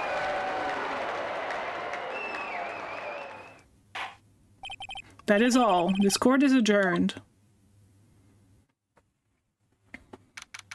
September 9, 2:24 p.m. District Court, Defendant Lobby Number 1. Well, I never thought I'd be saying this again, but congratulations. You're lucky I was born a fae. I'm lucky I had both you and Maya on my side. I'm glad you made it. Thank you, Phoenix. You risked a lot to help me, and Maya. I won't forget it as long as I live. As long as you live? My time here's running out. Huh? My powers are still weak. I can't stay here that long. What? No, there's still so much to say. Don't worry. I'm sure we'll meet again. Chief! I'm not a chief anymore. Phoenix, can you come to the office tonight, say 9? The office? I'll see you later. Chief, Mia! September 9, 9:02 p.m. He's late! Faye and Co. law offices. I'm kidding. Being here, it's hard not to think about that night. You came. Mia? I was kind of worried you might not. Huh? Of course I came. Well then, I'm pretty hungry. How about a burger? Mia? You should see your face. Mia? What are you talking about? It's me, Maya. Maya? What did I look like? Did I look like my sister? Look like you were her. I might be able to use that. Oh, Phoenix, go to the store and buy me lunch, would you? Maya? Why are you here? Because of this. See? Mia wrote me a letter. Take care of Phoenix for me. Take care of... Huh? She means the office. This office. Someone has to help with the new Wright & Co. law offices, right? I mean, we could still call it Faye. Like, she deserves her name on it, I think. Personally. And who better but me, Maya Faye, reporting for duty. Wait, no, on second thought, let's make this casual. Yo, Nick! Maya here, ready to get down to business. You don't mind me calling you Nick, do you? It's a great name. Mia said that's what your friend Larry calls you. Nick? You know what this means? We're partners! You know, when I think about it, it is me and Maya's fault I'm here now, but if it wasn't for her, I'd probably be in jail. Right in co-law offices. It's got a good ring to it. Yeah. Thanks, Maya. Aww. Good luck, Phoenix. I'll always be here, watching. Oh my god, that's creepy. But okay. Right! Okay, Nick, let's do it! Huh? Do what? Burgers, dummy! Burgers! There's a great burger joint just down the street. Come on, time's a wasting. Okay, wait up! The end. That was fun. That was a lot on my throat, though. That was a lot of talking. Oh, no, I don't want to start. I just want to save.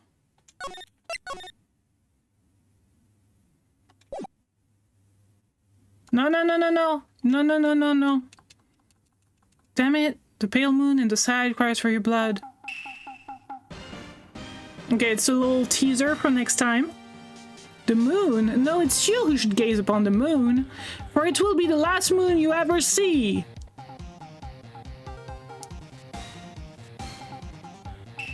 See you in hell, evil magistrate. Whoa! Grah! The warrior's sword gleam and strike in the moonlight. One has fallen, but who? Only the moon knows. What?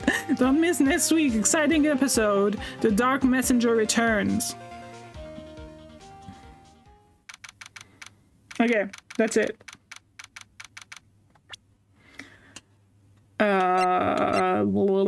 Title screen.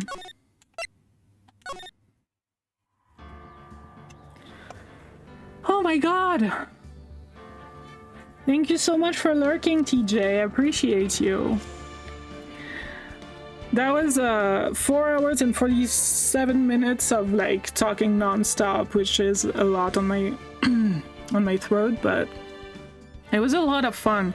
Like I said before, I've played these, but it was like 10 years ago, and I've watched a tiny bit of some parts of when Light played, but very little.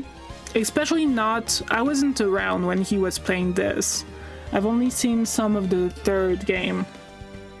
And like, by the time we get there, I probably will have forgotten anyways. But so it's really fun to go through it again, and like, I forgot most of it. Like, I remember some details, but that's it. But yeah, it was really fun. Let's see who's streaming right now so I can rate them.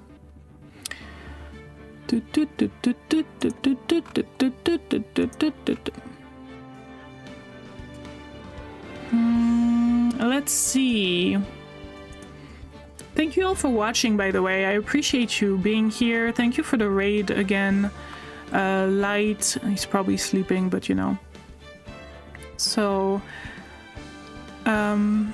yeah, time to rest my voice and eat some food.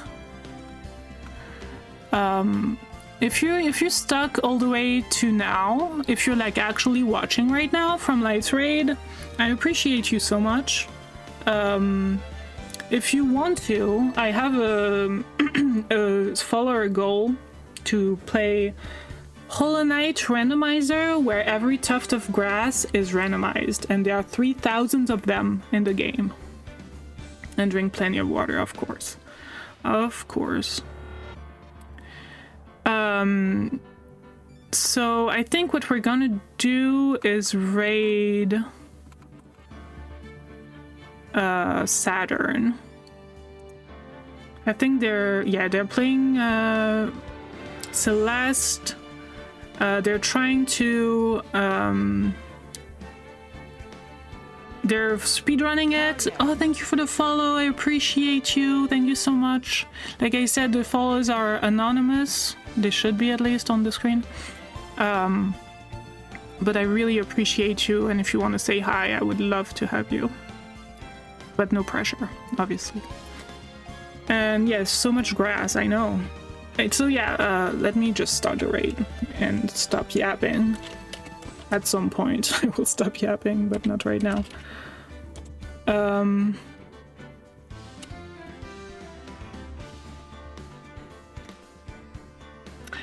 So yeah, let's go and see Saturn, who's playing. Ooh, he just did a trick right now, doing a speedrun of Celeste any percent. I think they're trying to, well, get a PB, obviously, like, that's why you do it. But yeah, thank you all for watching. This is the raid message if you want to participate.